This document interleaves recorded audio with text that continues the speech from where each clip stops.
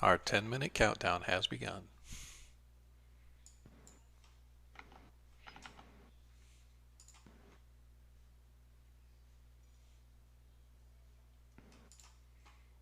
Hmm.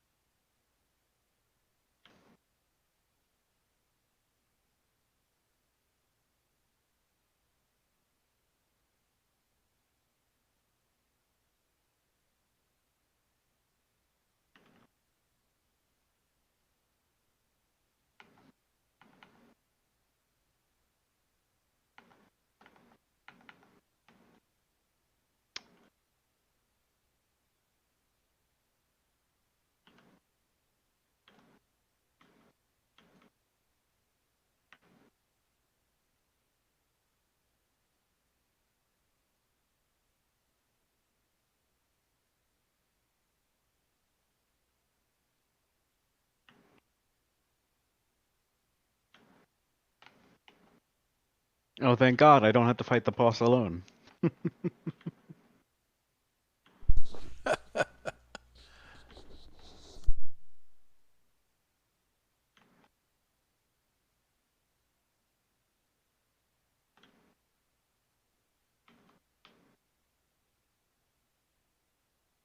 Or maybe I do.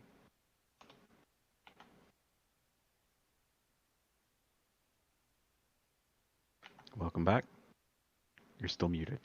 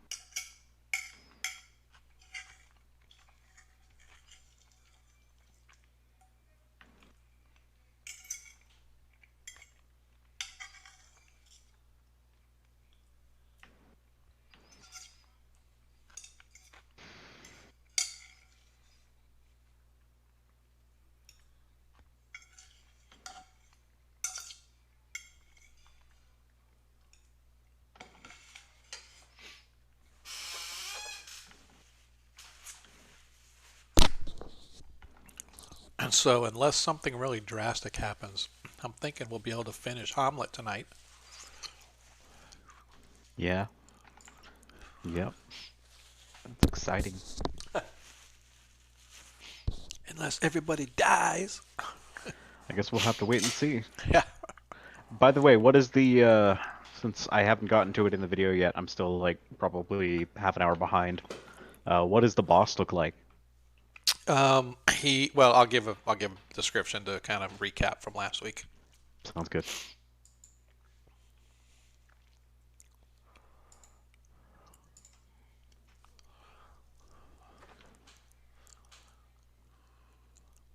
Hello again, Valorius.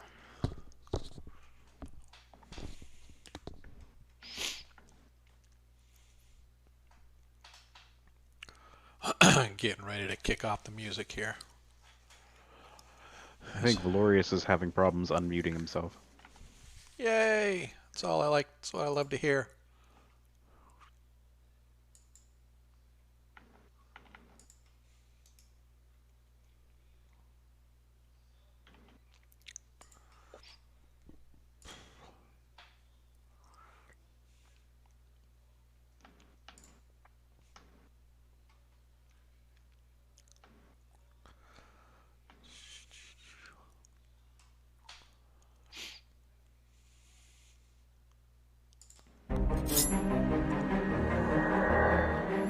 There we go.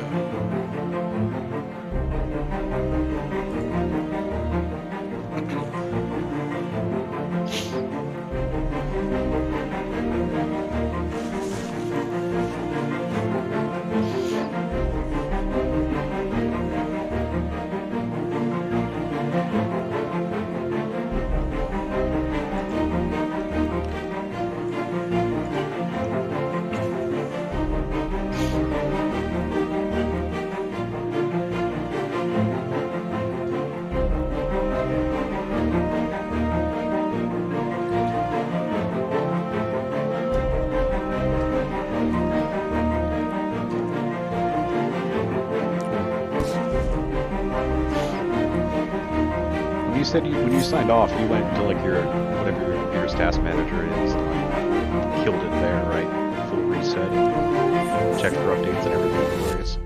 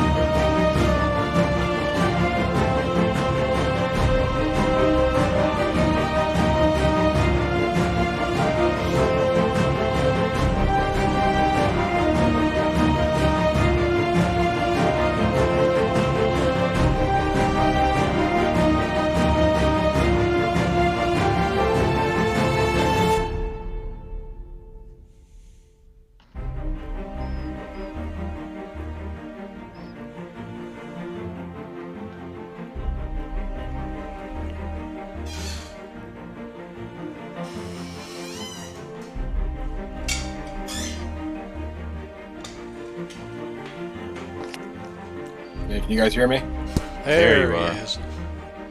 I'm on my phone right now. All right. I'm just rebooting the computer, so I can always talk on here. That's Yeah.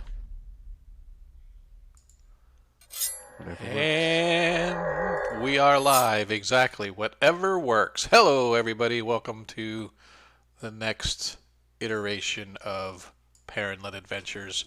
First edition, one-shots. Hey, thank you, Lord Kasumba. First time, as soon as we get online, here comes Lord Gazumba in with his 3-month subscription. We appreciate that, sir. He is the one who started it all. He's the one who got us into doing this crazy stuff online. We've always liked the game, never really thought about streaming it, but yet here we are. So, for those that don't know, I am Sean. I'm your DM for this episode of 1E One Shots. 1E One Shots is really exactly what it sounds. Instead of doing sort of an ongoing campaign, we just pick an adventure and we go adventure on it. We use the same characters. We just don't bother worrying about all the backstory stuff and all the ins and outs of running a normal campaign. It's just we go to the adventure, we play through the adventure. We call it one shot, but this is like our 8th episode of Hommlet because Hommlet tends to take a little while. So that's kind of what we do. So whenever we finish here, next next adventure will be wherever. It might be across the planet, might be right next door. We don't know, but it'll be the same characters hopefully, and we'll just pick up and carry on from there. Got a couple of our players with us tonight, waiting for some of the other ones to arrive. I do know that Lathor is feeling a little under the weather, so he won't be with us tonight. However, we do have the two most important ones. We have the Spell Slinger and we have the Ranger. So those are probably the two most important people we have, especially our magic user. And I say that not because I really like Adam, but because I really don't like playing 15 characters all by myself. And I'll let Adam do that because our magic user, being the thinking ahead guy that he is, has a bunch of hirelings that he's got with him. So I'll let him control all of those characters so I don't have to. But yeah, so I want to welcome everybody to the hopefully is going to be the final episode of Hommlet. Our party has finally worked their way through the entirety of the lower portion of the moat house just outside of Hommlet. And at the end of last week's episode, if you were there for the penultimate combat, they finally managed to take out the guards and the soldiers that were guarding the master of the complex, if you will.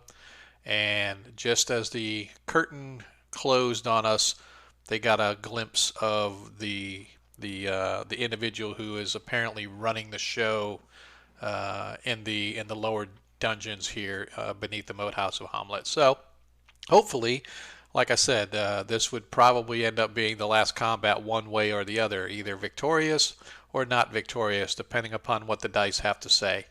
But before we really kind of get into too much of tonight, I'd like to remind everybody, if you're not into 1E, that's fine. We also have a 5E stream that streams every other Friday. Last Friday was our week off, so obviously this upcoming Friday is our next episode of our Paranland Adventures, where we have a 5th edition group that has literally just reached 3rd level, and they are engaged in world-saving things, whatever that turns out to be. So I highly recommend you catch out that stream as well.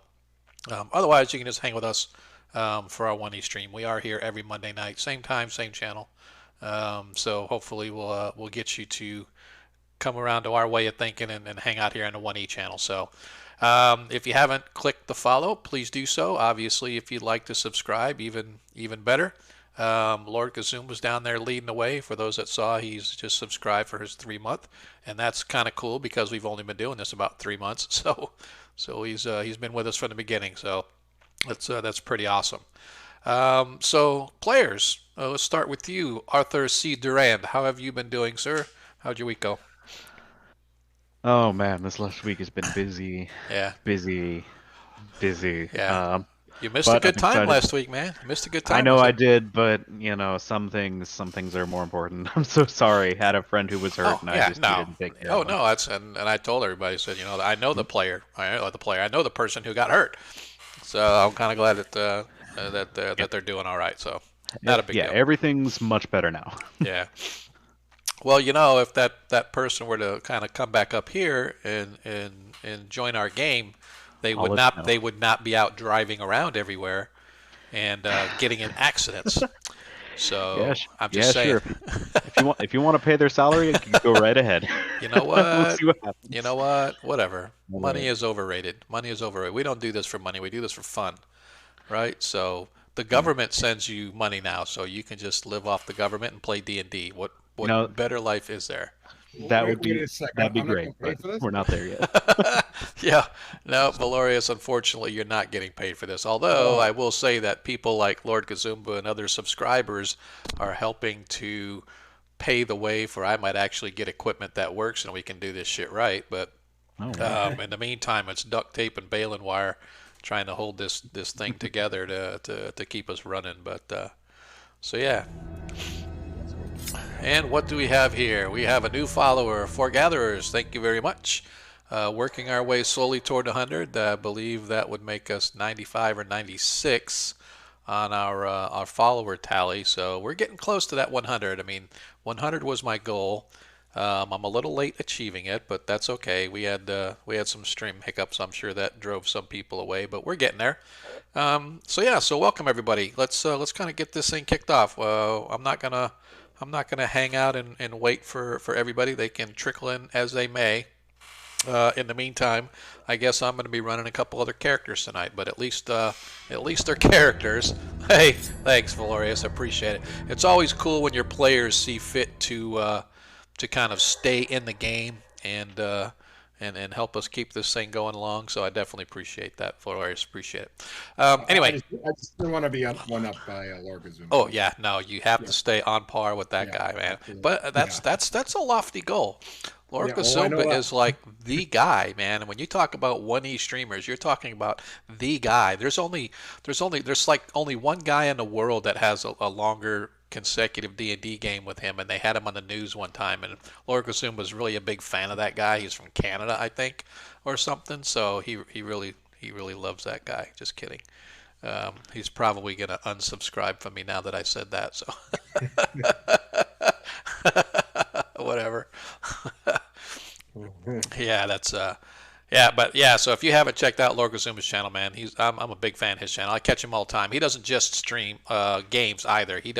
His content is really unbelievable. Some of the things they come up with. So yeah, I have him by 2 years. Okay, got it. So absolutely.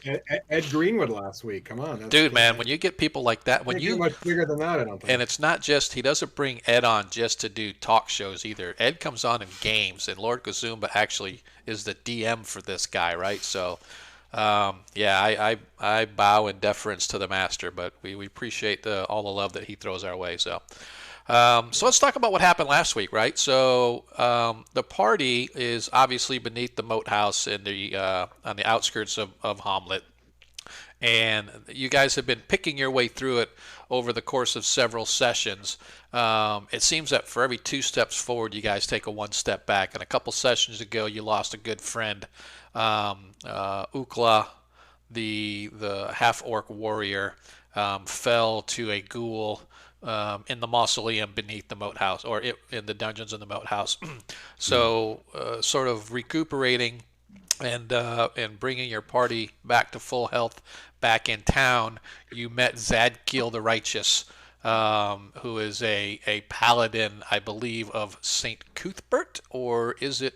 I forget. I forget if it's Saint Cuthbert or one of the other like deities, right? So forgive me if I'm incorrect. I don't have his character sheet handy in front of me, but the bottom line is he is a warrior who is seeking to cleanse the evil from beneath the moat house, and he joined your ranks, and you guys went back and reassaulted below the below the moat house, where you managed to take out a small group of bugbear henchmen. Apparently, had been hired by the master of the complex, and at long last, you found the master's complex where he and his foot soldiers now live. And so, oops, I forgot. Give me 2 seconds because I'm a knucklehead. It's telling everybody to go to the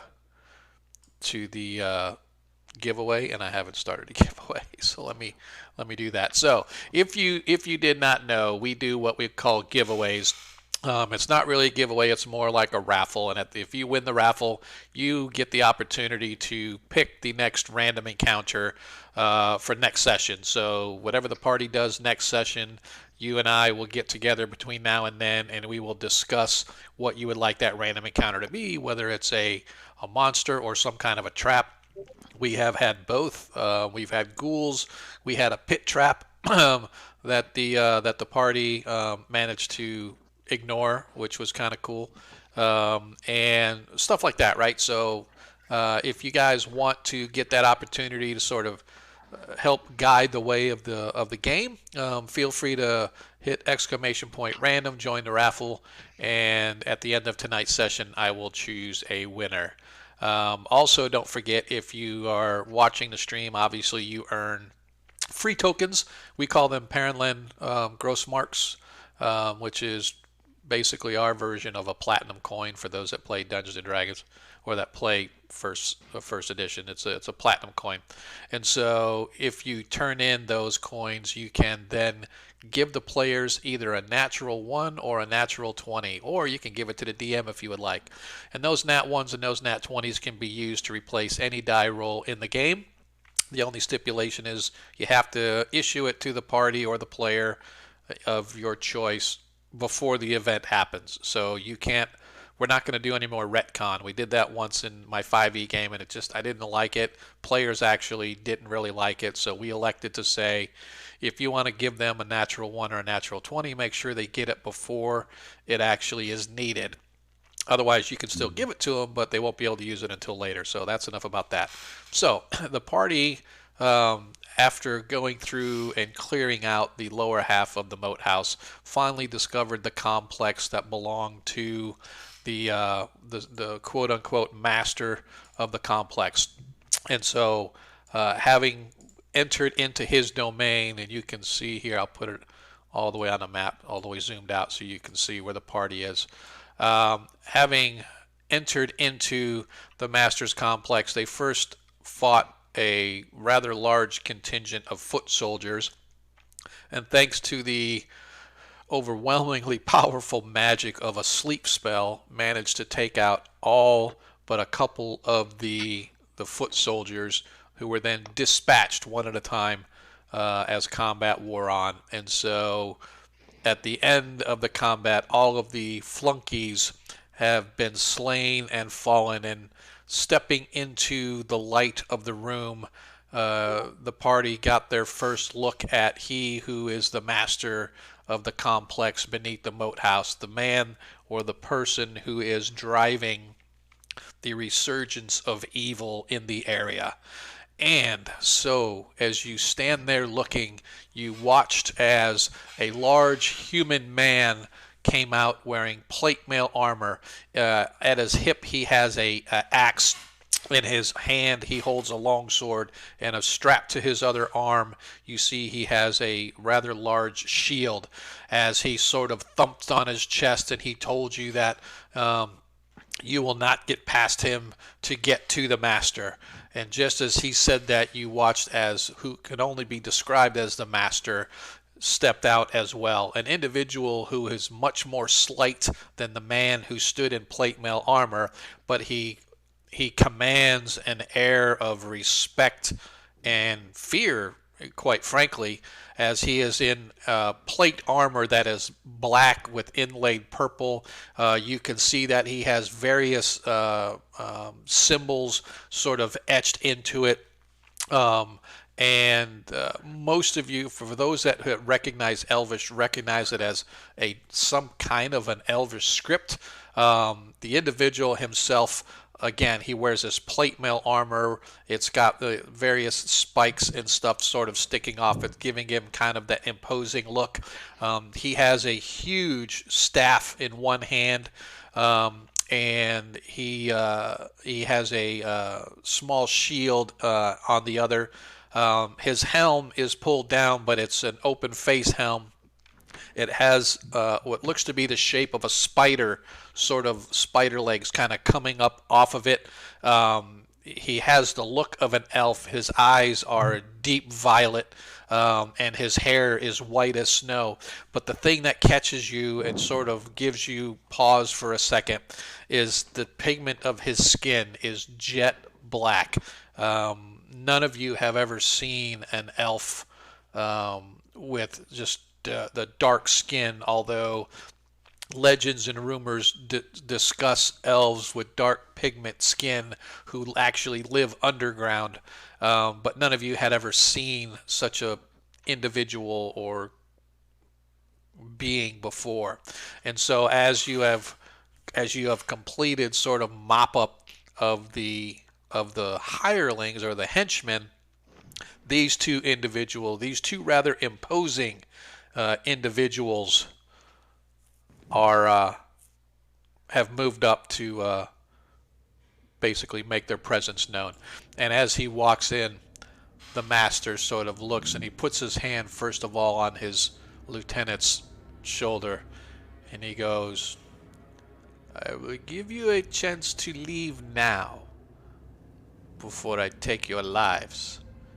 If you decide not to, there will be no quarter taken, there will be no quarter given, or no quarter asked, and no quarter given. Each of you shall die by my hand. The choice is yours. You may go now, or not." Well, Hey, Enoch, thanks for showing up, dude. yeah, I say we, Arthur. I don't think excuse me, surrendering at this point, are we? Yeah, I have no intention of leaving after I've come this far. Oh. As Zadkiel sort of puffs up his chest, "You shall die by my blade," or words to that effect. I can't do it. I can't do the voice that Monkey does, but you get the point. You will die with all our blades. Unless you wish to surrender, I mean, you always have the option. Hey, Big E, appreciate it, brother. Like it, man. People hosting me on their streams. It's pretty cool.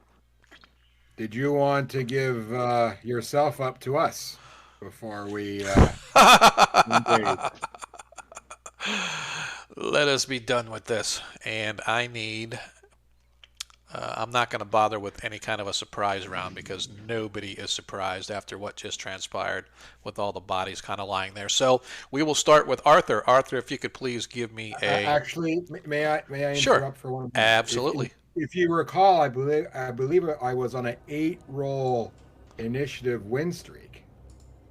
Okay, you want to... Yeah, we can continue from last game. Yeah, absolutely you were. If you don't mind, Arthur, No. you good with that? Go for it, man. Yeah, Go no. for it. When I was rolling high, man, it You was just like don't fuck up. it was Yeah. a highlight of my life almost. You know you just completely screwed yourself. You guys are I going to know, die. I know. Everybody's going to die in the first round. Boom. Okay, you roll first. I rolled a Oh, 6. yeah, come on. Beat that, You got a what- sucker. you got- I got a 6. Oh, All I right. got it. All right. All right. Oh, So, although we already know, we should have, again, typically we'll do actions first, which we should have. So, let's go ahead and let's start with Arthur. What's your action going to be? I'm going to have my henchmen throw their hand axes, and I'm going to. Sorry, I don't do that. I'm not doing the voice while doing my actions. And I think I'm just going to throw some darts. Okay. I think that's the plan. I don't think I can get in range for that, actually. Hold on. We'll see if I can on my turn. Yeah, well, I mean that's your action is going to be darts, so right. Yeah. So you Darts. can move. In theory. You can move 10 feet and still do your Yep, I know. darts. And don't forget they can move as well. So. Yep. All right. So that's what I'm counting on. So your 2 henchmen are going to do hand axes. And Yep. So that's Stefan and Believe Jeremiah, yes. the new guy, Laneth. He's the one who's down. Yep. All right. So let me check. I'm going to check Zadkiel what his weapons are. I think he is just going to. Why does it do that? It's weird. It's like everything's going fine. All of a sudden the sound just goes away. So yep. So he's just going to take his longsword and let's see. Does he have a shield as well? This is why I hate playing other people's characters, because I never. Yep, he's got a shield. This one, so his armor class is as it should be. Should be a 1, I think it was. And oops, where'd it go? Okay, so he's going to do his longsword. So Zadkiel, longsword, and Adair is just going to do his mace. And Lathor is just going to do a short sword. Alright. And let's go. Let's put on some combat music so we can rock and roll. I really need to get some better. You guys want this one or you want... See, it does it every single time. It's weird. You want this one or you want pirate music? Which would you rather have? You rather do swashbuckling type stuff? So I go swashbuckling. You want swashbuckling? Okay, we'll go. I love the swashbuckling. That's my jam. All right. I got a whole playlist. All right. Well, I don't have a playlist, but I have. We'll just do that. All right. So, since they actually are, I'm going to put you guys right in the middle here, and then we'll zoom it just a little bit. Cool. You guys can see that okay? I don't know if anybody's looking on the stream. You guys use a stream for this, or do you do Astral? I use both, and the stream looks pretty okay. Okay, cool. All right, so, well, yeah, I know that does. I just trying to center it for everybody. So, as you guys sort of stand there, the first individual, I'm going to call him the lieutenant, sort of steps past the table, moves up, and takes a swing at Lathor. And let me double check his. Okay, so he is a 4th level fighter. I didn't state my my action. Oh shoot! I'm sorry. I skipped over you, dude. I'm so excited about you rolling dice and stuff. All right. Yeah, go ahead. What's your action? Well, nothing exciting, but I'm going to charge in with my bastard sword as I usually do. Okay. All right. Are you going to now? Just out of curiosity, are you going to move like charge into combat, and so that means that you'll get a plus to attack, but they get a plus to attack you. I will charge in. Yeah. Okay. Yeah, because that's the only way you'd be able to get within range and stuff. So, so this individual, he takes his longsword and Lathor's armor class is 5. So that means this guy needs a 13 to hit him. So I'm gonna, as we're going, I'm gonna be taking some notes on the guys that I'm having to run because I really don't like having to look up their character sheet all the time. Okay, so as he rolls, was a natural 1. Oh no! Good start. Good start. Natural 1. Ugh. Nope. I need to talk to Lord Kazumba. He needs to send me all these fumble charts and stuff so I can kind of figure out how all that works. However, that's his attack and he misses. As the master, and as he moves up, Valorius, you notice that he has some kind of a necklace about his neck, and it has it looks like the symbol of a spider with a female's head on it, as a symbol that's sort of hanging. It's almost like you would say almost a holy symbol, if you will, hanging about his neck. Because you've seen obviously other priestly types wearing similar regalia about their neck and stuff, and this is sort of looks that way to you, although you've never seen a holy symbol quite that fashioned. So, but anyway, he sort of moves up. Let's see. Do I want to do that, or let me see what he has available here.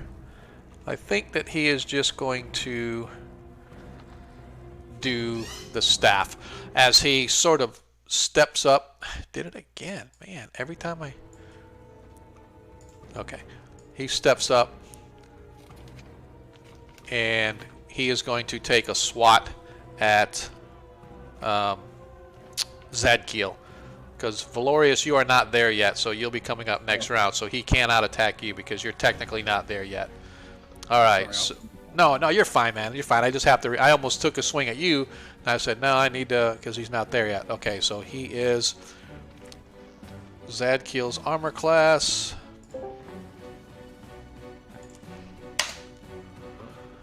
Adair's here. Hey, Adair. Glad you made it, dude. 1,000 pardons. I'm gonna have to drop out in a little while. Yep. It's theater of the mind, but I'm gonna be on as long as I can and come back Okay. towards the end. Okay, that's fine. So we're in the middle of. We just started combat. It's literally the first round. Okay. It's literally the first round. Everybody's declared their actions. I just said that you were going to use your mace to do attack or combat or whatever. Unless you want to change that, I'll let you change that now. If there's any spell or anything else, you're facing two individuals. You're facing the master and his henchman. The master is a dark elf wearing plate armor, small shield, and he has this a rather sizable staff inlaid with metal and silver and whatnot. And the other guy is wearing plate armor with a shield with a longsword. So that's kind of what you And the got. henchman, who is Adair engaged in hand to hand with? Nobody right now. Everything's just started. I would say that he should cast command on one of the henchmen.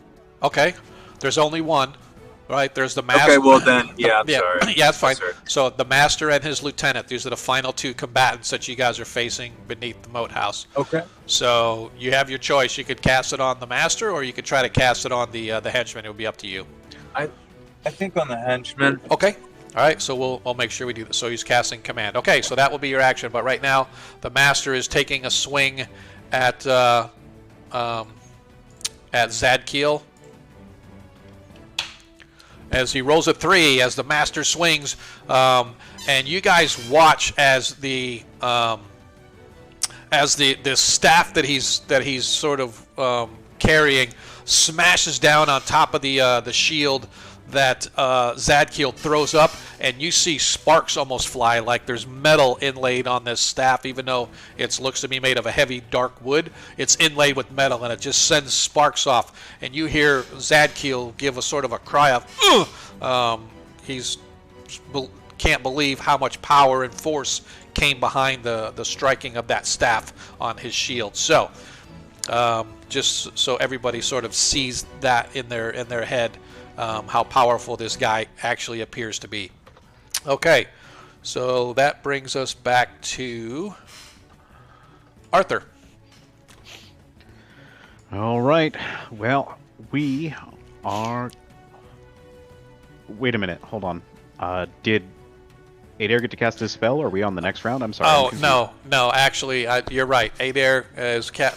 I was forgetting that he was ahead of you. So I actually So I'm gonna cast command die. Okay. So that he'll be Yep. go unconscious Yep. for a round. I don't have the book with me. I got so it right here, so I'll look All up. right. That's the only thing I wanted to make sure of is what was the casting time of command, which is it's one segment, so it's like as soon as you cast it, it goes off. So he has to make a saving throw versus spells. if his intelligence is 13 or better. Oh yeah, it is. You know what? I'm gonna double check in the book just to make sure, but I'm sure it is. That's why I went for the him instead of the. I figured the leader would be more smart. Wait, but I mean, it's intelligence or wisdom? Intelligence. Intelligence has to be a 13. Yeah. That's what it says in the book. Yeah, I just wanted to make sure. All right, so he does not have an intelligence. He has an intelligence of 12. So as you cast it, he drops, literally collapses to the ground, which is a good thing because now Arthur is. Yeah, I got to remember where I'm driving. I'm thrilled by that. All right. So you guys watch as the henchman, the lieutenant or whoever, he swung and he completely missed when he was attacking Lathor. Lathor sort of dodges and darts out of the way, being small that he is, and suddenly, as he stands up to gain his composure, he's looking right in the face of Adair, as Adair points his finger at him and says, "Die!" And suddenly you watch as the guy goes rigid for a second, and he collapses to the floor. There is a gasp of surprise that comes out from the master's mouth, but then his face just sort of grimaces in like okay, two can play at that game, as he readies himself for the remainder of the combat. And that is Adair's turn, so now Arthur. All right, so I said they were going to attack with their hand axes. Can they attack the unconscious guy or not? Absolutely, coup de grace. Gonna have Stefan do it. Okay, oops. I keep doing. All right, go ahead and move him up. I already did. Oh, your screen's desynced. You're gonna have to either that or I have to refresh one of the two. Let's find out. No, so here's what I noticed. I noticed that if I'm looking at something else, like I had my notes opened, and so I wasn't looking at the VTT. Sure. So as soon as I go to the VTT, it automatically updates. But until that happens, right? All right. So, coup de grace. Say, is Monkey not here tonight too? yeah, he's not here, and Wow. well, I think that Monkey a lot of times forgets that we start at 7, and sometimes he's like off gaming on his stream, but I didn't bother to look this time. So if anybody knows where Monkey Burgers is at, if they want to ping him, if they see him streaming, I did send him a message on Discord. He hasn't okay, responded. yeah, that's fine. Yeah, if he's a lot of times he's streaming it and he gets caught up and stuff, but he'll catch us eventually. He'll be like, "Oh crap, it's Monday, we need a game." So I'm here for you guys, right? So if y'all, I was just like, yeah, I'm glad I even though I'm like dealing with this, like I'm champion. Look at me go. Oh, and one other thing I need to remind everybody that we never used it last game session. If you recall, my 5th edition group, the girl that plays Hyacinth, bought you guys a natural 20. She couldn't be there last week to give it to you, but she bought natural 20 at the end of our 5th edition session, and then I told her I would make sure I awarded it to you guys last week, but we never got a chance to use it. So you guys also have a natural 20 in the bucket for use. So that said, as soon as we hit the BBG, you know. Yep, exactly. So this may be the fastest boss combat ever. It's like one of those ones where you have this epic build-up. You're getting your ass kicked day in and day out, and then when you actually arrive for the boss kind of just falls over. So, all right. All right. So that's one henchman. The other one's got a hand axe to toss at this one. Okay. So go ahead and roll. His armor class is -1. Yeah, it's gonna miss. Goes wide. Yeah, he needs a 20. Yeah. All right. All right, so you watch as Jeremiah whips his hand axe and it just goes flying across the room, shoot, slams into the stone wall behind across the room and collapses to the floor. I actually should say, go roll me another 20-sided, please. That's at +2 is a 13. Monkey's armor class. I should say Zadkiel's armor class. Ian McGregor over here's got a +2. I'm confused. No, when you're behind, you're +2 behind. Oh, got you. So his armor class behind is a 4. So, yeah, no, he needed like a 17 to hit. So, Pink. Yep. As it sort of flies past Zadkiel, flies past the master, and winds up clattering on the floor somewhere behind him. Sure. All right. Master's close enough that when I move my 5-10 feet, they'll be within 15 feet of me. Yes, so you I have Yep. normal range for darts, so Yep. here they come. You need a 20 to hit. Cool. Nope. I'm done. Oh, that was close too. Whew, look at that. 16. So close. All right. So after Arthur, Lathor, yeah, because Valorius, she'll end up going, Zadkiel will end up going last. So let me, I'm going to put you guys in order in my notes here so that I don't forget. Otherwise, I'll end up forgetting. So Use an initiative tracker. You don't even need to move us. Just you can check. Yeah, I know, but I mean, I just, I put you guys. I don't. It's all 5e stuff, right? So when you got to do it in 5e, then I got to go and rearrange everything. So I'm not going to worry about it. So that's fine. I just wanted to put you guys in order that you're going on the list that I've got in my notes because I needed to make sure, what is Zadkiel's armor class. And all right, let's get back to the combat at hand. So, Lathor is going to attempt to sneak attack, backstab, if you will, as he rolls a 2 and he misses. And so he's kind of bummed out about that.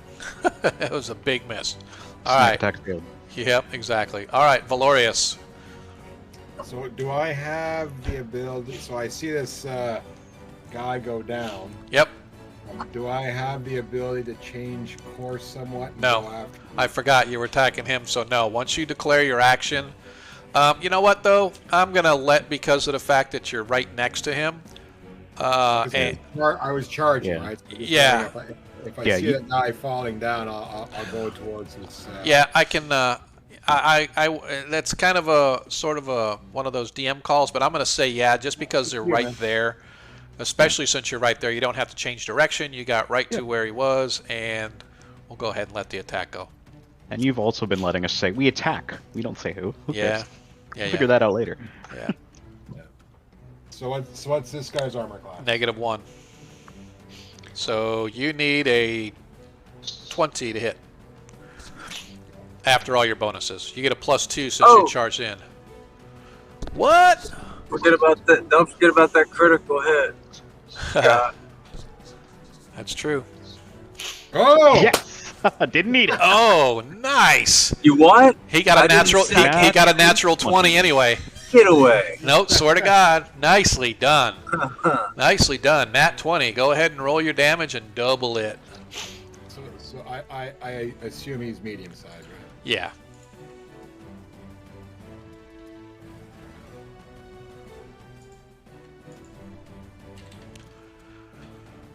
There's 10. right here. Do you get any strength damage or anything like that? Oh man. So 11. All right. So you get the +1, yeah. So you did 11? All right. Yeah. So Valorius heaves up and slices down onto the Master as he clangs through, shattering through his defenses and causes a big, huge gash in the front of the formerly rather pristine-looking armor as the Master cries in pain as the blade slices in, drawing first blood as he tries to take a step back to sort of fend off the attack. That first attack actually gave him pause for a second, wondering, does he really want to try to continue this combat or not? But continue the combat he does. Nicely done, sir. All right, as Zadkiel brings his blade up, he also needs a 20, but I think Zadkiel gets a +2 to hit, but he still needs, he gets +2 to hit, so he'll have to get 18.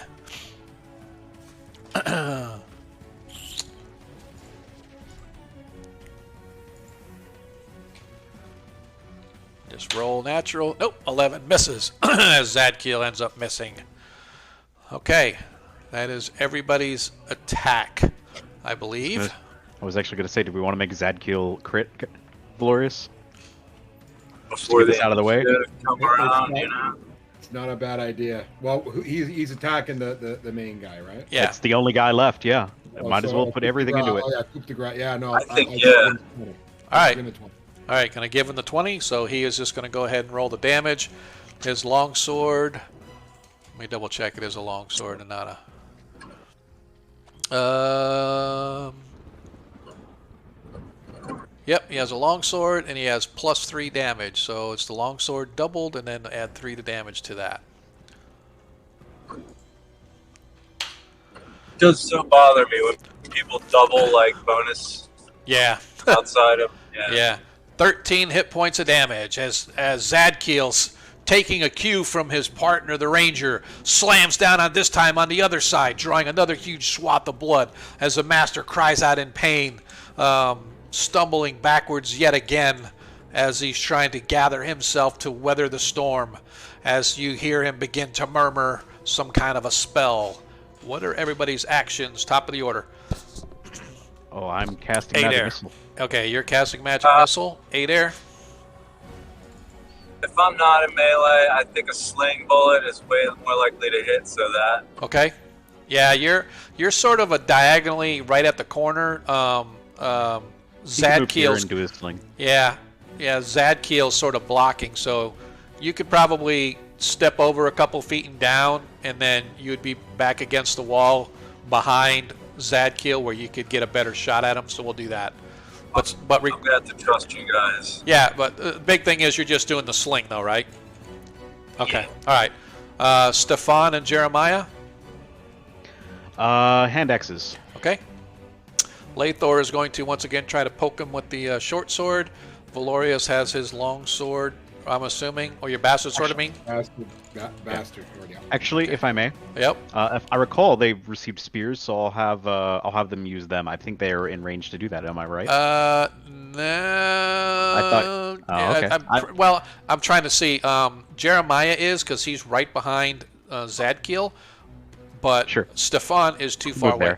there. Yeah, if he moved On their up there. turn. Yep. Okay. Yeah. Yep. He'll go stand on the table. Poke him in the head. All right. Okay, so they're going to use spears instead then. Yeah, which they can do as a melee from behind, right? Like yeah. they can, Yeah. Yeah. Yeah. You cool. can. Yeah, it's sort of like stabbing, if you will. Yeah. And then Just like over a party member. That's what I was trying to. Yep. Make sure. So Zadkiel's going to do that as well. Okay. You lost your last initiative. Therefore, we are going to do what I said. Only this time it's 8 air. You want me to roll the initiative? You want to defer to Arthur? I'll take it. You go ahead. Okay. All right. Go ahead and roll. Sean, you're gonna have to roll my attack too. Okay, that's fine. I rolled a 5. You rolled a 2. I rolled a 2. He gets. All right. As the master looks to Arthur and says, This is not good. "No, actually, no. I take it back. He is going to. He's already casting a spell. Just deciding what spell I want to cast. Oh. He is going to, as he reaches out and points his finger at Valorius and says, "Don't move. I need you to roll." Well, first of all, let me see how long it takes to cast the spell. Because I may have lied to you. I may not. It has to be something that I can cast in one. I don't want it to. If it's something that takes too long to cast, he's not going to do it.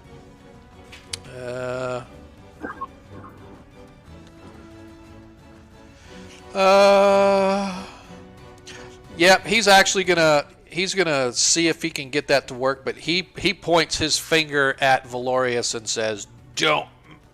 Oh, it's area of effect. What? 1 to 3 humans or creatures. All right. All right. So 4 rounds plus 1 per level. Area of effect 1 to 3 creature.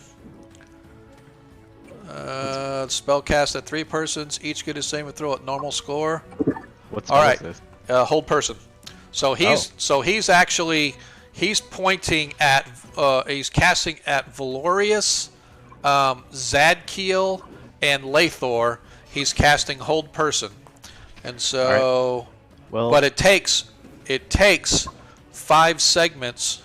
mine goes off first. Yeah, 5 segments to cast. So he casts hold person. I should have. It was probably a bad move on my part, but that's my declared what he did, because I wasn't thinking about how long it was to cast. But he cast hold person. So right now it's depending upon. Well, I mean the magic missile automatically hits, so he's going to lose his spell whenever he goes. So as he goes to cast his spell, causing you all to freeze, he's going to have to weather the storm again to see if he can cast it again to get you guys to all freeze once again. So, yep, so that's his action. He cast hold person. I want you guys go ahead and roll your saving throws. even though I know what's going to happen anyway, I need you guys to roll saving throws just to go through it. So I'll roll for Zadkiel. 16, he made his. 8 air, not 8 air. Lathor 14. I think that fails his versus spells. Yeah, that was a bad move on his part. That was a miscalculation. Yep, needed a 15.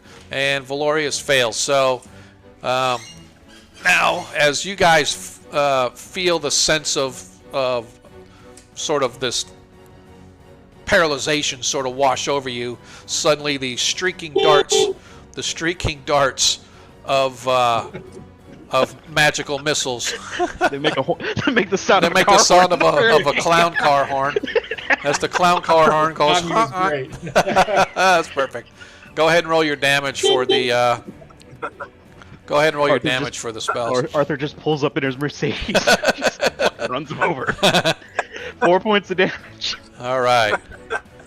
So you guys, as you guys feel it, as he's casting it, you see him sort of going through the incantation as you sort of get drawn into his eyes as these sort of inky, purpley black wells of evil, sort of almost liquid in nature, are looking at you, and they sort of enthrall you, and you find yourself sort of being enthralled, and suddenly your body begins to go like paralyzed, and suddenly these 3 green magical darts come flashing past, bursting the effect that he was trying to create as he gets pummeled by these 3 mystical darts, and his spell goes off. Unfortunately for him, no effect, as the spell is now wasted.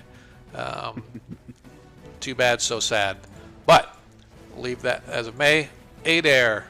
You're going with your sling, so I'll roll 8 air's attack.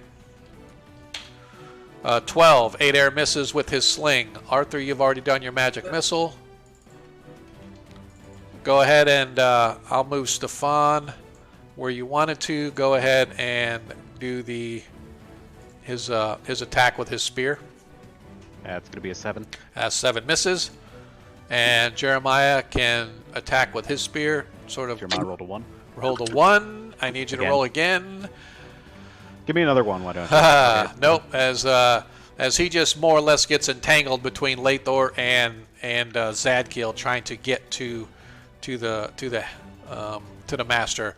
As Lathor rolls a 19, as he's the 3rd level. Nope, he needed a 20.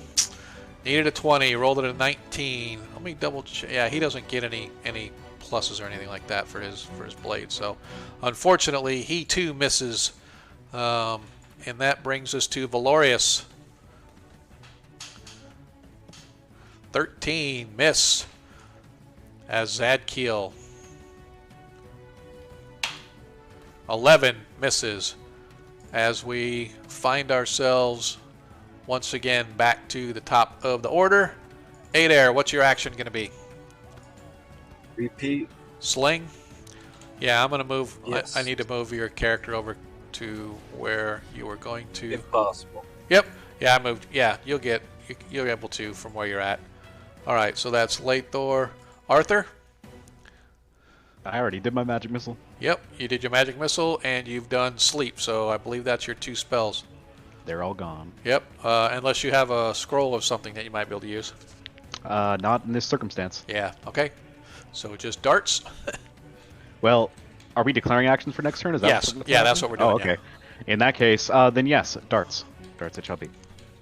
All right. Stefan and Jeremiah going to continue with their spears. Yeah, that seems to be the most practical solution right Okay. Lathor and Zadkiel will continue with theirs. Let me see what does. I don't think Zadkiel has any spells yet. Can I note, is Stefan behind them, or is their back somewhere else? Well, no, he's not behind yet. He could end up getting behind, but at this round or this turn, the master is going to be sort of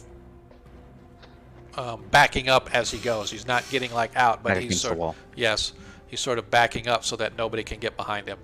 But Sure. but if you guys get the initiative, then Stefan could definitely get behind him. Sounds good. So, all right. So let us, since you lost initiative, we can go back to Valorius. Back to you for initiative, sir. I rolled a 5. All right, I gotta redeem myself here. And Oh, did. you suck! Ah, All right, Arthur, your 3 darts. here they come. Ha! None of them Nope, hit. none of them hit. Exactly. Okay, Adair, we're gonna roll for your sling attack. Oh, Oh, well, I'm just going in order, but he should have gone first. And he misses, so Stefan and Jeremiah. here. Yep. Oh, Ooh! natural 20. All There's right. a crit from that's from Jeremiah this time Yep. for a change. Yep, You know, he's starting exactly. to pull his own weight. Yep. Go ahead and roll a die I believe 6. a spear is a d6. Yep, Perfect. that is correct. Let's do 5 points of piercing damage. About 10. Oh, yeah, that's right. Yep. 10 points of piercing damage. Yes. Not that we care about piercing damage in this edition, but that's okay. Oh, that's right. But That's not a thing. it's all right. It's okay. As he sort of as the everybody starts to swarm on top of the master as he's trying to slowly work his way back, Jeremiah manages to just squeeze in and jab up underneath his arm, and you watch as the spear pierces deeply into the side of the plate armor, piercing through it. Causing the master to cry out sharply in pain as he pulls it back, bringing flesh along with part of the armor onto the spear as a gush of blood begins pouring down the side of the master's armor. Nice shot. That's All right. That's 35 hit points now, I think, right? So far, pretty close. They got, All they right. got them HPs. Lathor. 6 as he misses. Valorius. Will you be Valorius? 9 or 10 or whatever misses. And Zadkiel. 14 misses as the master begins to slowly back his way up, fighting all the way in his sort of phased retreat as he brings his massive staff once again. This time he aims at Stefan, who's blocking him from moving backwards very much farther. And Stefan's armor class is It's 6. 6. Not going to be a difficult thing to hit. Nah, it's good. 19 hits Stefan. And Well, roll a 1. yeah, let's see. I'm looking for see what his weapon damage is. 1 die. Okay, die 6 plus 3.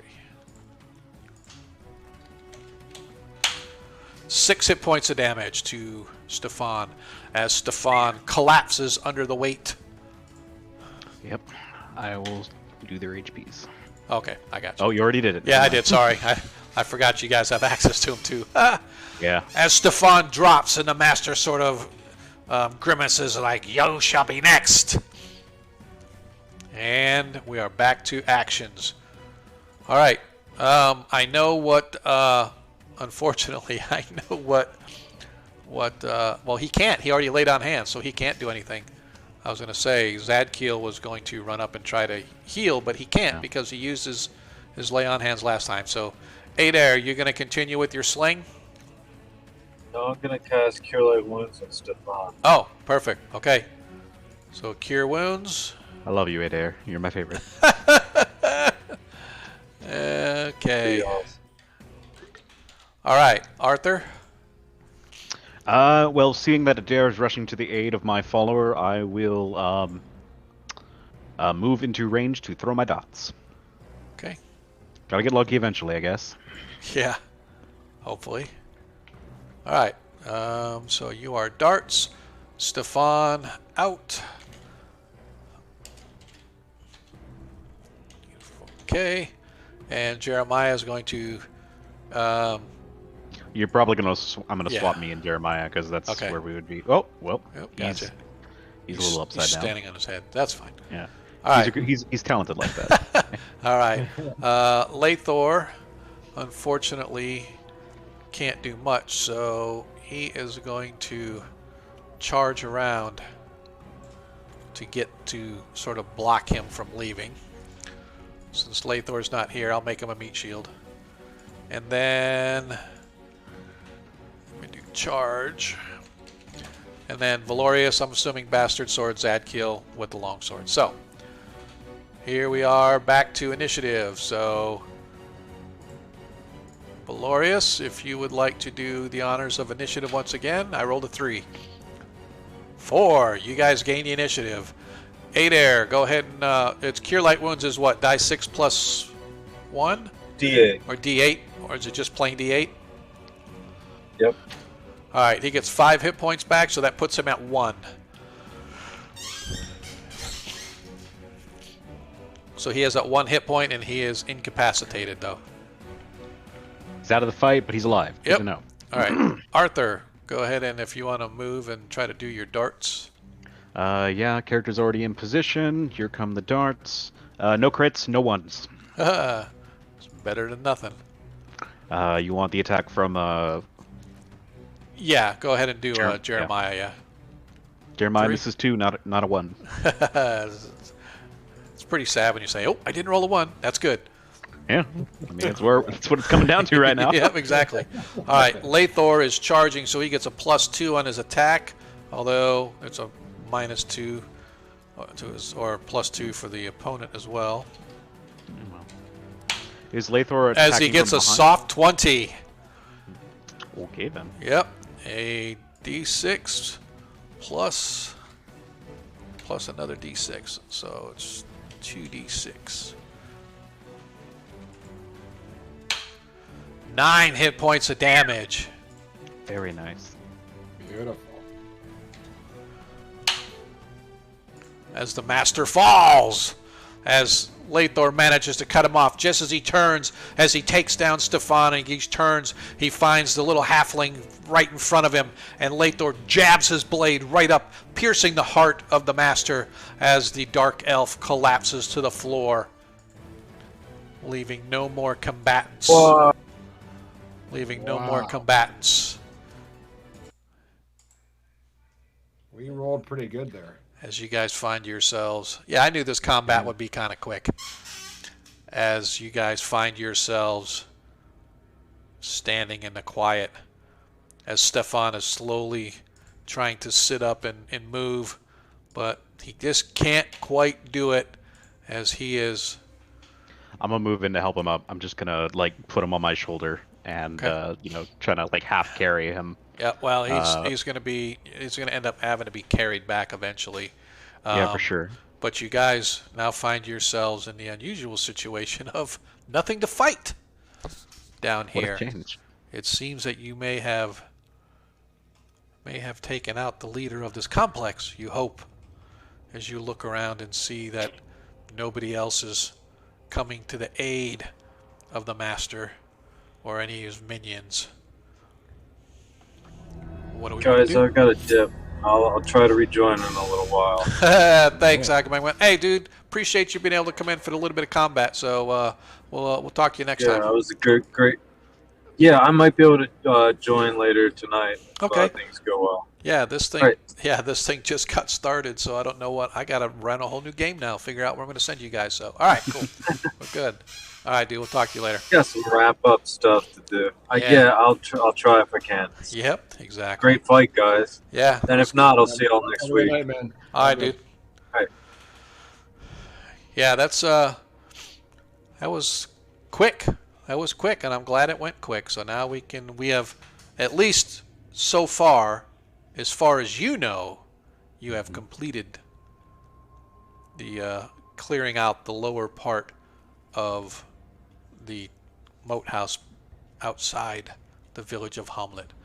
So looking to where you guys are now, you stand in a room that's about 15 by 20 or so, as obviously you can see that this is some sort of a dining area, as this long table that has plates and mugs and stuff sitting upon it, with half-eaten foods. There are torches lining the walls all the way around the complex. You can see that to the north of you, it opens into a large sleeping type chamber, and there's a door leading out from that you can see. You can see there's a door exiting to the east off of that room. The room that you're in now doesn't appear to have much in it other than what you see as far as the tables, chairs, utensils, and stuff like that. Okay, well, let's head up into that north passage then. Yeah, before we do that, I'm going to go, and I'll have Jeremiah just kind of hold Stefan up while I go grab the my other fallen hireling and just bring him over here so he's not, ghoul bait over there. All right. All right. Yeah. All right. Do we want to put somebody just guarding that opening there to the southeast? Lathor can watch unless you need him to open stuff. We can do that, or you know what, Zadkiel will stand guard and stand watch over the. Let's do that. You good with that, Arthur? Zadkiel and perhaps Adair, the last time we left someone alone, it did not turn out so well. So the two of them, perhaps. All right. I think that's a good idea. All right. Oops. Let me. All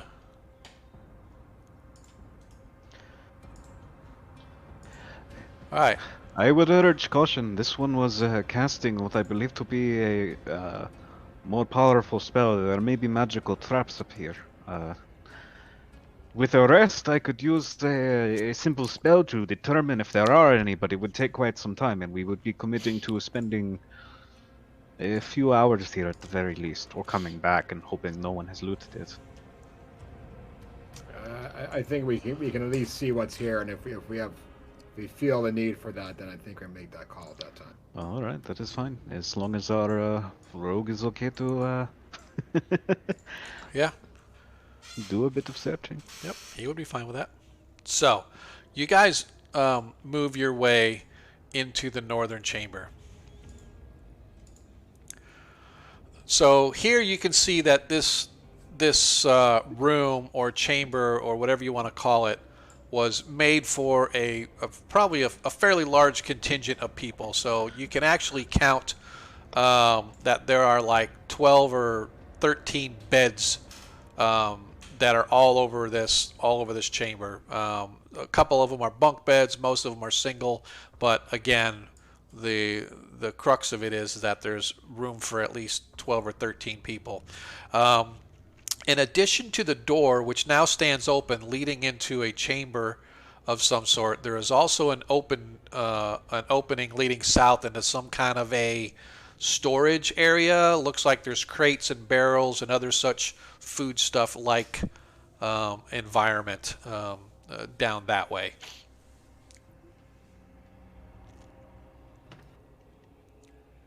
Sorry, which way was that? To the south, if you look at the map. Are these beds there along here? These are beds. Yep. So there's beds, and you see that there's some like small foot lockers, etc., etc. Okay. And there's a door to the east there. Yep. Is the door to the east locked? No, the door itself is standing open. You can see that there's a 10-foot entryway leading into a rather opulent-looking chamber of some kind. Ooh. Okay. Where do you want to go first, Arthur?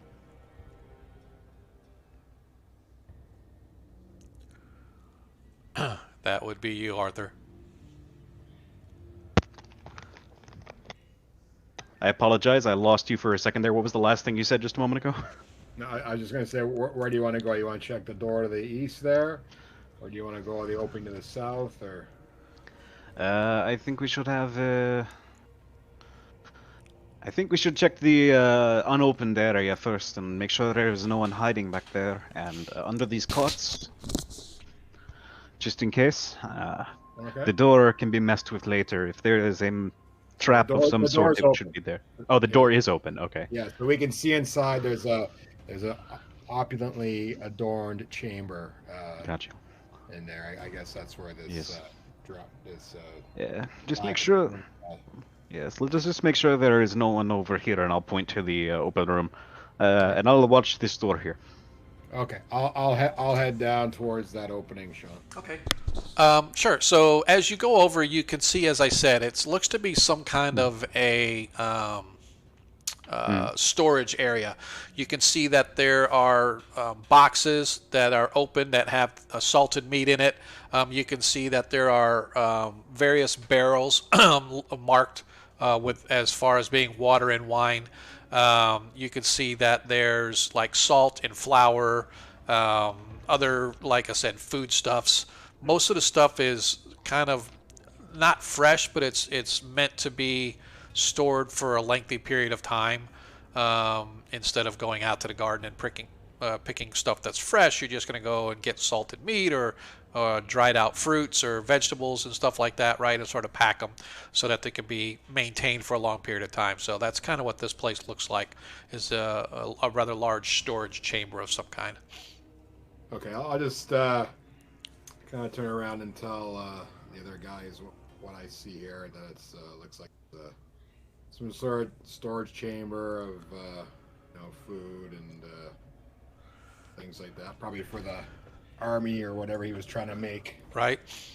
Yeah, this will be good for us, when we are traveling on the road. Perhaps we get a donkey or two to carry, a cart perhaps.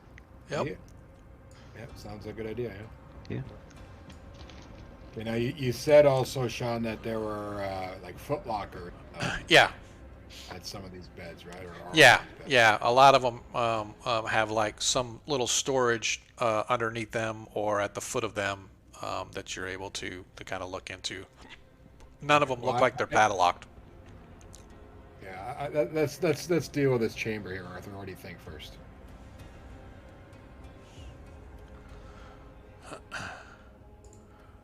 Adam's in the middle of doing something. He's not paying attention to us. I'm paying attention. I'm just snacking. I was muted. Sorry. It's okay. All right. So we want to do this chamber first, then? Is that what you said? Yeah. Let's do that first. All right.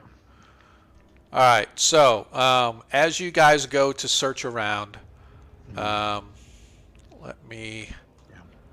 see. There were I'd 12 guards. Yeah, 12 guards.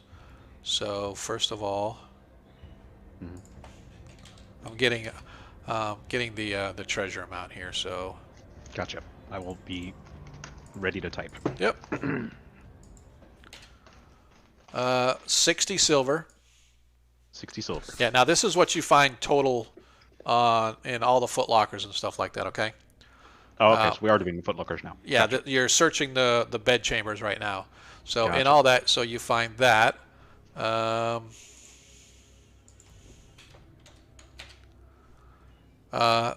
Good. 60 gold 60 gold.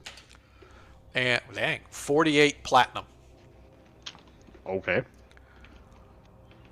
In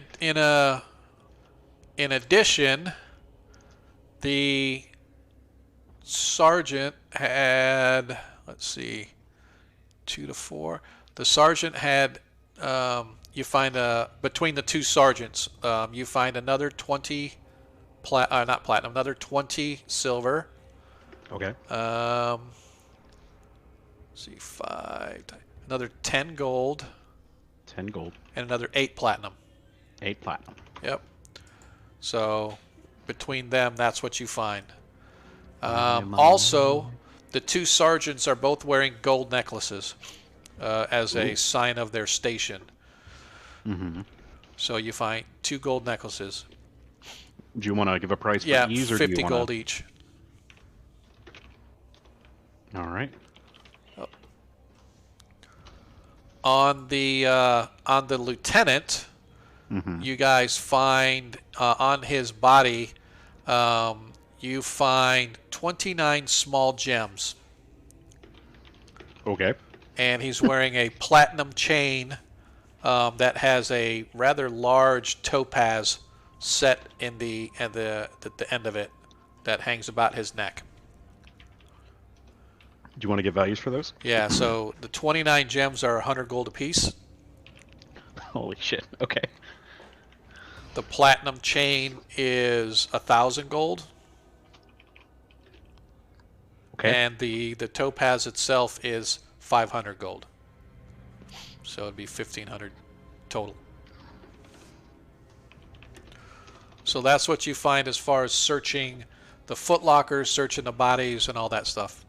In addition to their weapons and stuff like that, obviously. But and the lieutenant is wearing plate mail and has a shield. That's what his armor is. The weapons might be important on account of the fact that if I want more hirelings, having weapons already procured would be much less expensive. So if you like, do you want to just tell me, like, do they have like a uniform weapon, like they all had short swords? Yeah, they all had short swords. How many of them were there? Well, actually, yeah, they had 12 guards, had short swords and a dagger, Okay. and there were 3 light crossbows with a total of Perfect. 30 bolts.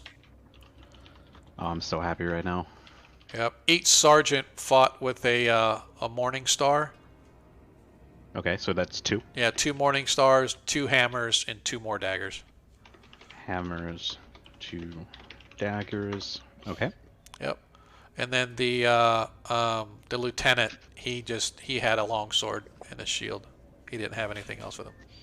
1 long sword and 1 shield. Is it a metal shield? Yeah, well, it's sort of wood metal kind of mix. It's just looks like a normal shield to go with his plate armor. Gotcha. There's like 3 different types of shields apparently in first edition, so I just Yeah. was wondering which one it was. Yeah, they got like the full body shield and then the buckler and stuff like that. Yeah. But yeah.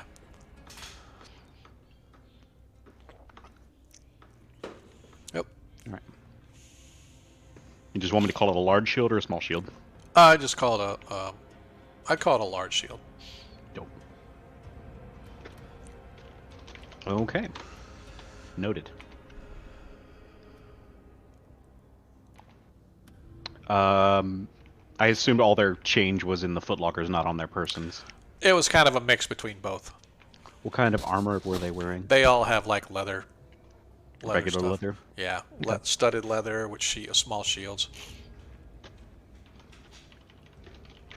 I think one of them was in plate, weren't they? No, the lieutenant was in plate. The sergeants were in chainmail. Got you. So if we can find a way to carry all this.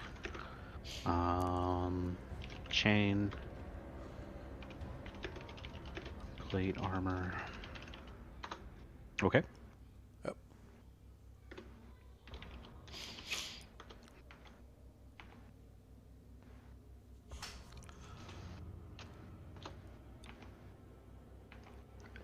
Do we want to have Lathor over here check the next room for traps? I don't know. Sounds good. Yeah. Okay. All right. So Lathor goes in, and first thing he does is do a quick check to see if there are any traps entering into the room.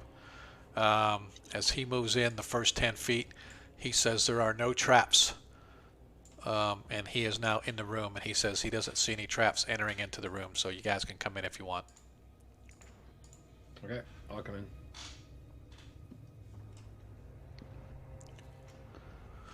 So you guys walk in, and the master's chamber is lavishly furnished. It has thick rugs, wall hangings to sort of cover up any dirt or any semblance of being underground. Soft chairs, as well as a rather plush-looking couch. You can see his bed is likewise opulently covered in a large quilt of some kind.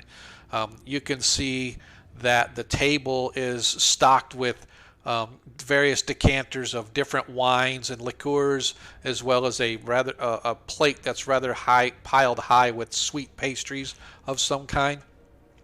In one corner across the room is a brazier that continually burns, and it sort of gives an incense type of a scent to the room, with taking away any of the musty, dusty smell that you've had or that you've smelled as you've been in these underground tunnels beneath the swamp. You can see that the plates and goblets and stuff that are on the table as well that hold the pastries, as well as the decanters and stuff that hold wine, appear to be fashioned of pure silver. Um, and standing next to or sitting next to the brazier, you can see there's a very finely crafted alabaster box that has various blocks of incense set into it. Um, in addition to the bed, and he's got a couple of not chests, but like dresser, wardrobe type things, obviously to hold his clothing and whatnot. Um, but other than that, that's kind of the overall gist of what you see when you walk into the room. Okay. So that you said there's a chest or something that holds incense. Yes. Okay, I'm gonna go look at that chest and see if I can see anything suspicious or Okay. false Now, bottom. okay. As you sort of search through it, though, go ahead and give me a search check if you're going to be searching for like secret compartment or something like that. It's probably about 12 inches wide by 4 or 5 inches deep, and it holds several little blocks of incense that are obviously meant to be put on the brazier as it's burning. But if you want to do like search for like false bottoms and stuff like that, go ahead and give me a die 6, sort of a search for secret compartments. Yeah, so do it too. yeah, so as you're looking through it, it's just a regular box. It's a very finely crafted box. It's made of a dark wood. Has very nice engravings on it. Very sort of artistic in design. The inside is some kind of a felt lining that all the incense bars are set in. But yeah, it's the incense itself, is just by looking at it, you realize that the incense itself is fine incense, so it's probably going to fetch a pretty penny for sale. And between the incense and the box itself, you could probably get 800 gold for it. Okay. Okay. And so what else did you say was on the? So again, he's got a plate full of pastries. Yeah, he's got a plate of pastries, and he's got goblets for wine and stuff, and decanters that hold the wine, and all of this stuff appears to be made of silver. It's like the decanters are made of silver, the goblets are made of silver, the plate that's holding the pastries are made of silver, and as you look at them, all the etchings and all the sort of design patterns on them kind of match. So obviously it's some kind of a set that goes together, but it all appears to be made of solid silver. Okay, is there any of those markings and designs on these goblets and stuff? Is there any symbols that we may recognize as something evil, something bad, cult-like? No, it looks just like something that one of those uppity up folks in the uppity up folks have. The high-end, well-made plates and stuff like that, or silverware and stuff. Break out the good china. The cousins are coming. Stuff like that, right? But it is as a set, it looks like it would be worth a lot because again, the big thing is it's made completely of silver. Do you want me to write down a value for this? Yep. 4,000. And what would you describe this as? A set of like? It's just literally just a set of silver or serving ware. Fine silver. Okay. Yeah, fine silverware or servingware, if you will. Set of fine silver servingware. Yep. Say that 3 times quicker. Yeah. I'm not going to. Yeah. Okay. Would the incense, do you think, be worth much? That's including the box and stuff as a set. You could probably fetch 800 gold for it. I already said that. Gotcha. I must have had food in my mouth. I wasn't thinking. Yep.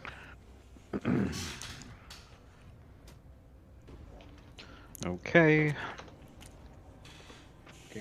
Anything else we can see in the room? Well, like I said, you've got the bed, you've got the two cabinets for his clothes and stuff like that. Other than that, Yeah, that's about it. I'll search the cabinet. All right, so go ahead and give me another search check.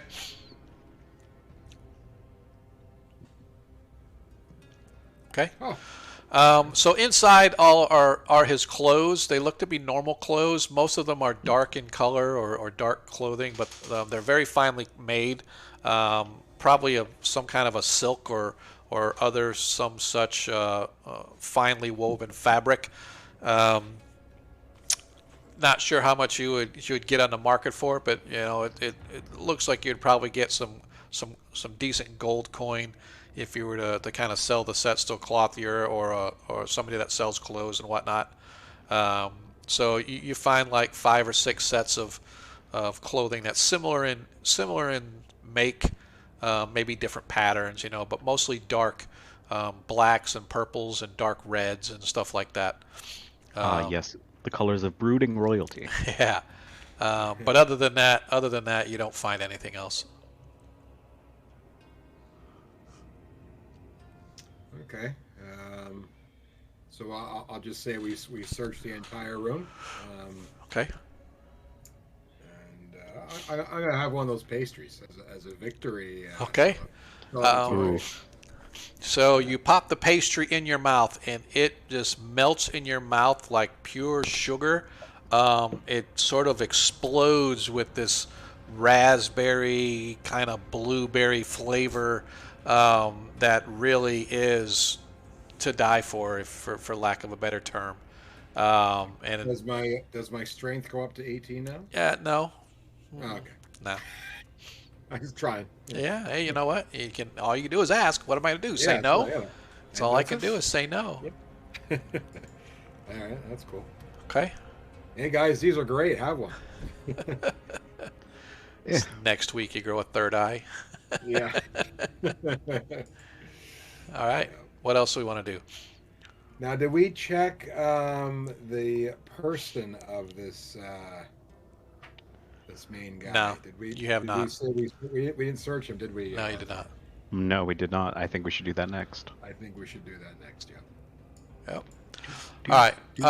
So searching the body of the master, you find that he is indeed an elf, with skin of the blackest hue, hair as white as snow, eyes staring blankly, but they still have that violet tint to them. He's wearing finely crafted plate armor.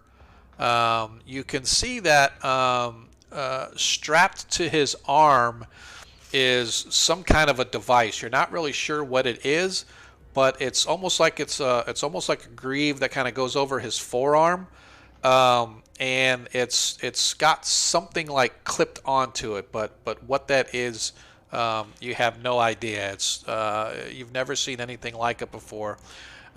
He was brandishing a staff as well as a mace. The mace itself is a solid ball of iron with a very finely made handle, wrapped very tightly with a heavy black leather with a slight tassel hanging off the end of it. It looks like it hasn't been used a lot. It doesn't have a lot of wear and tear on it, but it is in good shape, and it is a nice solid mace. The staff, however, is more interesting in that it's made of some kind of a black wood. It's not stained. It looks like the wood itself is black as can be, almost as black as his skin was. And it's got various ornate carvings, all twisting and turning, forming strange patterns all the way around and all the way up. And all those gouges, if you will, are sort of filled in with silver and metal. The head itself, although it looks like it was wood, is actually metal as well.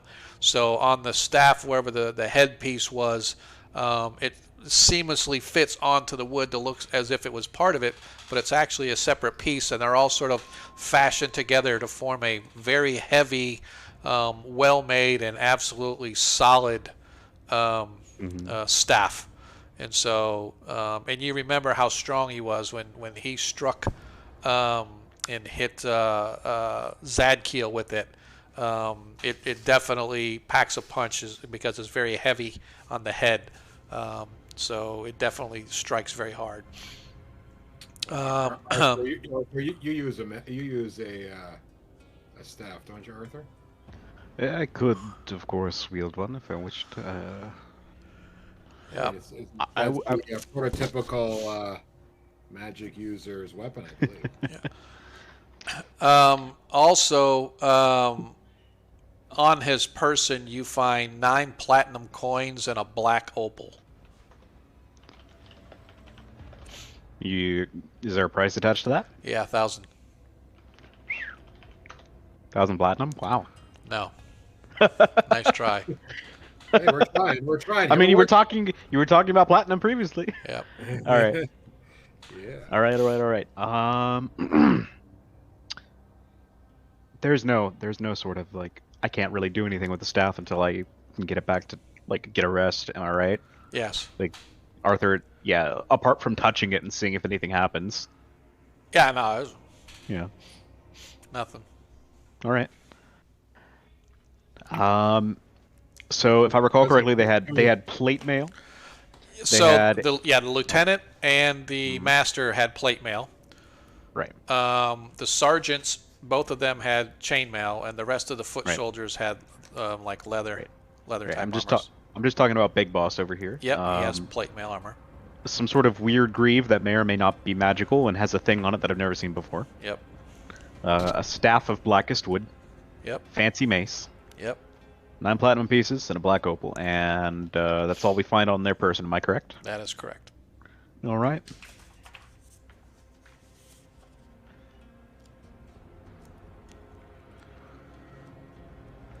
Okay, well, that's pretty good. Guy's got a good haul.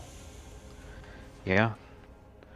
I'd like to just do a once over of the whole area myself again, just walking through each of the rooms, seeing if there's anything that's been missed. You know, I remember I found a secret door that the others had missed previously, and I just want to, take that staff, tap it on a few of the walls, see if there's anything that sounds hollow.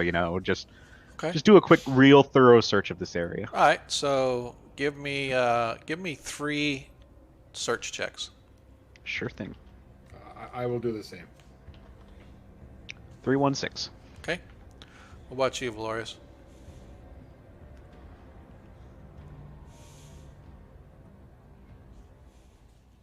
Okay. So as you search around, in the master's chamber, you hear a hollow sound coming from one of the cabinets. And in the back of the cabinet, Arthur finds a hidden compartment. Opening up the compartment, you find a really, really nice wooden box with a brass clasp on it. It has brass hinges on it. The box itself is probably worth a pretty penny. But when you open it up, your eyes light up as inside you find an exquisite piece of jewelry sitting on the inside of this velvet or the velvet inside of the box. You can see that it's a necklace comprised of fire opals, 10 of them total, you can see that the gold chain and then where all the gems themselves are set, you can see diamond chips between each one of the gems. So this thing looks like it's going to fetch a very pretty penny. If you were to find a buyer for it that wasn't willing to slit your throat, you could probably get 15,000 gold for it. Ooh. I'm just gonna write that in, and we're gonna have to check to see if that's magical at some point. Yeah, each one of the opals is worth 1,000 by itself if you were to dismantle the jewelry. Good to know. All right. Quite the value. It's a good thing we did another look. Well done. Yeah. I'm just gonna, after having done that, I'm just gonna go bash on the back of the other one, see if the same opening thing is there No, for the other. these Yeah, searches just were the one. including all 3 rooms. I gave you No, yeah, one search for no, each room. for sure. Yeah, I was just Yep. joking around, Yep. No, you're fine. But I mean, he will do that, but it won't do anything, I'm sure. Anyway, Yeah. Yep. Yeah. You guys find nothing else. yeah, we've made some good money here. Yeah. $20. So shall we? Now, here is the question. I'm not sure we can carry all of this in a single trip. Perhaps we move everything in the rest of the premise that we wish to keep into this area, and I'm not so sure carrying the wounded back through the swamp is going to be such a great idea. Perhaps Adair and we stay here, we guard the loot. Perhaps we all stay here and guard the loot until we are all ready to move through the swamp again. We have provisions and enough.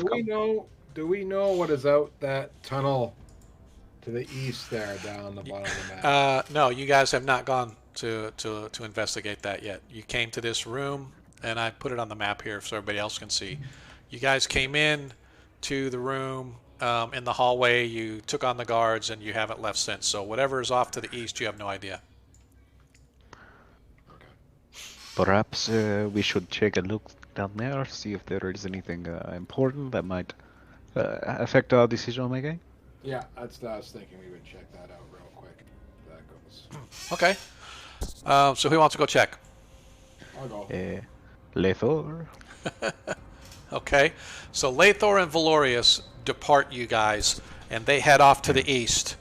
The tunnel you're in goes, it's fairly straight and fairly well worked for probably about a quarter mile, Valorius. But then it starts to become a little bit ragged and not quite as well worn, but it's still wide enough for you guys to go side by side.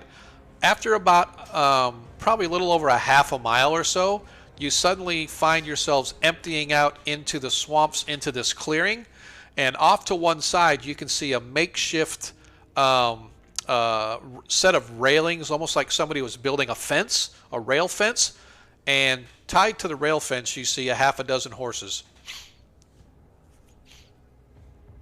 Oh.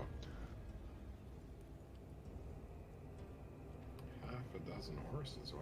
Are they like tacked up? Yeah, they're tacked up, and you can see that there are saddles that are sitting on the ground nearby, sort of well maintained. This is where they found weekends. And yeah, like I said, there's the horses there, and a few saddles, but the horses themselves appear to have been taken care of in some way, shape, or form. Okay. I know my character is not there, but just for as clarification, would those horses be able to fit through this 10-foot tunnel? No. Okay. I'm gonna draw my sword and be kind of wary of my surroundings here. Okay. So as you go walking around, I'm gonna use my ranger skills and see if I can, detect any, footprints. If I can tell there's a lot of people in the area. so this area looks like it has been well traversed. It looks to be some sort of a staging area. So it looks, from what you would say, more than likely that's how they came in and out of the underground. Instead of going through the moat house, they came through this route.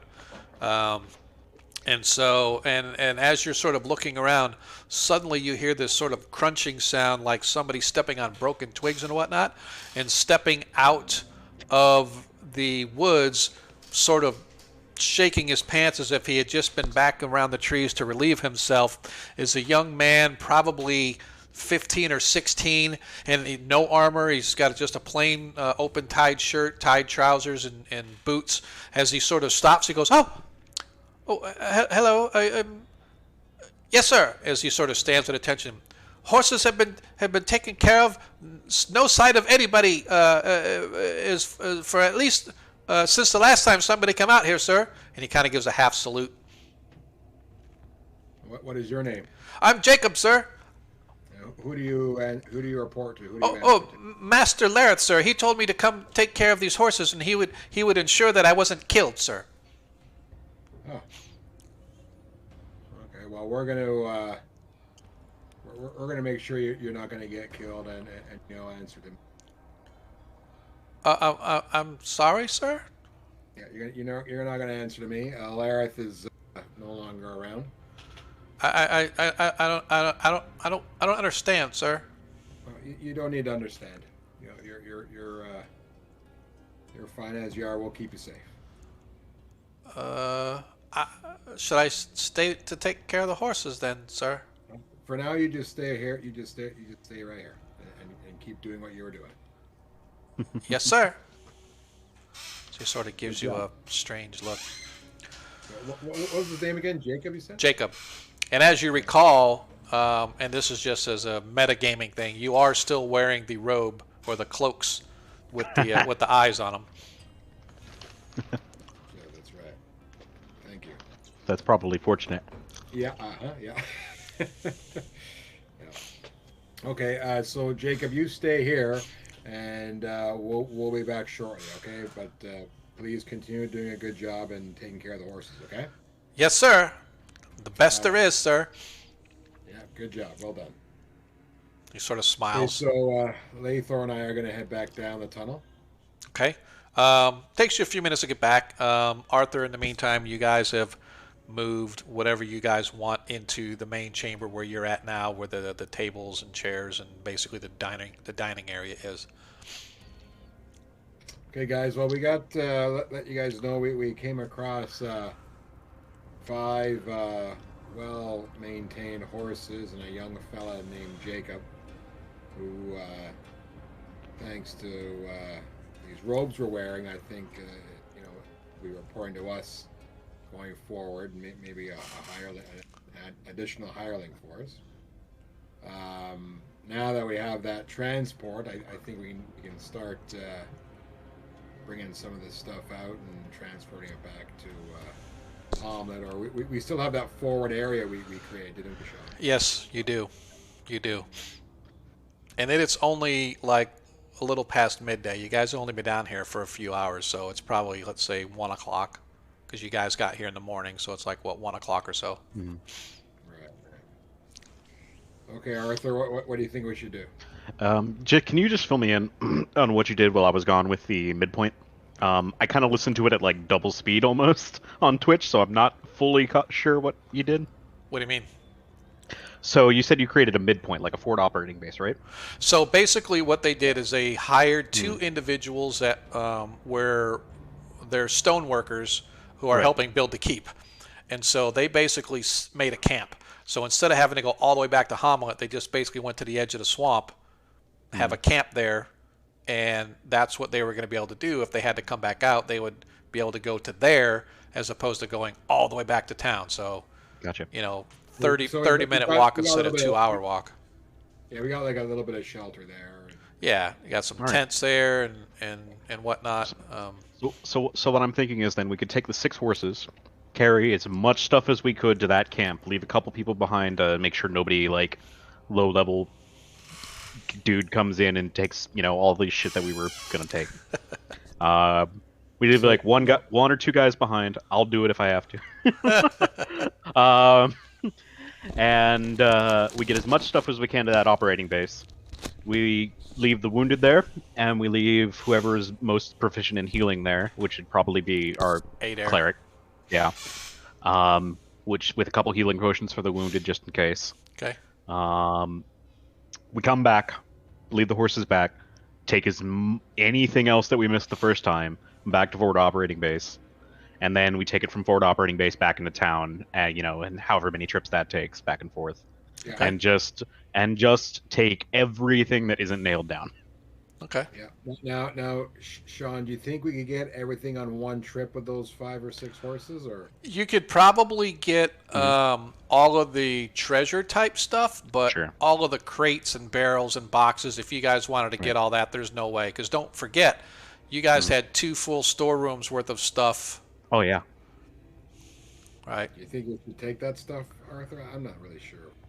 I So, We could go back as Adair says, and as well as Zadkiel says, we can go back and tell the town, and we can get the town to come help get all of this stuff. I mean, we could take most of the yeah, treasure, but this is true. Yeah, we don't need a lot of the weapons and all the other stuff. Just perhaps, bring all that perhaps, stuff to the town because it's probably theirs anyway.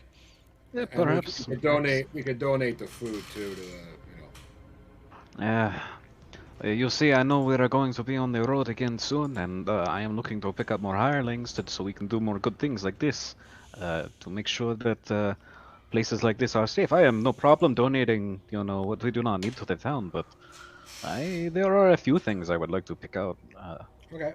that might help us in the future.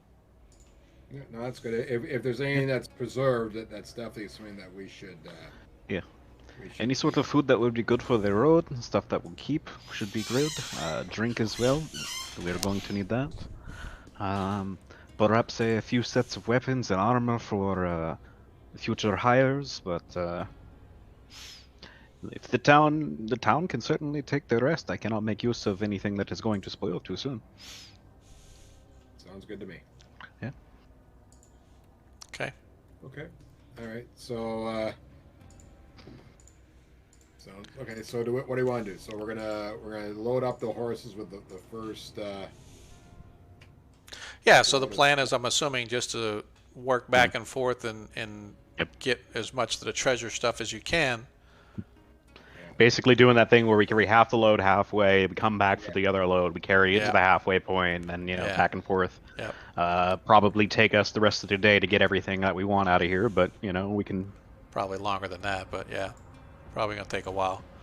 Especially if you're gonna go back to the other storerooms, right? Because you gotta remember these Right. barrels are like maybe 100 pounds or 50 pounds easily. These and ones? Yeah, Yeah. and the boxes are gonna be another 100 some odd pounds, right? So Yeah. In fairness, like the food stuff is like my lowest priority. Basically, what I'm looking to do is get as much of all of the treasure yep. and enough weapons that I could Well, I think if you already want- have that though. Yeah, probably. It's probably all in this room right here, is what I'm trying to say. But I don't know how much we're going to be able to fit on the 6 horses, is what I'm trying to get across. So I'm just saying, if we have to do 2 loads. Well, We can I'm do that. going to tell you now, if you wanted to take, even in the other storerooms that have the weapons and stuff there, if you Sure. take all that stuff out, it's going to take you 4 or 5 days, and it's not going to be Gotcha. just you guys. You're going to have to get people from town to send a small contingent with you guys to kind of help Sure. you guys unload that stuff. Otherwise, you're looking Gotcha. probably at least a week by Gotcha. yourselves trying to Maybe get all the that stuff town- out. All right, Maybe sure. the town can send some merchant wagons. Or And that's what I'm something. saying. Yeah, Sure. you know, you go get a Yeah, that's couple fine. merchant wagons, bring all the stuff back, and I have no doubt you'd be more than, or they would be more than willing to let you keep, Yeah. your share of the treasure and stuff, and whatever you didn't want, whatever they could use. Sure. But yeah, absolutely, you could do stuff like that. Okay. All right. All right. So Now, you just can- want us. Go ahead. No, I was just gonna ask about Jacob. So being a ranger, I can't have any hirelings, henchmen until 8th level. Right. So maybe Arthur, if you want to take him on as one of your new as a new guy. He would be, he'd be more like an expert hireling. He wouldn't be like a henchman or anything like that. Sure. What is the read on Jacob anyway? What would you like describe him as to Arthur? Like he's good with horses. He seems very dedicated, and he seems like a good servant. Yeah, he's one of the, or I should say, he's just like a young kid that's probably going down the wrong path in life. Got you. if Oh, you I will. see. Yeah. No, this makes sense. I see. So we kind of like get him off like what he's been doing and put him to good work instead of helping out some evil cult. Yeah. No, Right. that seems. Yeah. He definitely seemed Yeah. like he was not an evil person. That's for Yeah. sure. Yeah, he's kind of like being manipulated into whatever he's doing. Yeah. Right. I could definitely see that, and Arthur would happily take on someone to do some of the busy work stuff, deliver letters, take care of horses when we're not around, that sort of thing. So Yep. he does, because he doesn't seem like a fighter type. So take Yeah. this down as a note for the stuff that was in the other room. Yeah. 30 shields and 12 suits of leather armor. Okay. Um, Is that 12 in addition to the ones that were being worn? yes, yeah, these are Okay. all in the storeroom. 30 Okay. shields, 12 suits of leather armor. Mhm. And the other one, it had 50 spears, Okay. 10 glaives. Well, actually, it's 48 now because your two guys got the spears. Um, Okay. 10 glaives, 6 garrisons, 3 battle axes. 6 what? Battle axes. No, the other thing. Oh, garrisons. They're What like is a pole garrison? arms. Like pole arms. Got you. How do I spell that? Guisarmes. Yeah, Guisarm, if you want to say it that way. Guisarm. Got you. Guismes, actually, yeah. And then there was a crate that had 120 arrows and 200 crossbow bolts.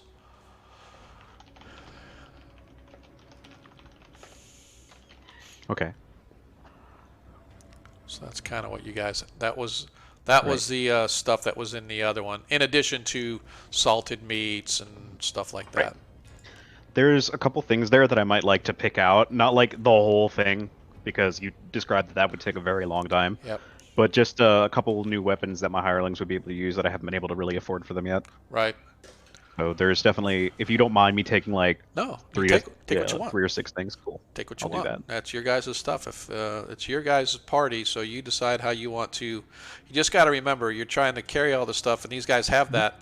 And now, they've got 4 long swords and 6 spears, and now they're going to carry all their other gear too. Yeah, it's going to start to weigh down. No, I so, understand. yeah. No, I fully understand, and I don't think we want to do like the math on stream, do we? Yeah, no. Yeah, no, I didn't think so. Oh. So I can deal with that later. I'm gonna write it down, and then we'll figure out what was reasonable. Yeah. Okay. So, to make a long story short, it takes a week of your time. Over the course of that week, you guys managed to pillage, plunder, and loot everything that you needed and wanted from below the moat house.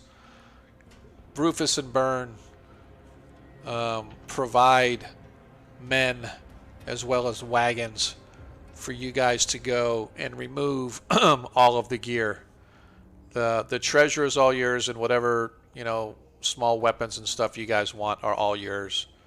But the town itself, for the militia that it's building, they have basically, I don't want to say requisition, but taken as tax, if you will, the armor and other weapons and whatnot from there, in order to help stock their contingent of militia that they're going to be building as they continue to fortify the town and build the keep in the area. Mm-hmm. Over that time, each of you has gotten able to restore all of your health, whether it is through magical means or through natural resting. You manage to get yourself healed. You come to find out through the judicious use of several identify spells that the staff in your possession is a staff of striking, usable by clerics. It is basically a +3 staff. However, by expending charges, you can double or even triple the damage that you do. So if you expend a charge, it does the hang on, I'll have to look it up again. But basically, it's if you expend 2 charges, it doubles the damage. 3 charges, triples the damage. And its normal damage is a die 6 + 3, so it's normally 4 to 9 damage. So you could potentially do up to 27 hit points of damage. But you said it has limited charges. right, and when you said usable by clerics, you mean clerics only? Yeah, I'd have to double check and look, but I'm pretty sure that the staff of striking is a cleric weapon, usable by clerics only. But don't quote me on that. I have to look that up. Sure. You also find that the magical item on the greave is actually a phylactery of action. The individual that wears this device they're impervious to any kind of paralyzation, whether it's magical or evil paralyzation, hold spells, anything that binds you in any way, shape, or form, you're immune to it. Interesting. That's a good item. Yep. Yeah. So it's called the Phylactery, and you can look them up as well. Phylactery of Action. It is Yeah. a clerical magical item, by the way. So that's obviously why he had those 2 items. When you say clerical, does that mean they The were made by a yeah, cleric? no, Phylactery. It's a magical item usable by clerics. Oh. Yep. So that's why, again, have to look those up, but I'm pretty sure that they are usable by clerics only. But don't quote me on that. Yeah. Um, I'm reading along in the DMG, yep. and Yep.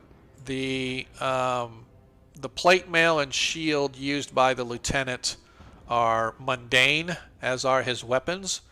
However, the plate mail one worn by Lareth, the master, is +1 plate armor. neat. If you want to wear it, it's kind of ornate, if you will, being black and having all the spikes on it and stuff like that. But it's still good. Still super protective. Yep. What else? Make sure that I didn't miss anything. So those are the yeah, on the staff of striking, it's one uses 1 per hit. So so every time you hit somebody with it, it deals a charge, and then or you can elect to give 2 or 3 charges for additional damage. So it's normally every time you hit, it's normally at least 1. So again, but it has limited charges, so you have to be careful with that. In the DMG, it does not say that the staff of striking. Okay. Is only There you go. Yeah. That answers a question then. That the Phylactery, I believe, is a clerical item. So, but There's no statement on that either. What's that? Really? Wait, hold on. I'm looking at the wrong phylactery. Okay. Let me double check that. Yep. I'm just reading here where it says it's a clerical magical item which makes him impervious to paralyzation of any sort, including hold spells and spell-like powers. No, well, there's no phylactery of action in any of the books, so I What? can't tell you. Well, that's kind of crappy. In the DMG, there isn't. Really? Yeah, not in the 3 that. Leave it to Gygax to put something that's not in his own book. Yeah. I have to assume clerical just means like it was blessed. No, but that's what you okay. want it to be. I mean, yeah, I guess. I'm gonna look and see. Module that item, that magic item? No, is it? I don't remember. This is weird. It's not in that module, is it? Like as a magic item? I'm gonna go back and double check and look. So that's what I forgot that a lot of times even if it's not a new magic item, then they'll put it in there. So I got to scroll to the end of the. I have it. I can look it up, but I haven't. I got it. I got stuff here. So some of the stuff is. Problem is, it's from a lot of it's from the other half of the adventure too. Yeah, I don't see. Yeah, there's nothing in here about the phylactery. But we can figure out. I don't want to bog the game down for that. So. No. Sure. So we can figure that out later. But that's what it is. So. What is this? That's weird that it doesn't. Yeah, it doesn't even have it in the Osric. That's pretty funny. Mm-hmm. So. Yeah. All right. So that being said, for experience purposes, let's go ahead and knock this out because that way once we get that done, we can get you guys on your way to the next, wherever it is the world is going to take you. Mm-hmm. Also, hey Monkey, I saw you come in, but I haven't heard you yet. Hey, what's up, brother? I was waiting. I was moving my token around. I was rolling dice. I was. Yeah, no, it was a very long dialogue. So. Yeah, exactly. Yeah. All right, so you get 600 experience for the combat, but it's divided by 5, so whatever that is. 600 divided by 5? Yeah. All right. That's I will each do the math person. here in Yeah, a that's moment. each person. I think if I do my math right, that's about 1,000 each. That's pretty Pretty shitty math. I like it when Ookla does math. Ookla should do math more often. I know you're not playing them, but Unfortunately, Ookla's dead. yeah, that's the problem. Ookla, fall down, go by. All Well, right, so if it's divided 5 ways, that would be that's the 120. fuzzy math exactly. What's that? If it was divided 5 ways, it'd be 120. Yeah. So everybody gets 120 XP added to their sheet. Now let us kind of look and see. All right, so we are going to go. It's going to take a while to figure out how much this loot is worth. Yep. Yeah. I am not going to give experience for the weapons and all that stuff that you guys found. Uh-huh. None of that, but all the stuff with gold attached to it. You guys, and don't forget to change Weird Grieve into Phylactery of Action. Yeah, I didn't delete them. I just wrote the magic items down at the bottom, and I will delete or change the proper ones once we go through like the whole loot thing and figure out what we're doing with all of it. Gotcha. All right. So if we go, let's do all the gold first. So who wants to? I'll call it out, and you just do the calculator, or is that how you want to do it? We'll just do that because we're going to convert everything to gold for experience, and then I'll round down. I'll round down as necessary. 60 divided by.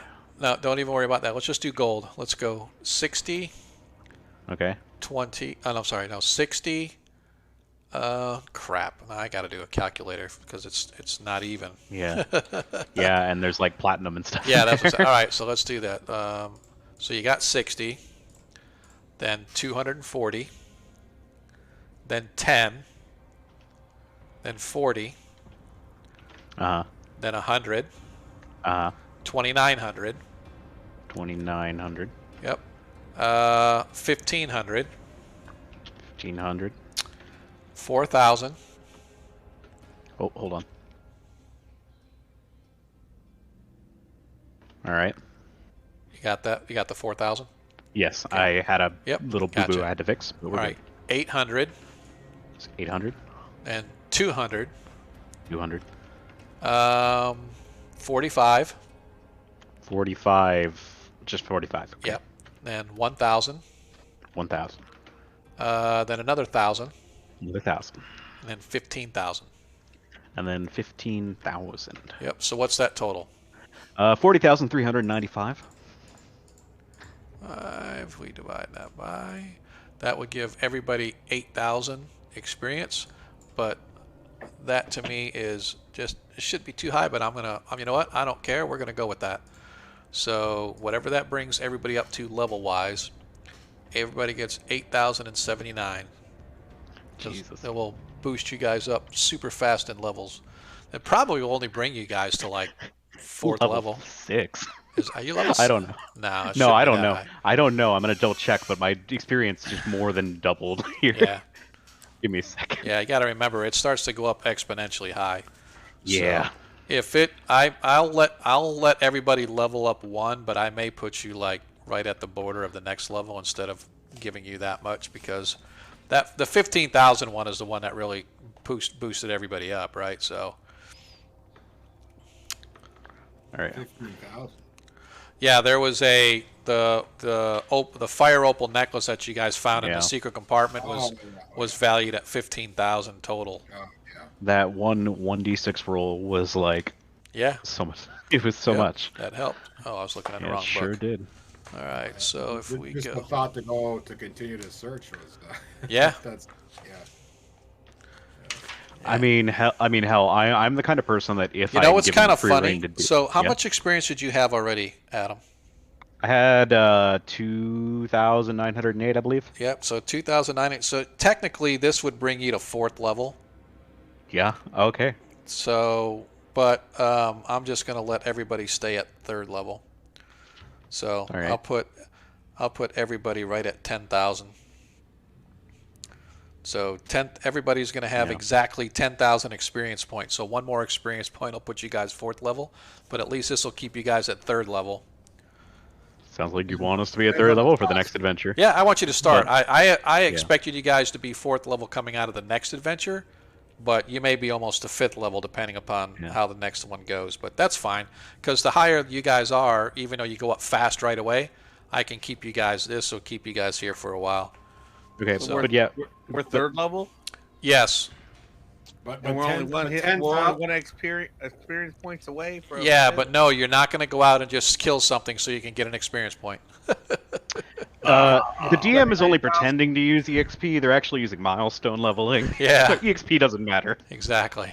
Yeah, but it also depends on your class, though, right? Because Yeah, it That's does. true. Yeah. 10,000 for a cleric is actually 4th level. Yeah. Well, so and that's fine. So like I said, that's it's. I'm gonna put.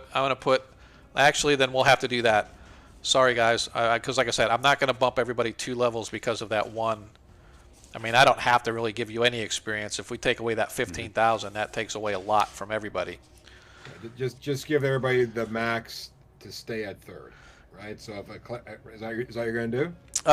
Yeah, we'll do that. So we'll give whatever your XP is. See, I don't like doing that either. See, I'm gonna have to. How about until we figure out exactly what we want to do, we just Yeah. add the EXP up, and we just say we're level 3, regardless of what your EXP says, and Yeah. then we'll figure it out going forward. Yeah, I think we could do that. So, Okay. so we'll just. Actually, you know what I'll do? How about I do this? Let's see. It was 40,395, right? That's what it was total. Ah, crud. Yeah, I got it right here. Here, I got it on my calculator here. So 40395.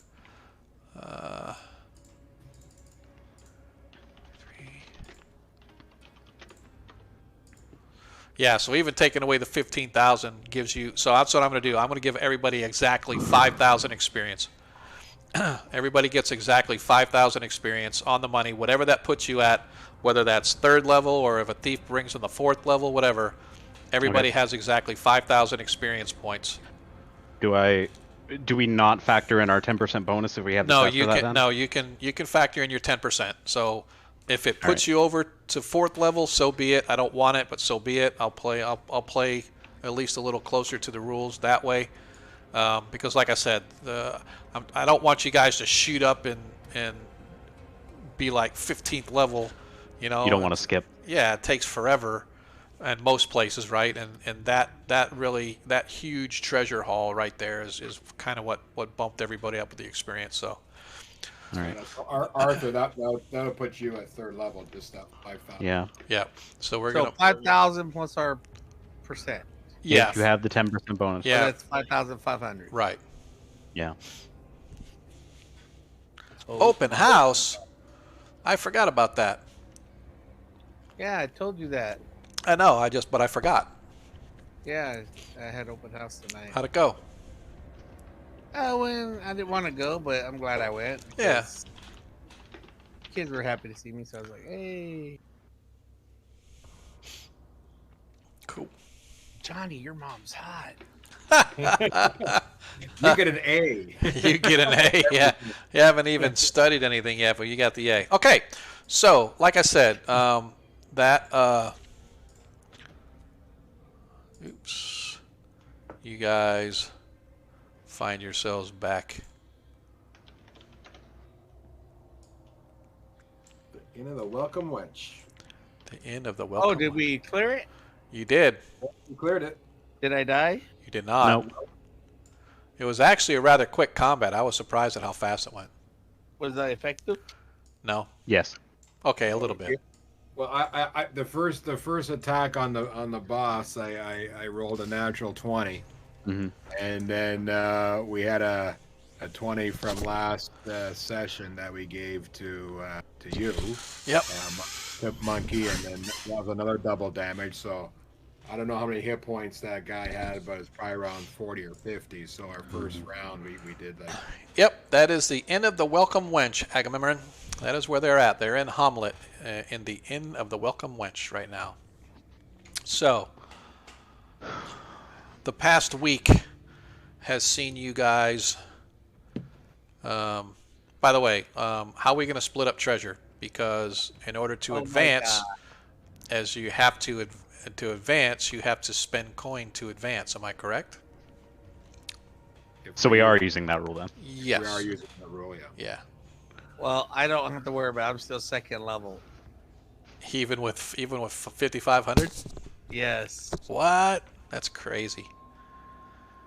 All right. It's So 5,501. Ah. I need third level. no, dude, you already started with however many experience you started with, then you add 5,000 to that. Oh, I thought you were saying total. No.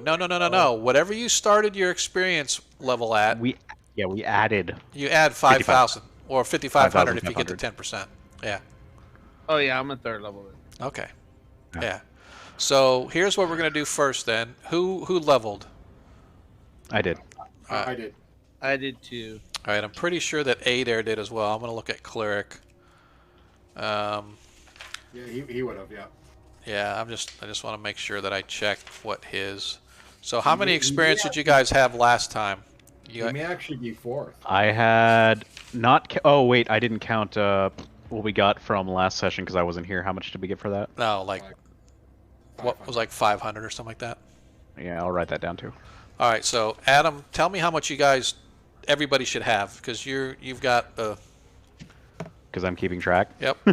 Well, I had with my 10% bonus before last week's game 2,908. Okay. So if you add 500. So I'm actually adding up. Hold on one second here, because I forgot the 500, and it would be 550 for me because of the 10% bonus. Right. So I would now actually be at 408 plus 550. I would be at 8,958. All right. So right now everybody should have 8,958 experience because I'm pretty sure everybody gets 10% bonus. No, I have 8,251. Okay. Now you have 8,958. So that way everybody's right on track. All right. So now, yep. So that would put the cleric at 4th level. So Adair goes to 4th level. So and the thief might go to the thief. And again, if you guys go to 4th level, you go to 4th level. It's not something that I wanted. Any fighters? Fighters would be 4th. The ranger would still be 3rd. I'm third still. Paladin, yeah, would still be 3rd. Magic user would be 3rd. Our thief would be 4th. Okay. All right. Please level up quick. But I can now turn undead, so that's Yep. indeed. So now the next thing that we need to do is everybody leveled. So therefore, I need you to. You can either roll it here or Discord, but I need you to roll for your hit points. Okay. Okay, I'll roll. I'll use the die here. Magic users are 1d4 in this game, right? Magic users are 1d4 plus any Constitution bonus that you get. Which is Discord, or y'all gonna use plus this? 1. How are you going to roll? You guys want to roll it in Astral or Discord? Astral, the players can, the viewers can see it. That'll work. So Okay. let's roll it in. Valorius gets 6 plus Constitution bonus. So I get 7. You got 7. That brings me up to 31 hit points. Nice. Nice. Okay. How much do you need for a con bonus of +1? Was it 15? Yes. I think I built my character, so I did, but it's been a while, so. Yeah, it is. Yes, I do have the +1, so let's roll the dice. And 4 more. Okay. You're all the way to 14. I use a 10-sided. I love it. All right, here I go. 10-sided. 76. Nice. Whoa, wait. What happened? Damn. That dude's got some serious hit points. I want those hit points. Can I steal his? Added a 0. My Is bad. this a white elephant sort of thing? Yeah. Here it goes. I'm sorry. That was. How is it that I have 2 of my characters selected? Whoa! Nice. What's your con bonus? 1. Nice. So you get 10 hit points. Oh, yeah. I'll let Adair roll his own. I'll let Lathor roll his own as well, because Lathor is going to go up and Adair is going to go up 2. Sean, I just figured out how to move my guys in formation all at the same time. This is so convenient. Yeah, much easier when you select them all, huh? Yeah. Oh, I didn't know it was gonna let me. Yep. Cool. All right. So you guys have spent the past week sort of ironing things out, trying to wrap up everything that you need to here in the tiny little village of Hommlet. You've managed to split the loot. What we need to decide is who's taking the staff, who's taking the phylactery, and is anybody going to be taking the armor? Because if the party doesn't take the armor, then Tehran of the church says he will take it and ensure it is properly disposed of. What kind of armor? It's +1 plate, Oh, but it's fashioned to look evil in nature because it's got like elvish ruins engraved on it. It's got the symbology of Lolth on it, etc. However, Buff those out, right? yeah, just buff it out here. There's a little spit shine. However, the lieutenant that was working for the master also was wearing plate armor, and his was just sort of stock standard plate armor. So if you wanted to swap out your armor for plate armor, you or Adair could very well do so, Zadkiel. What is Zadkiel wearing now for armor? Zadkiel has splint, right, Monkey? Oh, yes. well, I think- definitely. What's his dexterity? My dexterity is 16. Okay, well, anyways, like you should take. I don't even know. I didn't even need that answer to say you should take the plate. Hey guys, Yeah, what if I were to take it? or that. Yeah, I wasn't sure if Valorius would want it as a ranger. I didn't know if he would want to be in plate because Well, that's I've been thinking about my dexterity is quite low, right? It's only 9. right. So Yeah. but I don't know if I really want to, like you said. I don't know if a ranger can even wear. Yeah. I was, I'm not. I was for thinking- sure. I think you can. can, but it stops you from doing something. yeah, Man. I skimmed through the book as we were talking about it, and I don't see anything that I can't wear plate, but it doesn't seem right. I mean, it depends No. on what your concept of a ranger is, I guess. Like, you can be really good at. You can be like, there's been like there are a few stories where there's like knights riding on horseback, tracking people through the woods, in full plate. Right. Like that's not unheard of. Yeah. Well, a ranger lord is not going to like go fight a dragon in studded leather armor just because it looks cool. Yeah, it says here, it literally says here, character classes, armor, and weapons permitted. For a fighter, paladin, and ranger, any armor, any weapon, or any shield, Bang. any weapon, let's see, characters under 5 foot high cannot employ the longbow or weapon over 12 foot in length. Those under 100 pounds can't use a heavy armor or a heavy crossbow or polearm, etc. So yeah, so rangers can, So- if he wanted to, wear the plate, but like I said, that would be up to you. I don't know what your concept of the character is. Yeah, not your In usual. second edition, screwed me up when I was 13. It came out and I got me all sorts of twisters. You could always like take the plate, keep your old armor, and if the situation calls for you switching, like if we have the time to switch, knowing what we're going into, we can do that. You won't be able to carry it on you, but we've got 6 horses plus the ones we rode it on. Yeah. I think Glorious, you need that extra armor to survive till you get like something magic or more hit points or whatever. I think correct me if I'm So we sell wrong. it. I think if you wear armor, heavy armor like that, I believe. Correct me if I'm wrong. I believe it affects your spells from being successfully casted. Well, Yeah, I know does magic concur. user. Yeah, we can look up some of the specifics on it and stuff like that, but I know it That's some obviously homework. obviously it affects your movement. Your movement reduces down to 6 as opposed to the normal 9 or 12 depending upon your armor. I know that for rangers, if you're like for certain things for stealth, if you're trying to surprise groups or whatever, if you're more than 90 feet in front. I know that's elves and halflings and thieves and stuff like that, but I can't remember if there was something that rangers were allowed to do like that. But anyway, bottom line is if you want to wear it, you can wear it. It's not going to hurt you any, Valorius, if that's what you desire. So yeah. Well, if the other guys are fine with me taking it temporarily, at least, I wouldn't mind. That's 100%. Yeah, if you're gonna wear Yeah, it, go for it. You're gonna. Okay. Cool. All right. Thanks, guys. All You're right. taking the +1 plate or the plate? I was thinking a +1. Yeah, Gotcha. the +1 plate, just so you know, that's the one with all the evil symbology all over it and stuff. Okay. So I thought there was a +1. No. Right. No, Okay. it's a regular I will- plate or the master's plate. I will take the regular plate. Okay. But I think maybe now if we to sell that +1 plate that's got the evil symbols on it, that could raise suspicion somewhere, couldn't it? Right, and probably that, confer with the priest of Saint Cuthbert on the matter. and that's Might what have I said. first, He too. said that he is willing to take it from you and Okay. make sure it's destroyed and properly disposed of.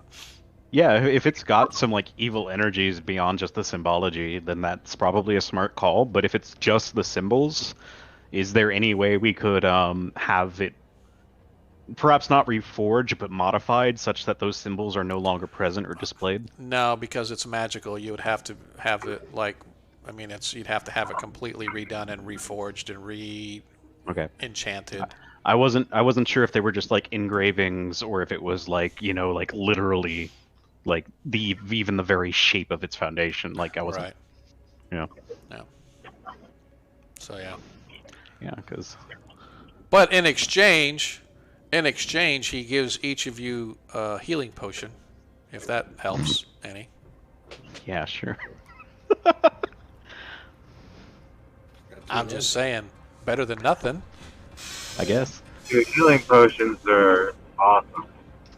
So Yeah, I think there's got to be something. he is a pretty nice guy, Card Man. I just got to say, he's a pretty nice dude to be willing to kind of give up that. So go ahead and, if you haven't already, go ahead and remove the magical plate mail, and everybody can add a healing potion to your character sheet. Yeah. Yes, Tehran.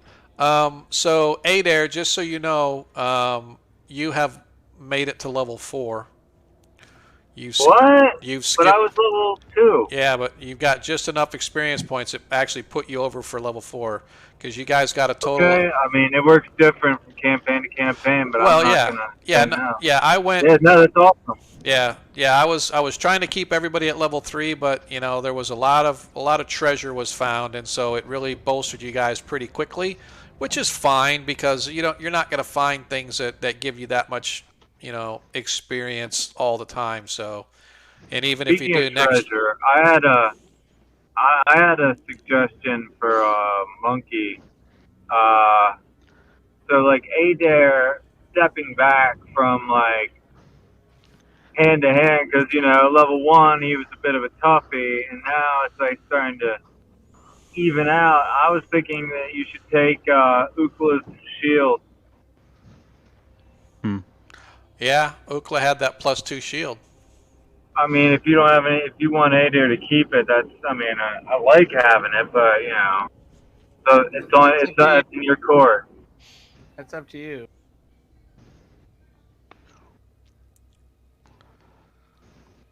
What's your armor class? Monkey? 3. It's let's see. It's 3 with your splint and shield. All right, we'll Yeah, it's 3 with split and shield, 4 with just no shield. I'll have to be passing that on to you somehow. I have Sure. to think of a good in character trope. Because I'm already at armor class 0 with like banded shield. I think you need the +2 shield a lot more than I do. Okay. Call it a token of good faith between the faiths. Yeah. Here you go. Literally a Inter- token of faith. Faith exchange. Yeah, literally. Yeah. Oh, so I have a +2 shield now? Yes. And I was thinking, since I'm being so magnanimous, I thought I just remembered a thought I had about Ukla, which is like we were all like, oh, he's dead. This sucks. It's like, for all we know, he's like hooping it up in like Valhalla right now. Yeah, it's Yeah. not the real world. Right. Why be sad? Exactly. We're gonna have a party. Yep. So, over the course of in the real world on Discord, over the course of the next week, you guys need to divvy up the gold. Let's assume that you were able to sell whatever it is you guys wanted to sell and get gold coins for it, Sure. right? You guys just have to decide what are you going to sell, what are you not going to sell. And it needs to be like put in place and get on people's character sheets because I need your updated character sheets. I'd like them by next Saturday. So whatever Sure. additional stuff you guys get. Yeah, so just so everybody knows, so Adair is a cleric who has just advanced to 4th level. Zadkiel is a paladin who just advanced to 3rd level. Correct me if I'm wrong, Zadkiel. Or are you still 2nd level? No, you're 3rd level, right, Zadkiel? It would be. Yeah.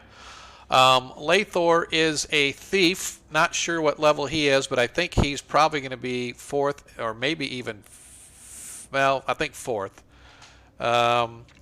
Valorius is a ranger who just advanced to 3rd level. Correct me if I'm wrong, Valorius. You're at 3rd? That is correct. Yes, sir. And Arthur is a magic user who I believe is now 3rd level.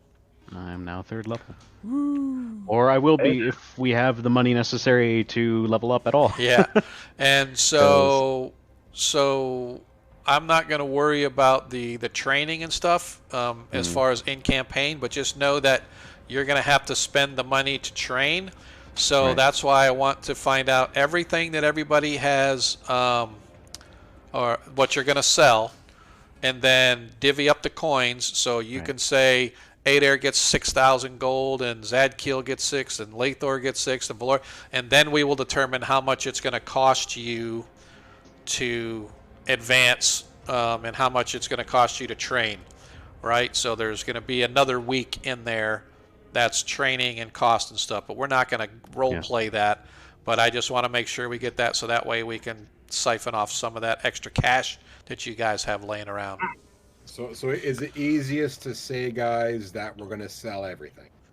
I think anything that's not magical is definitely going to be sold, and anything that is magical, with the exception of like some of the weapons, because we need those for new hirelings because they've saved our lives multiple times, and I think we should get 3 more.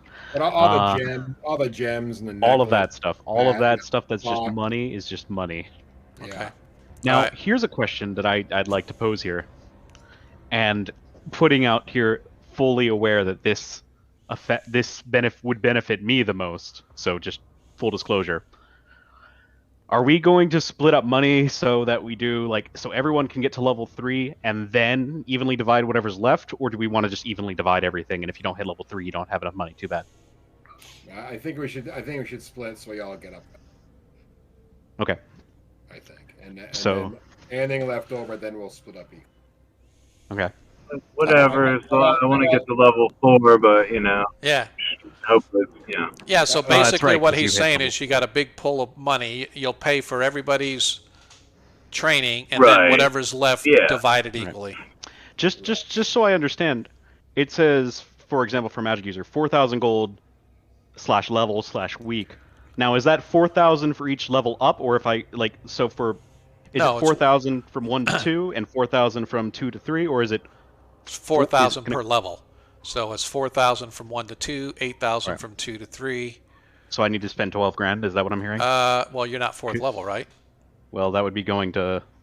No, I guess not. You so that need would be like 8 grand, right? 8 grand. 8 grand, and that's per week. So depending upon Gotcha. the fact that and I typically only do a week. I don't ever worry about roll a die 4 and see how many weeks. Yeah, no, it's no just good dungeon master would ever make it more than a week. Yeah. Yeah, and besides, I wanted to make sure because I wasn't sure if it was because it could also be read from my very brief skim as Every time you go up a level, it's 4,000, and if you're going up 2 levels at the same time because you just now got all the money, it's 8,000. Yeah. But I guess not. Yeah. Yeah, No. there would be a Not very rule to expensive. stop you from even getting that far. Yeah. Yep. It is so expensive. Yeah, it is. That's why I said, you get this much cash and everybody but you got to turn right around and burn the cash. And that's kind of why they did away with it, because really the only reason you have a whole bunch of money in first edition is if you want to build a castle later on and all the other stuff, right? Yeah, so I think there's actually 2 people are 4th at least. I think Lathor and Adair are the 2 4th levels. Everybody else is 3rd. So, that being I'm said, into spending money. I'm into spending gold for training. yep. So, let us continue on for another 5 minutes, and then we'll take our break for those that are able to stay. So, you guys managed to, over the course of the next couple of weeks, train yourselves, working with others. Some of you even travel back up to some of the cities up to the north, like Valuna City, just in order to find somebody there that can train you. Arthur, you are surprised to find that Byrne the wizard is more than happy to conduct your training for you for the standard fee, of course. And you guys all managed to gain yourselves back or move yourselves up to the next echelon.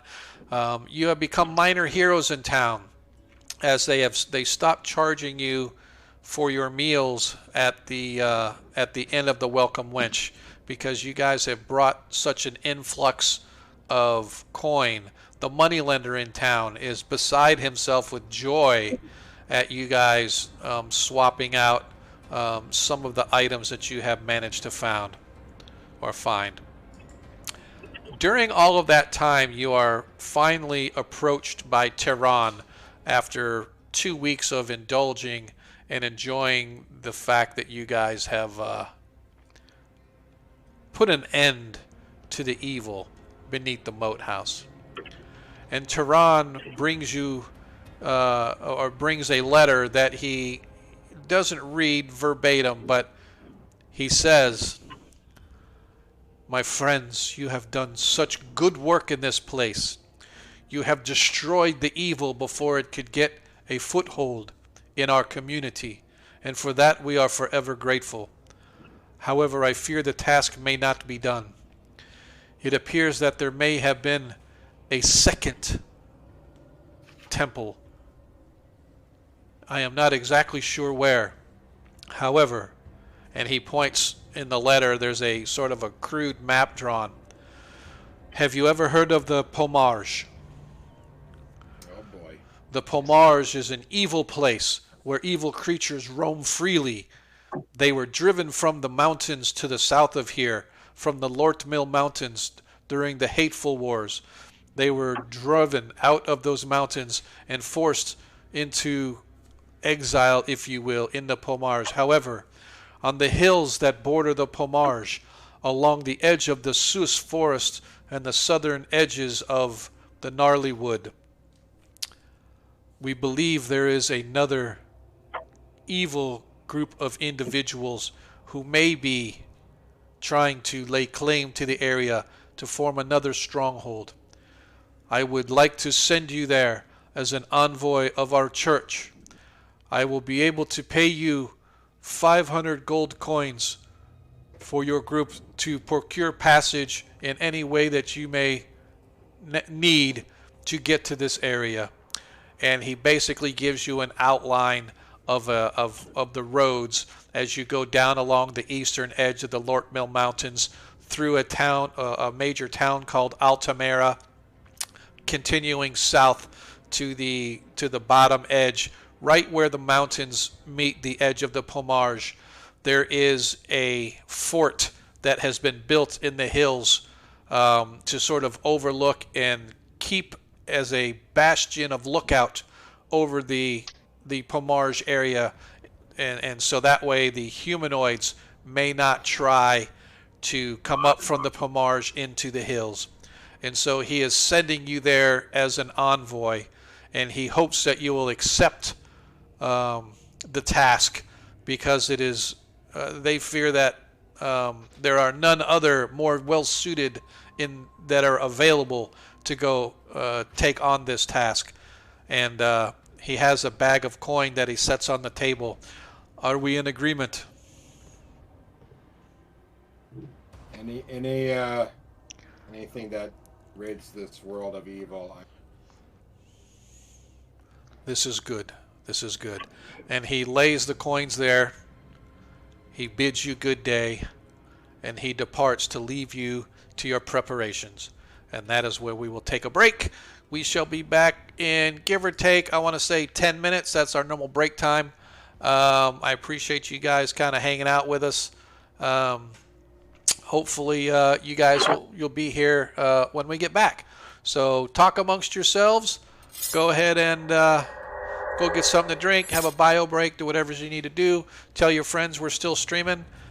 We got probably about another hour or so to go. Looks like we're probably going to finish up a little bit early today. It really depends on how things happen here when we come back from our break. But like I said, I'll see you in a few. And by the way, Agamemnon, I love that icon, man. Whoever did that for Jay, man, did a great job.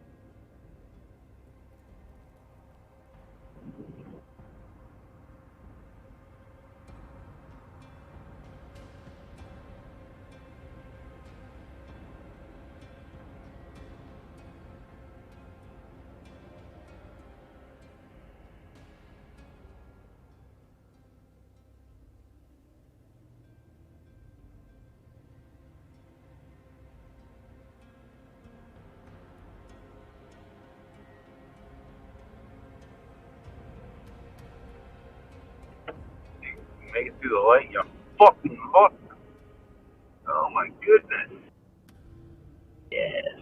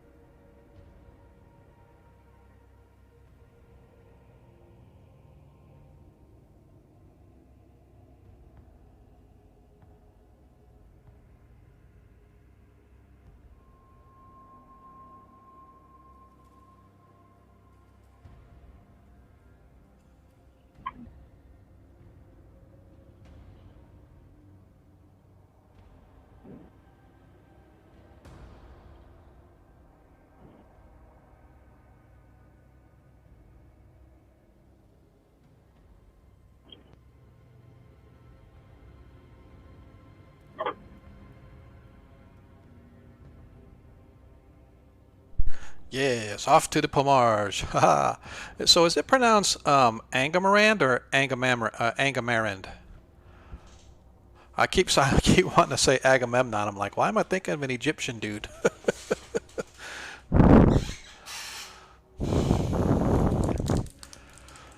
Oh, we lost people. Come back. We need viewers.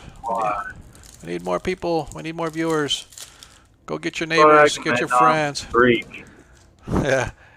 Go get your friends. Get your family. Tell them to come watch us stream. We have good times.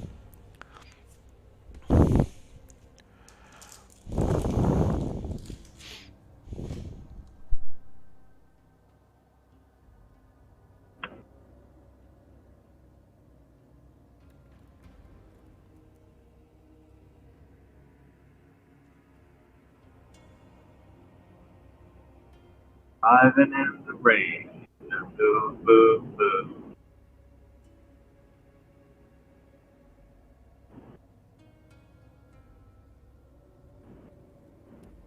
Rain dry.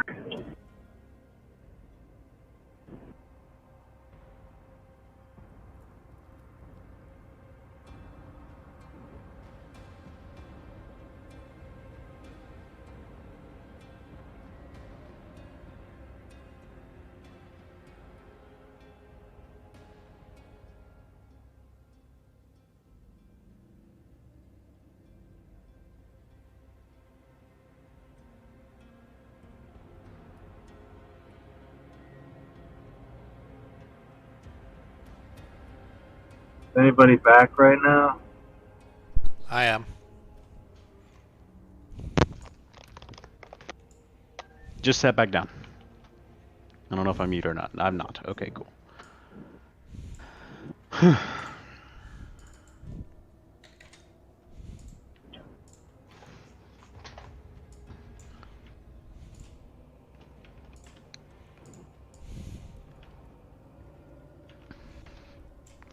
Platinum's what? 10 times gold piece? 5. 5. Oh, it's 5 in this edition. Okay.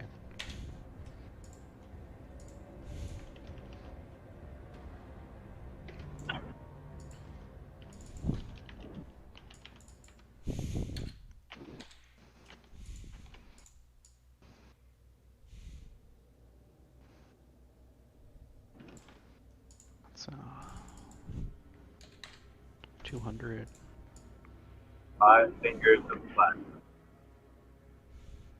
plus 40 plus 1 plus 10 plus 40.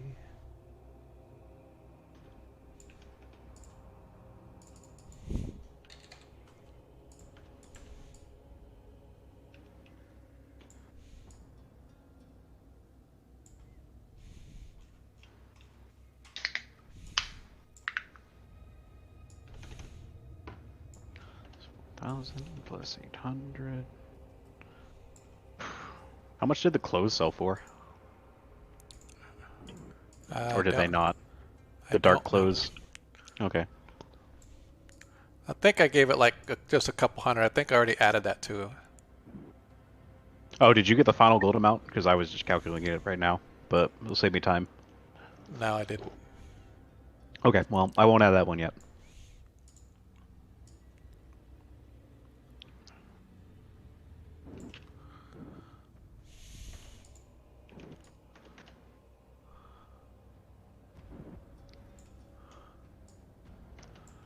Yeah, there's not enough gold to level everyone. To... wait, maybe? Okay. Forgot about that 15k one. Hold on.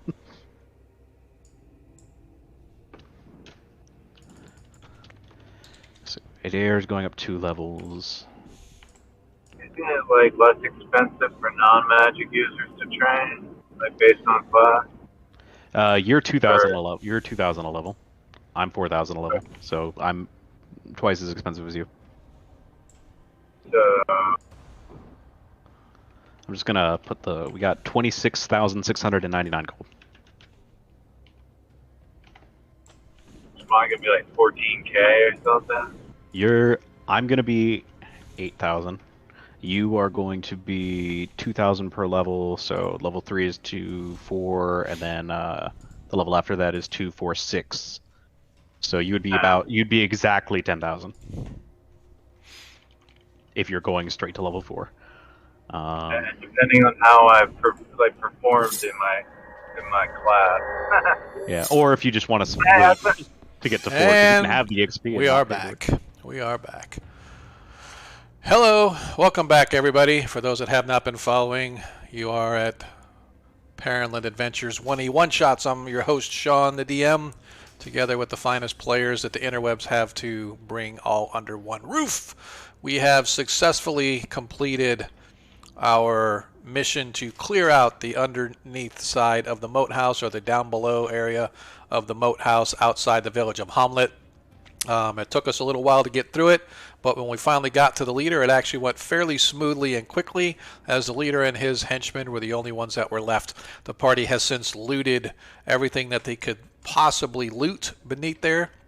They're now actively engaged in divvying up the treasure and getting everything hawked and sold and whatever it else is that they need to do in order to pay for their level advancement. And again, you guys can work out the details of your level advancement between now and next session, but I do need to get your character sheets updated and back to me by Saturday, because I want to be able to go through them. I want to make sure that they're completely filled out with all your spells and all your abilities and all the other stuff on those, because when you guys aren't here and I have to look on your sheet, I need to have everything there. I don't want to be looking stuff up in the book. I want to have all your stuff available on your character sheet. So it particularly comes in handy when the magic user's missing, because that kind of sucked, but that's okay. I mean, my stuff was up to date. Yeah, I know.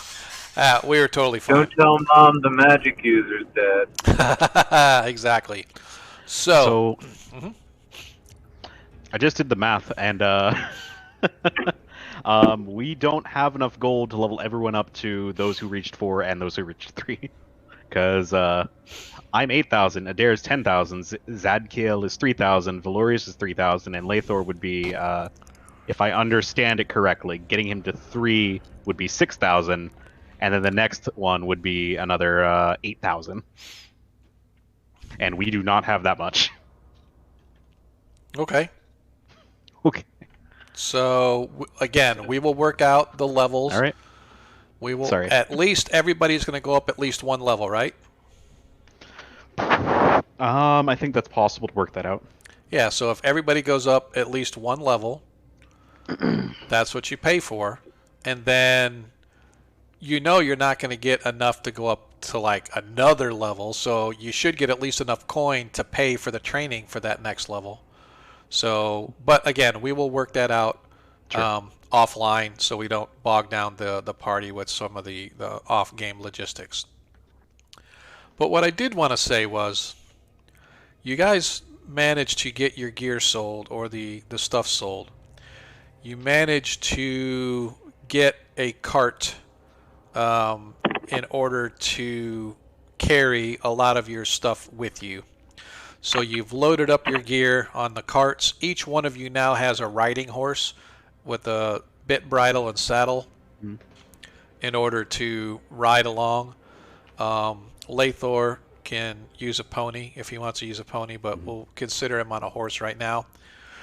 And you guys have undertaken the mission given to you by Turan of the Temple of St. Cuthbert. He has charged you to travel the Prince's Road along the eastern edge of the Lort Mill Mountains. Find your way to the keep castle that lies in those foothills and overlooks the Pomage, because there is a rumor that there are creatures holed up that are trying to infiltrate from the Pomage, and they believe that a branch of this evil cult that was building underneath the moat house may have a stronghold that they're attempting to build out there. So you guys have gathered up your gear and you have traveled. And it has been almost 3 weeks of travel as you guys take the overland route between here and there, managing to avoid any major conflict, sometimes traveling by yourselves as a group, other times hitching up with caravan merchants that are moving their way through the mountains of the Ulek states. Eventually, as you guys, I'm going to go ahead and get I forgot to open up my notes here. Give me just a second. Sorry. Once again, the DM is completely, which one is it? There we are. Once again, the DM has been completely unprepared. But that's okay. You guys should be used to it by now. Anyway, you guys have traveled like the past 3 weeks, traveling south through the Lortmill Mountains, through the Kron Hills, which are pretty interesting in themselves, as they are a high community of gnomes and whatnot happen to live in that area. But you have traveled for weeks, leaving the warm safety of the northern reaches behind you, and worked your way into the wilderness areas that border on the Pomarge. Farms and towns have become less frequent, and travelers even fewer. The road has begun to climb higher as you have left the forested areas of the Gnarly and the Sus to the east, in favor of the sparsely populated, or less dense, if you will, forests of the mountains to the west as you travel up into the hills. You now move up a narrow, rocky track. A sheer wall of natural stone on your left, the path begins falling away to a steep cliff on your right. Ahead, the road you are on begins to widen, and eventually, as it goes up the hill, you can see that the road itself ends in a gate. The gate gives entry into a large keep that has been built onto this plateau, overlooking the hills and mountains behind you, off unto the distance, into the forest, into the Pomarge. As you begin to make your way up, you can see the tiny dots of foot soldiers moving back and forth across the wall, getting larger and larger the closer you get, until eventually you all stand before the gates of this great keep, and the soldiers up above look down upon you and say, "Oi! Who are you? State your name! State your business!"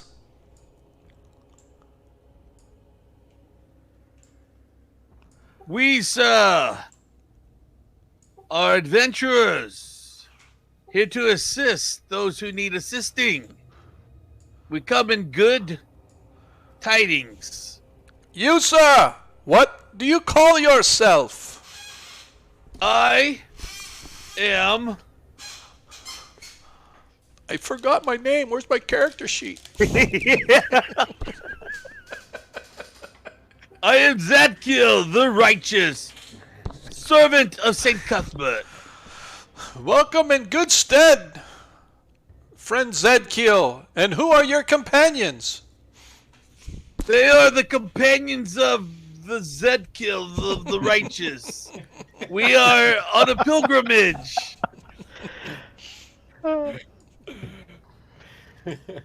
to present ourselves to thee. As he looks down upon all of you, he looks at each in turn and asks, "State your name for the record," as he points to Adair. Adair calls out his name. "I am Adair, a follower of Bokob. Not that you would care." As he looks to you. Oh, I thought you were gone, dude. I'm sorry. No, he's here. I'm sorry. You can talk to yourself. Talk for yourself. As he looks over to Valorius and points, "And you, sir, by what moniker are you known?" Glorious. And you, sir, as he looks to Arthur. I am Arthur C. Durand, and this is Jeremiah, Stefan, and Lenneth. And Jacob. And Jacob, yes. He's a new addition to the crew. And then he looks, and Lathor goes, Lathor, I'm with them. As they wave you in, the gate opens, and you hear the heavy cranking of the winches and the metal on metal as the chains run across the winches, and the gate begins to creak up. As you guys move your way in past the main gate and into the keep proper, where you are met by a sergeant or at least an individual of some import, as he wears the markings of an officer, as he brings you all in, and he opens up a huge tome on the table as you come in. Poof, and the dust sort of flies. He goes, "Here, scribe your name right here. If you can't scribe your name, a X will do," as he hands you a quill pen and ink and informs you that you need to sign your way in so that they have record of who comes and goes from the keep on the borderlands. As I sign my name with a very large V, I ask the gentleman, what do you name this keep? We just call it the keep. And who is your who? That would be our Castellan. Our Castellan is he who is in charge of the entire keep itself. We have small shops. We have some business. There is an inn for which to stay, as well as a tavern should you wish to get drink. We have general store. We also have chapel should you you should wish for prayer services at any time. We have a smithy should your horses need tending to, as well as stables. The stables are at a cost of 2 silver pieces per week, paid up front 1 week at a time. Other than that, weapons are to remain holstered, sheathed, or otherwise invisible to as you work your way or make your way about the insides of the keep. Weapons may be drawn once you leave these gates, but inside these walls, we do expect you to maintain law, maintain order. We take any civil disobedience extremely seriously, and you will be put in the stockade until such a time as a magistrate was here to hear your case. If you are so inclined to use arcane arts are not allowed within these walls without the expressed written approval of the Castellan himself. Are there any questions about these basic general rules, sir adventurers? Yes, how far outside the walls may I cast a spell if I so wish? If you outside these gates, I have no concern, sir. Inside these gates is all that matters to me and my men. Wonderful. Are there any questions other than this? If not, welcome to the keep. I trust that your stay will be an enjoyable one. If you need anything, you can find any soldier here who would be more than willing to help you as necessary. Until then, good day. And he closes up the book and moves it back into one of the towers that he came out of, apparently for record-keeping purposes. You guys now find yourselves standing on the inner bailey, or the inner side of the large gatehouse.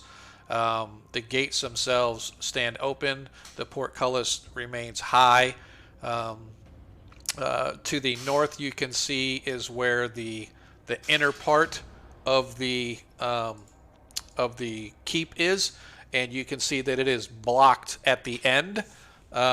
There is no way from here to get into the inner bailey, so you would have to head south And to the south, you can see it actually becomes more grassy type of area, more like a little small town, if you will. And so, yeah, so you guys find yourself in there. And actually, if we look at this, you guys are actually like twice the size that you should be, because each square here is 10 feet. So I think if I go, let me see, I think I can change that.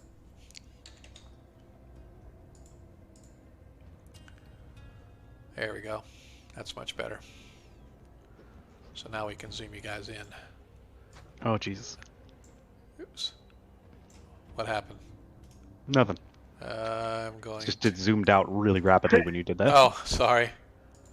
What the heck? Oh, that's why I have to save it here. There we go. And we can move. Why is it? I'm trying to move the. It's like I grabbed a hold of his icon and then all of a sudden I moved the whole map. Okay, there we go. So this is where you guys now find yourselves inside. Each square is 10 foot here that you guys can see. So, what do we want to do? Well, it's been a long day, long travels. We probably should find somewhere to rest This is probably in our best interest. Okay. and recuperate. And if anybody has time, perhaps explore the area. But be warned, be hospitable in this place. Okay. So, you guys move your way around through the keep, and I'm going to zoom out just so you guys can kind of see the whole keep itself. At least the people out in the real world can. Move this up a little. There we go.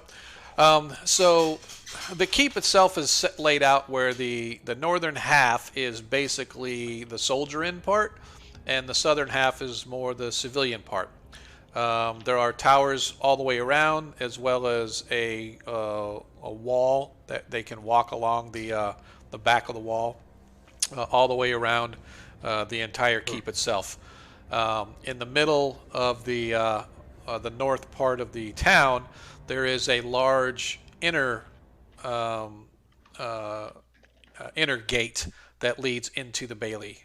And so as you guys move your way around, the first thing that you come across along the south wall is what look to be a series of apartments, as well as a trading store, a general store. There's a smithy as well. Continuing along to the other end of town, you'll actually find a tavern as well as an inn known as the Traveler's Inn. So I'm assuming if you guys want to find places to stay, that you're going to want to. Man, this really is weird when it does that. They don't have any kind of a UI. So I'm just going to move everybody over by the tavern. And it's like I say move party here, and then it spreads you guys out like all over the place. I'm like, what the hell's up with that? It's more like a walled town. It is. It's exactly what it is. It's a walled town. But it sits on a little plateau. And like I said, welcome to the Keep on the Borderland, gentlemen. Yeah, classic. As you guys now stand outside the Traveler's Inn as well as the Keep's Tavern, anything particular, or which one do we want to go to first or not? I think we should probably. Did he say something about it would cost like we had to book like weeks at a time? A week, or was he yeah, referring to? no. He's talking about your horses. Oh, for the horses, gotcha. Stabling the horses is 2 silver pieces. Gotcha. Actually, it has it in here. I don't know how much money I have right now, so I'll just write this down as something to pay once we calculate all that. Yeah, it's 2 silver pieces per week, but you pay a week at a time. Right. And I am paying for my horse, the 3 horses of my companions. That's fine. No, the 4 horses of my companions, because I have 4 hirelings now. So 5 horses total. Okay. That's fine. So, and then if you look, the the stables are over to the right on the back side of the wall when you first came Right. in. So as you come in, you got the smithy, and you hang a right, and then inside there they got the stables, the warehouses, the chapel, etc., etc. But you guys, like I said, you find yourself at the Travelers Inn outside the tavern. Um, so I just wasn't sure where you wanted to go first. I think we need to find a place to. Well, the stable. Once we take care of the stabling, I think to find a place to get a meal maybe and Mm-hmm. get rest our heads. Okay. Now, do we get any information on who we should see about where this second evil outpost may be? Have we? Nope. We don't really have any information on that, do we? No, never Ew. never told you. Just said there was rumors of bad things going on around this area, and that they believe that there is another chapel in the works, or another Yeah, temple in the works. Perhaps we will head to the chapel here and see if the local priests know anything about it. That may be a good idea, but also remember, although I don't frequent them very often because they are places of not goodwill, taverns usually have those travelers go there to share their tales. Perhaps we will find someone in there, perhaps a Yeah. minstrel of Perhaps. some sort. Okay. So the tavern then? I mean- mean, just a suggestion. I mean, yeah, I still think we need to, figure out where we're going to be sleeping tonight, get some food in our bellies, and Okay. then get information either there and or probably also the chapel. Okay. So it looks like the tavern and Travelers Inn seem to be one and the same. Yes, I know where the Yeah. local tavern is in this place. You look over there, there's the word tavern.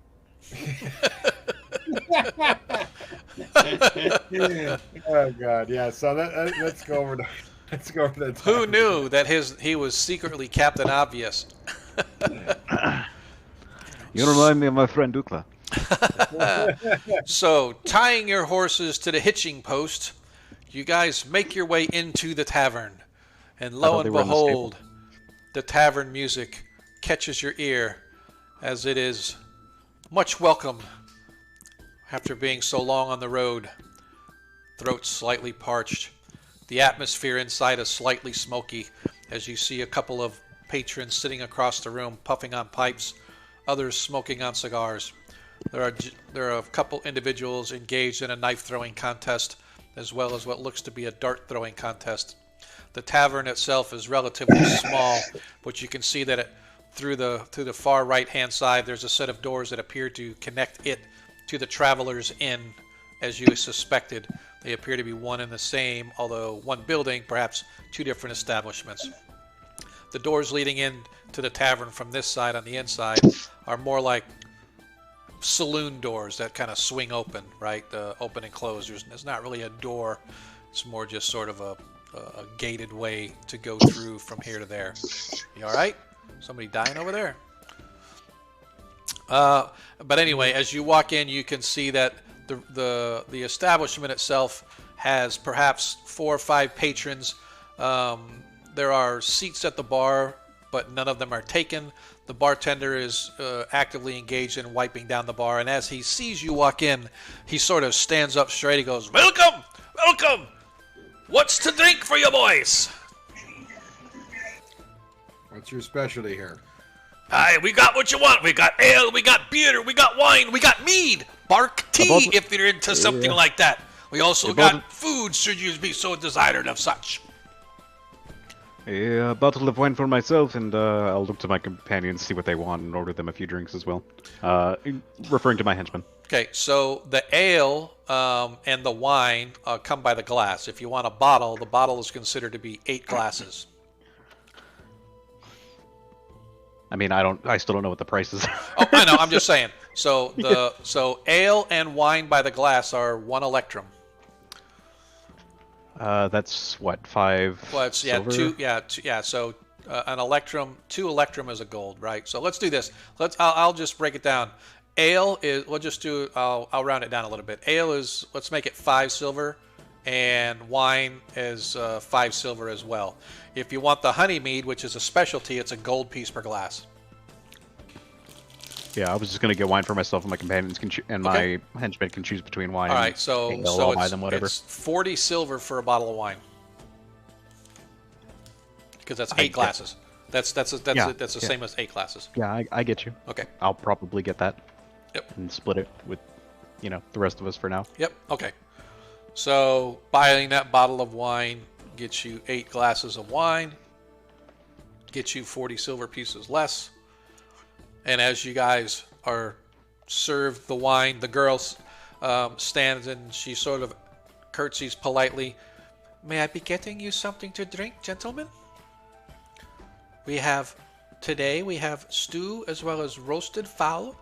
We also do have an assorted plate with some cheeses and fruits if you so desire. Or if you're just more for the dessert type, we do have puddings and bread pudding. Valorius will have a stew. Stew it is. That would be 2 silver pieces, sir, for the stew. Okay.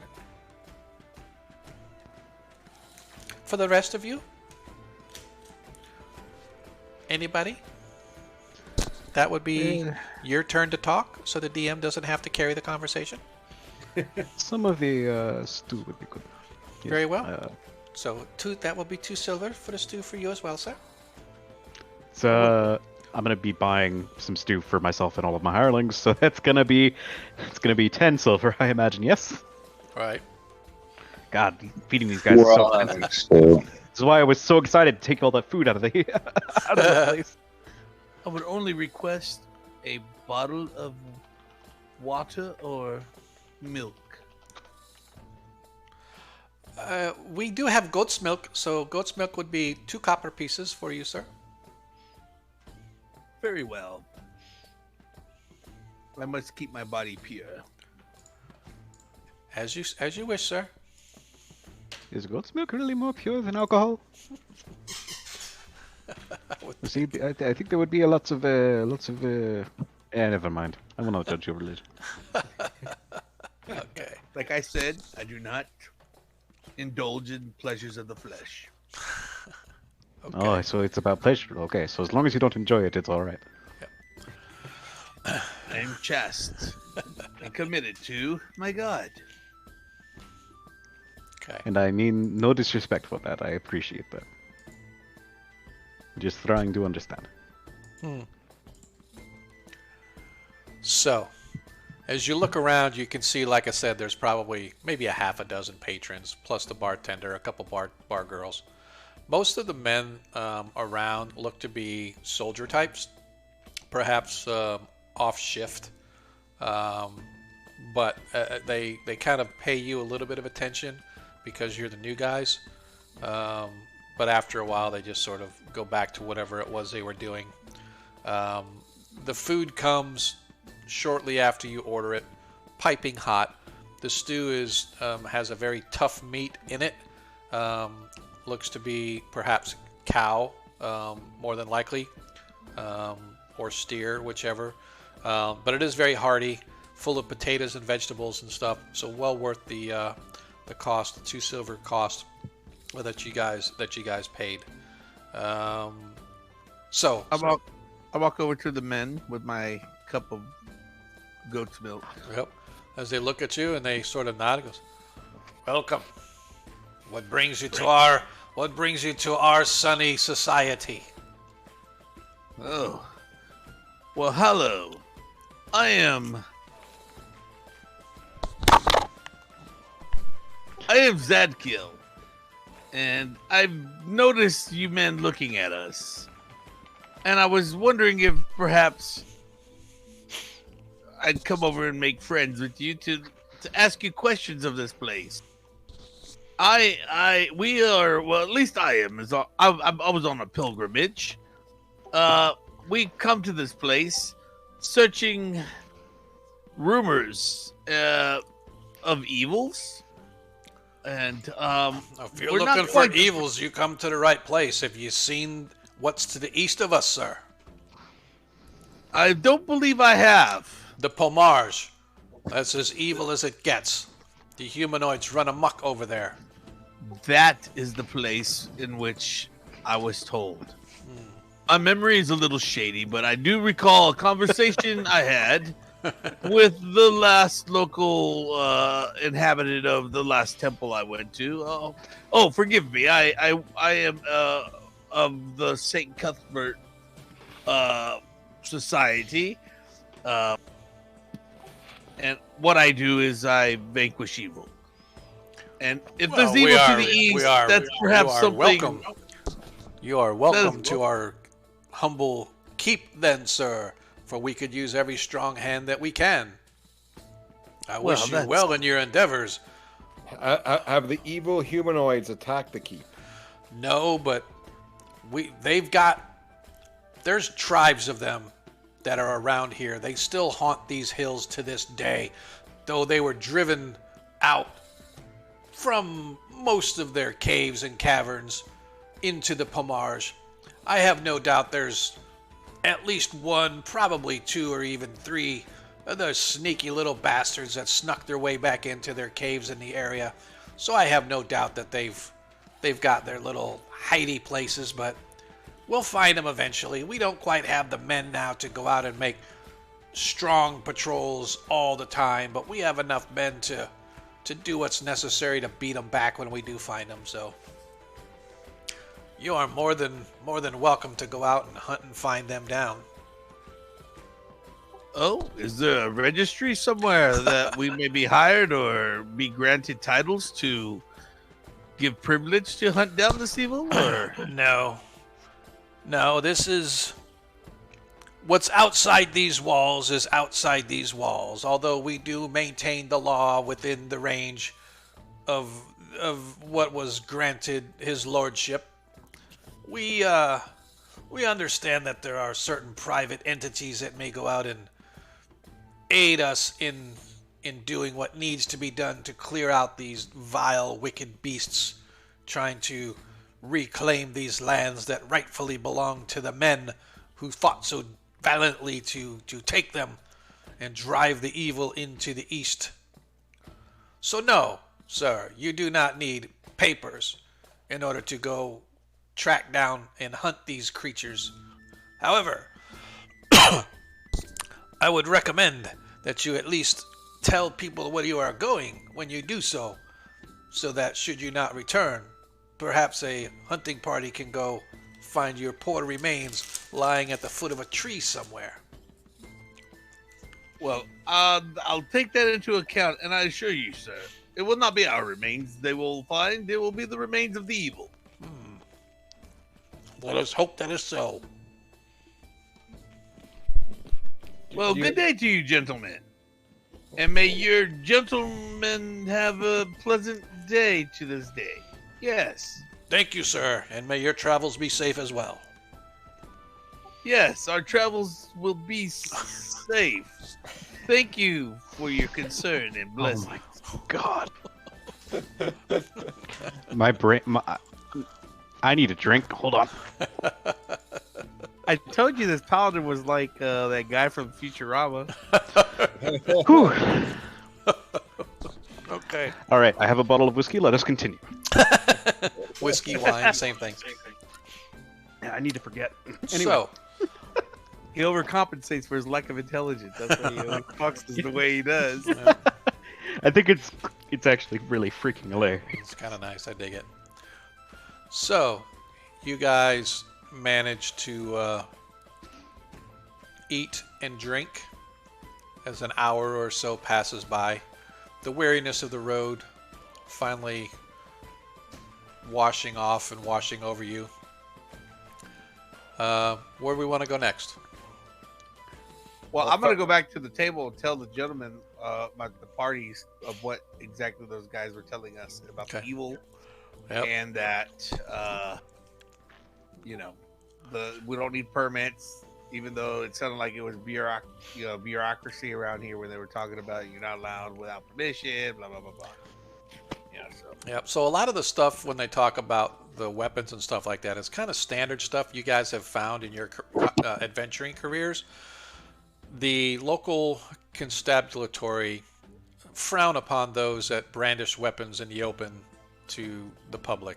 And some place like this, I am sure, while it's a little more lackadaisical because of the sheer place that you are, like the Wild West, if you will, the law and order, the law keepers are still wanting to keep some semblance of order, which is why they typically prescribe rules along the lines of no carrying your weapons out in the open, keep everything sheathed and tied down, no unauthorized use of magic, stuff like that, right? So, but when it comes to outside the town, particularly in this area, in the mountains, etc., where there are humanoids running up and down the hills, for lack of a better term, they're probably a lot more lackadaisical, giving you guys a little bit of leeway to do what it is you want to do or whatever. And so that's kind of where you guys found. One thing that does strike you as, and I would say this, at least as Lathor kind of finds it, he doesn't like that they call the humanoids like all evil, because you guys dealt with the humanoid in the form of Uklaka, and he was a great friend of yours, and he was half orc. And so, while you get the fact that orcs as a society tend to be on the nasty side and they tend to be on the little marauding, murderous side, calling them all evil and wicked and whatever may not necessarily be the case, right? It could quite possibly be that most of them are. Orc debate. Yep, exactly. Orc debate.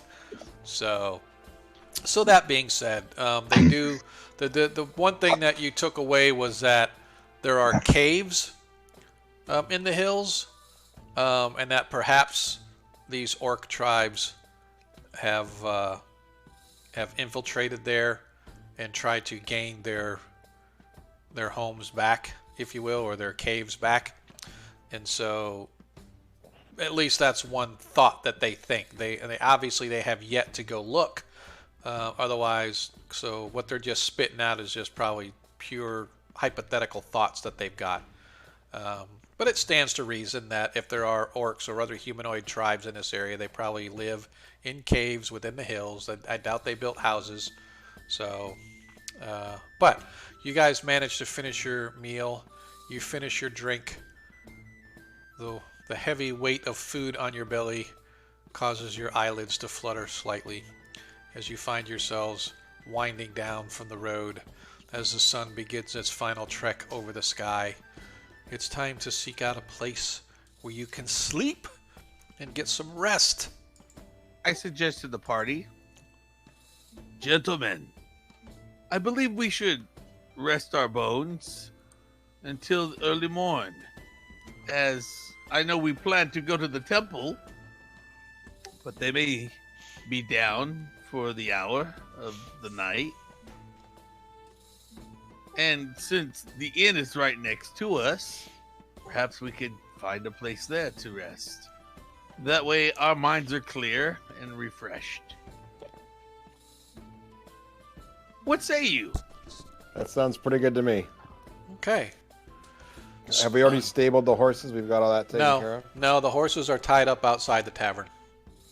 Oh, okay. Nope, that's what I said when you guys first arrived. You tied them up there because you went right to the tavern. You have not yet gone back to stable the horses. All right. Well, I'm going to do that, as I already marked off the money as though I had. Okay. So I'm going to make sure my horses are taken care of. So as you go back, you go to the stables. You can see that there are several men, boys, if you will, that sort of run in and out of the stable. Trying to see if they have any real description of the stables here. I'm sure they do. I'm just looking for where it is. anyway, so there's enough room there for probably a dozen horses or so easily, outside the normal horses that some of the soldiers and stuff um, uh, may use for their steeds as well as sort of Right. sharing it with some of the horsemen and stuff. So the building itself is probably about 15 feet high. It has like a 3-foot parapet atop its roof, which so people can kind of hide behind and use it for like defense and stuff like that. The on the one thing I should have noted on the side of the, let me zoom this out here. On the gate side, over here, when you guys first came in, I should have noted, to the right and to the left of the gate, you can see there were big archery targets. So people can get like 20, 30 feet away and practice archery right there in the courtyard on that side, on the back side of the stables. So as you walk in, you can see there's like probably half a dozen men, lackeys is what they're called, sort of tending to the horses. And as you step in, you're greeted by one of them, probably 30, 35-year-old fellow, very, very dark skinned, not because it's like black or anything, but because it looks like he's been out in the sun a lot. So he's got this really dark sort of tan skin, sort of peppery brown hair, very unkept shaving and stuff like that. Shirt open, sweaty. Looks like he's been working around horses a lot. As he just sort of stops and nods, he goes, 2 silver pieces per week, payable weekly in advance, please, sirs. Just going to be all of your horses, all 6 of them for you. It is I have 5 of them in my own possession, and a few of my companions might be. Would you guys want me to have taken your horses as well? Well, I would think we have. Yes, I was gonna say. We have like 11, wouldn't we? Well, we have the 5. Well, here's what happened. When we went into Hommlet, we all had a horse, and so did those my 2 horses. By the way, those horses that you guys arrived at Hommlet were from the church, and the church would have wanted them horses back. So, I was under the impression they were given to us. No, they were loaners. But you guys each have a horse now, so you have enough horses, 1 horse for everybody. Plus a cart, actually. I forgot you have a cart, so one of your horses can be pulling the cart. We have a cart. Yeah, I told you when you guys left that they gave you a cart. Yeah, you mentioned that. Yeah. Right, okay. So now you guys have a cart and 1, 2, 3, 4, 5, 6, 7, 8 horses. So I thought it was okay. Well, everybody has a horse. Everybody has a horse. Everybody has their own horse. So myself, all my hirelings, and everyone in the party has a horse. 8 horses. Yep. Yeah, no, I'll be paying for myself and my hirelings. I guess Jacob, who is the young one that we just took up, doesn't have one. No, well, let's assume he has one. I just didn't have. I forgot. I Sure. counted the characters, so I forgot to add him as a character on the sheet. So I'll have to add him. So 9 horses. I will pay for myself, my hirelings, and Jacob. So that's 10 silver. Yeah, I already marked that off. Okay. And if the others gave me silver, I would take their horses over there too. Or if they haven't done it, then that's Right. Well, Lathor will definitely give you 2 silver to take his horse if you're going to take him. I absolutely would have taken his horse over if he didn't want to go. Okay, I accompany him with my horse. Okay. Sure, sounds good. 2, so I have 8 silver left. Yeah, I'll come as well. All right, so everybody go ahead and take 2 silver pieces off the. Actually, I have 7 silver. How much was the milk again? 2 copper pieces, right? Yeah. Right. So Lathor, I just have to remember to take 2 silver pieces off his character sheet. So, after paying for your horses, getting them stabled, they are now stabled for the week. As you guys find yourselves back at the Traveler's Inn. As you step in, you can still hear the music coming across from the tavern, albeit it's a little bit quieter. As you guys step in, you can see there is a maitre d' type of an individual. As he sort of steps up, he has not like super fine clothes on, but he's got nicer clothes than you've seen most people. He has a button-down vest. He has an overcoat. He's wearing a hat as he stands and he goes, "Welcome, welcome to the Travelers Inn. What can I get for you? Are you wishing to have your own room? Lodging. We need some lodging for tonight. Lodging, you have come to the right place, sir. We have, if you wish, we have a common room for 1 silver piece per night. This is shared by up to 12 people. Or you may have your own private affair, and this is going to cost you only 1 gold piece per night." I'm fine with a common room. We Yes, could pretty we much, can sleep we in could a common almost room. fill the common room by ourselves. Yeah, we could. We could. Which is Almost. fun. That's cool. Yeah. Okay. So this will be 1 silver piece per person. This will be the 9 silver pieces for each for the room per the night for this day. This includes the blanket and the bed and the pillow. Between each bed there is a nightstand shareable by the 2 of you should you desire something to set upon some gear of some kind. Each room also has, or the common room has an abundance of lanterns that you may use, but please make sure they are out before you finally go to sleep, lest we burn down the building. Ha ha ha ha ha! I would not like that, I tell you very much. Yeah, I give them I'll give them a silver piece. Okay, so everybody pays up 1 silver. You are now paid for the night as he leads you upstairs. Upstairs to the top floor, all the way to the back. You come to a common room, and it looks like a military barracks, except instead of bunk beds, they're all single beds, 6 down each side. There are a few windows with some curtains sort of hanging out. Excuse me. And as described, you can see that there are tables between each. And each table has a lantern on it, albeit none of them are lit. There's still a little bit of light coming through, although he does walk up and light a couple of the lanterns to fill the room itself with enough light for you guys to see. He goes, as he sort of turns, he goes, "If you have any questions, I will be downstairs, or if I am not there, then my son shall be there to greet you. We are there 24 hours a day. So it's any time you need, you just come down to say. Breakfast is not included. However, breakfast opens at sunup over in the tavern. I would recommend getting there early because the soldiers like to pick the bones clean, so to speak." Okay, sounds And good. as he Thank turns you to for leave, your recommendations, sir. "Thank you for choosing this fine establishment. You have any place that you can possibly stay, but you choose Travelers Inn. We are very happy to have you here. Thank you," as he leaves and goes downstairs.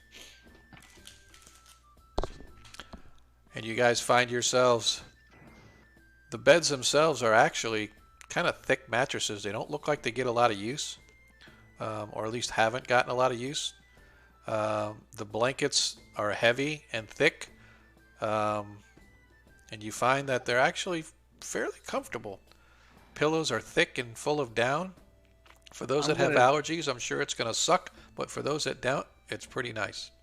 I'm going to detect for evil in the room. Okay. Yeah, you detect no evil. Oh, this place is safe, gentlemen. Well, I'm hitting and I'm retiring early. It's Very been well. a long day. Yes, that it goat has. milk sure did hit the spot. Somebody needs to get the clip of that. The goat milk hit the spot. That's gonna be classic. So, all right. Yeah, you think, Hagamoran? I don't think too many people come this way. That's what I'm thinking as well. So, you guys hit the pillows, hit the beds, if you will. Pull the covers up over. Execute your nightly routines probably before that. It's rather quiet here. You've been in towns, you've been in cities. Towns are always a little nicer. Hommlet was kind of quiet, but you always had the sounds coming from the workers' camps. So there was a lot of stuff that was going on there. But here, it's kind of like if you've ever been on a cruise and you're in the middle of nowhere and you stand outside and it's pitch dark and you hear no sound but the sound of the wind and the waves. That's what it's like here. You hear no real sounds, every once in a while in the far distance you can hear the howl of a wolf or the howl of some creature of the night out hunting, foraging for its own family. And the And sun's you said it's late into the night now, or still like 9, 10 o'clock kind of thing. yeah, it's probably 9, 10 o'clock, right? It's dark, but the moon is up, giving a little bit of light. And you guys find yourselves slowly drifting off to sleep, hopeful that tomorrow will be another exciting day as you adventure into the keep on the borderlands. And that is where we are going to leave. We're closing down a little early so that we can have a full run at it begin next session instead of jumping halfway into it. But congratulations on completing Hommlet. Congratulations on you guys' level advancement. As I said, and here before we go into any meta stuff, let's go ahead and do this. What I am going to do, for those of you that are with us, I'm going to kick us off over to the after party.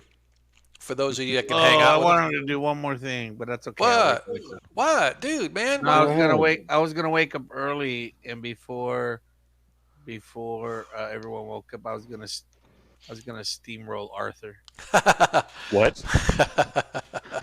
You were gonna do what? Steamroller. I don't know what. Are you flipping me out of my bed? Is that what's happening? Is it like fart related? I've never heard of this. I don't know what you're doing. That's where a heavy guy rolls over you. Yeah. Oh. Like a steamroller. One, two, three, four. Yeah, that's everybody. Okay. All right. So we have kicked ourselves over to the after party. Yeah, actually, it's funny because I was really thinking this whole week on where I wanted to put the keep on the borderland, and the whole thing that sort of sold it for me. Because I was thinking Yeomanry too, because that's a great place over there because you get a lot of the swamp and stuff like that where you can do some of the things that they've got. But this area has it too because on the other side you've got the Sus Forest and stuff, so you can definitely play around with some of the land stuff.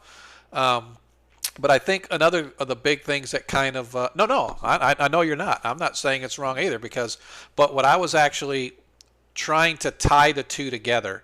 I really wanted to tie Hommlet to here because of the two sets of evil, right?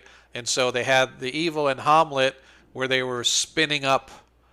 Yeah, by the way, Lathor is either 4th or 5th level now. I'm not sure which. I got to see how much experience bumped him over. But what we have to figure out, and that's what I wanted to talk about, yeah, exactly. Hommlet cultists. Now we can kind of do something similar with Keep on the Borderland. So for those who have never played Keep on the Borderland, I hope you enjoy it. For those that have played it before, I hope you still enjoy it. It's all about the fun, right? So all it asks is that you play your characters like you've never played it before. And so I haven't played it in 20 years, so 30 years now. So I never played that. Perfect. So that's where we'll be at. So anyway, so I want to make sure that I reiterate that we need to figure out, Arthur, I know you're really good at doing this for us, figure out exactly how much coin it's going to take to advance everybody a single level. Mm-hmm. And then we're going to divide up the rest and give everybody the coin for the rest because we know we don't have enough to level everybody to every level that they could get. Yeah. So I've decided, I think what would be best, and you guys can decide, it's your treasure, but I think it's best if we're going to pay whatever the cost of training is out of what we have, and then divvy up the rest equally amongst everybody. And then after that, we will decide later on, like hopefully after this adventure's over, you'll have enough to pay to go up that level. Because I really don't think you're going to get enough experience and treasure to go a whole other level after this one, because now the experience really starts to pile up, right? Yeah, I've joined the voice. What's that? I've joined the voice. Hey, dude. How you doing? Well, my head feels like it's like having the worst That's all right. hangover. That's okay. Oh you my know how to goodness. prevent that. Just stay drunk. You know, it has nothing to do with that, man. Come Yeah. on. Yeah, I'm playing with you. I hope you're feeling better for real. Oh, So, oh, sorry. I felt so bad that I actually had an accident with the delivery van the other day, so Yikes. I don't have that job anymore. Oh no. That's fine. I'm starting a job on Friday. See, that's all that matters as long as you're working. Well, Yep. So yeah. So like I said, the couple of the stuff that we need to get done. We need to go ahead and split the treasure up amongst everybody and make sure you guys get equal amounts. Everybody needs to get their characters leveled with all their new stuff, whatever it is, and get me the new character sheets by Saturday. I'd like to not have to come hunting you down on Sunday, and if you don't have it by Sunday, then you're going to be the same level that you were today next week because I'm not going to update your character sheet on you're Astro. gonna have all the XP from the past two adventures for me. Yeah, in chat? we already figured out exactly how much everybody should have. Arthur, Yeah. tell him how much experience he has total. So, do you have the plus 10% bonus Yes, because I of do. your modifiers? Yes. All right. Yes, Then I you do. then you would have currently 8,958 experience. 8,958. Yes. Great. Right. So, when I feel a little bit better, I'll get on Now. and figure all that out and Right. level up and stuff. Cool. Yep. So Now. hang on. Yeah, okay. Let's look. I was going to look and see. So at 8,000, that means you're 4th level now, Lathor. Yeah. Would be. Okay.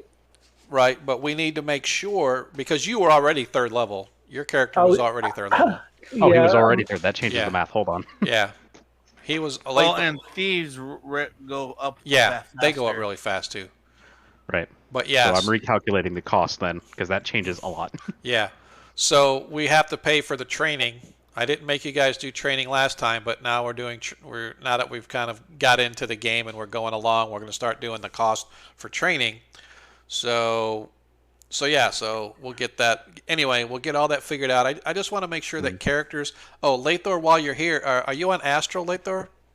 No, I'm not. Okay, that's fine. Sometime over the next week, you need to roll for hit points, so you can do it in Discord if you want to do it in Discord. Okay. You just need to roll for your hit points. All right, Well, not a problem. if he has enough to level up to 4. Yeah. Well, I should be. I'm a thief. So Yeah, he does. In terms of money. Pretty Yeah. fast. So that's what I said. What we need to do is Arthur is gonna because the problem is I got the math. do we have enough to go to 4th then? Well, no. Okay. Put it simply, no. It did reduce the cost down because I know he has. Now I know he was already level 3. Right. In fact, he was the only one of us that was level 3, right? Like Yeah. Adair is not level 3 as well. Okay. Right. So for me, it's 8,000 for Adair. It's 10,000 for Zadgil. It's 3,000 for Valorius. It's 3,000 for Lathor. It's 8,000. That's to go to 4. And that would cost 32,000 total. We got 26,699. Right. However, if we only level everyone All up right, to 3, Agamran. Thanks, dude. Go if ahead. we only level everyone up to 3, and we keep Lathor at 3 as well, then it's 24,000, and we'd have a little bit more than 2,000, about 2,699 gold left over to divide amongst ourselves. Okay. If we You only want- put if you everyone at want- 3. If you want to keep me at 3, not a problem, since I haven't been able to play in 2 weeks. Right. Yeah, And that's well, kind of what again. that wasn't the reason why we were just we would like to advance everybody, Oh, but if we yes, can get but- everybody at least to 3, you would still have enough experience to be 4th level, but I wouldn't let you do the 4th level until you get enough to pay for it, right? Yeah. Wait a minute, how much would I have to pay? Do it. Because I've got 8,000. Because I've got money. Do you have 8,000? Let me see how much money I have. Ooh. Because if you want to pay it out your own pocket, that's a different story. Yeah, he had. I don't think you had 8,000 though. You had I would doubt- you I had a would doubt bunch, that. but I don't think you had 8,000 gold. We'll see. I'm gonna pull up my character sheet here. I had 1,000 gold, and that's after I spent some other stuff. I don't think I have any gems or anything. Yeah. So Yeah. Okay. I might have. No, just see. No. Okay. Yeah, so like I said, you would still get the experience that would put you enough to be 4th level, but you wouldn't be able to advance to 4th level until you guys could pay for it. Just need the money. Yep, Not a you just problem. need the money. And so hopefully, um, by the time this adventure's over, you guys will have enough coin in order to pay for it also. Yeah, I'm gonna my Go ahead. recommendation would be that we take the 26K that we got and change, divide it all up for the levels. Everyone's at level 3 now. The rest of it gets split among us, and then next time when we need to go to 4, we do the same thing. We take all the money, we split it among ourselves until everyone can go to 4, Right. and then we split whatever's left. Okay. That would be my recommendation to the group. Okay. That's totally fine. Yep. And if I got one question though, if I get if I get 2,000 more experience points to get up to 5th level, Yep. If I have enough money, can I pay for 2 trainings? Yep. Okay, cool. Yep. Yeah, if you guys get enough to pay for it, absolutely. Yeah. So One thing is the paladin, don't give him too much gold because he won't keep He has it. to. Yeah. Yep. He'll give it Right. to the church. The church. Yeah, but that's gold. he has to take his equal share to give to the church. On the other hand, So I think if I read it correctly, the way it works is you give 10% of what you earn to the church. Everything else pays for your expenses, and whatever you have left, you can't keep for yourself, but you can decide where it goes. I think. Something you like have that. to give Yeah, it to go like a good charity of cause. some sort, yeah. Yeah. So whether that's like the rest of the party or whether that's like That's not a institution, good. I think That's not a good cause. Yeah, I don't think that's don't- a good cause. I would give it to the church. I think Okay. my character would Give it to a hospital or something. NPC like charity. Right. Yeah. Okay. Yeah, we can work out a lot of those logistics as we go, but I just want to make sure that we're keeping equitable, and I think keeping everybody at 3rd level would be perfect. But like I said, if you have enough experience to get to that next one, once you can afford to pay for it, then you can go. It's just a matter of having to pay for it. And again, I'm like Adair. I have never, at least in the past, ever said, "Oh, I'm going to make you do more than a week," because that just means that, oh, your player really sucked in doing what he did. And it's like, no, You're a terrible cleric. you're a terrible cleric. I can't believe that. Zadkiel 4 should have weeks. 4 times That's it. GP. That's it, man. I think Zadkiel's elected not to fight so he could heal somebody. I'm like, wow, that's very goody two shoes of you. Well, Sean, how long have we been chatting with each other? 6 months or so, or over Yeah, that? yeah, give or take. I think we know each other a little bit Yeah. more than just saying, yeah, you're gonna take advantage of the party. Yeah. Oh yeah, no, I agree. So yeah, so it's been going. So anyway, hopefully you guys enjoyed Hommlet as long as it took you guys to get through it. Fuck Hommlet. I thought it was I felt it a little anticlimactic with the last combat because the fighter dude, his henchman, like failed it and he got coup de grace right away. I was like, damn it. But hey, I man, kept that it is command what it is. spell in my back pocket. Yep. Now that we're out of the Hommlet, can you tell me something? Did you actually incorporate one of the newest things for like the welcome winch? As far as what do you mean? Did you introduce the tiefling? Oh no. Okay, all right. No. I didn't know if you were going to do that or not because I read that probably about a couple of months ago that one of the characters, I think it was the owner or something of the welcome winch. He's actually a tiefling. No, that is no bueno. Now I don't. So is Boromir. Yeah, I don't do in my 1E game especially, and in most of my Greyhawk, my face-to-face games or my online games like this, I don't. Now I have a play-by-post game, and before I go on, Doc, we just arrived at the Keep on the Borderlands. I have a play-by-post game that I have one of my characters or one of my players is a tiefling. And it's kind of funny because Arthur plays in that game too. That's been a fun one. That's been kind of a pretty good one, I think. I'm really enjoying the Friday game. Yeah. Well, no, not Friday game. Sorry, hold on. Gamers Which playing. one? Oh, that one, the play-by-post. Yeah, Yeah. no, I'm also enjoying that. Yeah, I really didn't want to put tieflings or other races from like 4th and 5th editions in Greyhawk without some kind of reasoning. Yeah. But then at Gary Con, I played a Dragonborn. Oh yeah, well, that's cool. And I was like, oh yeah, it was cool. Yeah. Tieflings are fun. It's one of those little. Yeah. Everyone hates you because you look like a devil, and whether you live up to that stereotype is an interesting little they're thing. Rare. They're rare. Oh yeah, for sure. Yes, they're very rare. And then now I've seen top. They're not rare. Yeah. Well, I mean, if you go by, how many people play them in 5th edition, they're not rare. But no. I was gonna say, it seems like everybody's a tiefling. Well, Yeah. they can like disguise themselves, so you don't know, if you're looking at a tiefling, a human, an elf, a dragon, or what. not in 5e, but okay. Yeah. I wanted to see how long it takes it to upload. I wanted to show you guys. So, one of the maps that I found for the keep, I think is actually kind of cool. They either like tieflings or they like playing drows, which is like. And Yeah. us. My group is mostly human centric because we all like that feat, that free feat at level 1. I like human. I like playing human just because it's very common. It's It's unpredictable because you never, when you run into humans, you don't really know what they are or what they can do. Anything. I wanted to show you guys this. I'm gonna move us back to the in game. Really quick. I don't. Yeah, sure. Sorry. I don't like it when different like for example, if you play an elf, and if you play it as just like a human with pointy ears, I'm not like a huge fan of like what's the point of having an elf in the first place, Yeah. That's kind of how I feel.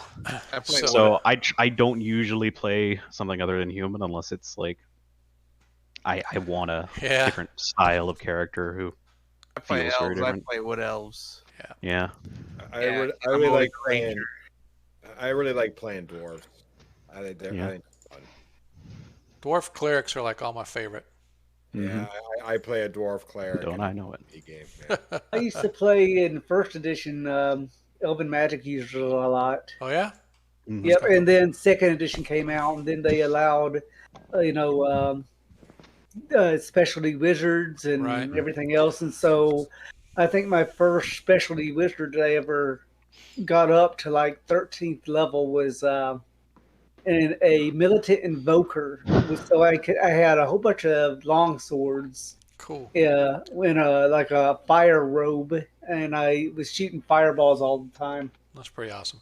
So if you look at the VTT now out on the stream, I moved the party to the map that I've got for the wilderness stuff, and so if you can see, I got it zoomed all the way out so you can kind of see on the online, and then as I zoom in, you can see how detailed this thing gets. Oh shit! And that's the Caves of the Chaos. Yeah, I recognize these trees. They use Dungeon Painter for probably something similar. Excuse me. Yeah, I recognize those trees. Oh my goodness, Caves of Chaos. Yep. So are you going to expand to the Caves of the Unknown? I don't know. I haven't really decided on any of that stuff. So yeah. So it's one thing.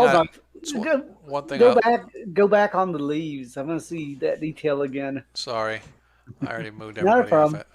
Off it. Not a problem. Not a problem. So anyway, yeah, I found. Fill later. Oh yeah, you guys will get your fill later.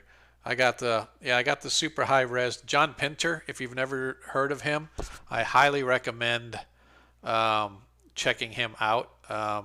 He makes some pretty badass maps, and so he. I heard that name. Yeah, God. so I went and I bought his. Well, he actually gives them for free now, but when I got him, I actually bought them. But anyway, his name's John Pinter, Pintar, Jon. But if you go check it out, you can get low and high quality maps. So if you got something where you can't like have a super high res or whatever the case may be, but they're still great maps. And so yeah, it does some really good stuff. So if you haven't checked them out, you need to go. So yeah, so like I said, welcome to the Caves of Chaos, or to the Keep on the Borderland, if you will. Hopefully you guys will enjoy this. My intent was not to send you, because the the Keep on the Borderland has a whole bunch of little side trek adventures and stuff like that. I hadn't really planned on you guys running amok and doing that unless you wanted to. I was more along the lines of just sort of focused on sort of the caves area and stuff like that. So hopefully, yeah, like I said, if you guys have never explored the caves of chaos, hopefully you'll enjoy this one. Yeah, there's a couple of links coming up in chat here. Right. When I was 16, I played that by myself. Whoa. Oh, never mind. I was timed out. Oh, yeah. I think it has. Let me. Yeah, that's. I have some auto stuff on there. I'd have to go back and see. Not a problem. Oh, please refrain from sending long messages. Okay, I'll have to go check out and see what that setting is because most of it's set on default stuff. All right, so that's not a problem. I'll I'm do like, this separately. I was There's like, one. I was like, what the hell? Yeah. Yeah, I'm spamming your ass. I was That's like, dude, man, what's going on? So yeah, who all's played who's all played it before? I DM'd it a long time ago. Did you? Yeah, okay, cool. Which version? What's that? The original. Which The version? original. Oh, the original, yeah. Because I've done the original and I've got just went to the Return of the Border, the Keep of the Borderlands. Right. Yeah, I played them by myself. I almost bought the 5th edition conversion yeah? to run for. I almost bought it to run for my group, but I'm holding off until you finish it. Yep. We're gonna run something else Look, instead. man, it doesn't matter to me because I love running classic adventures. So there's probably going to be some adventures that you guys have all done, but maybe there's some that you haven't done. But I enjoy the classic adventures and stuff. Well, you know how many times I've done Hommlet and Keep it and everything, and I'm just like, all right, I gotta forget what I know about this and just go through it. I don't want you to. I would just have, as long as you play your character. Yep. You know what I mean? It doesn't really matter. Yeah, to me, you just have to make sure you check for traps in Cave A.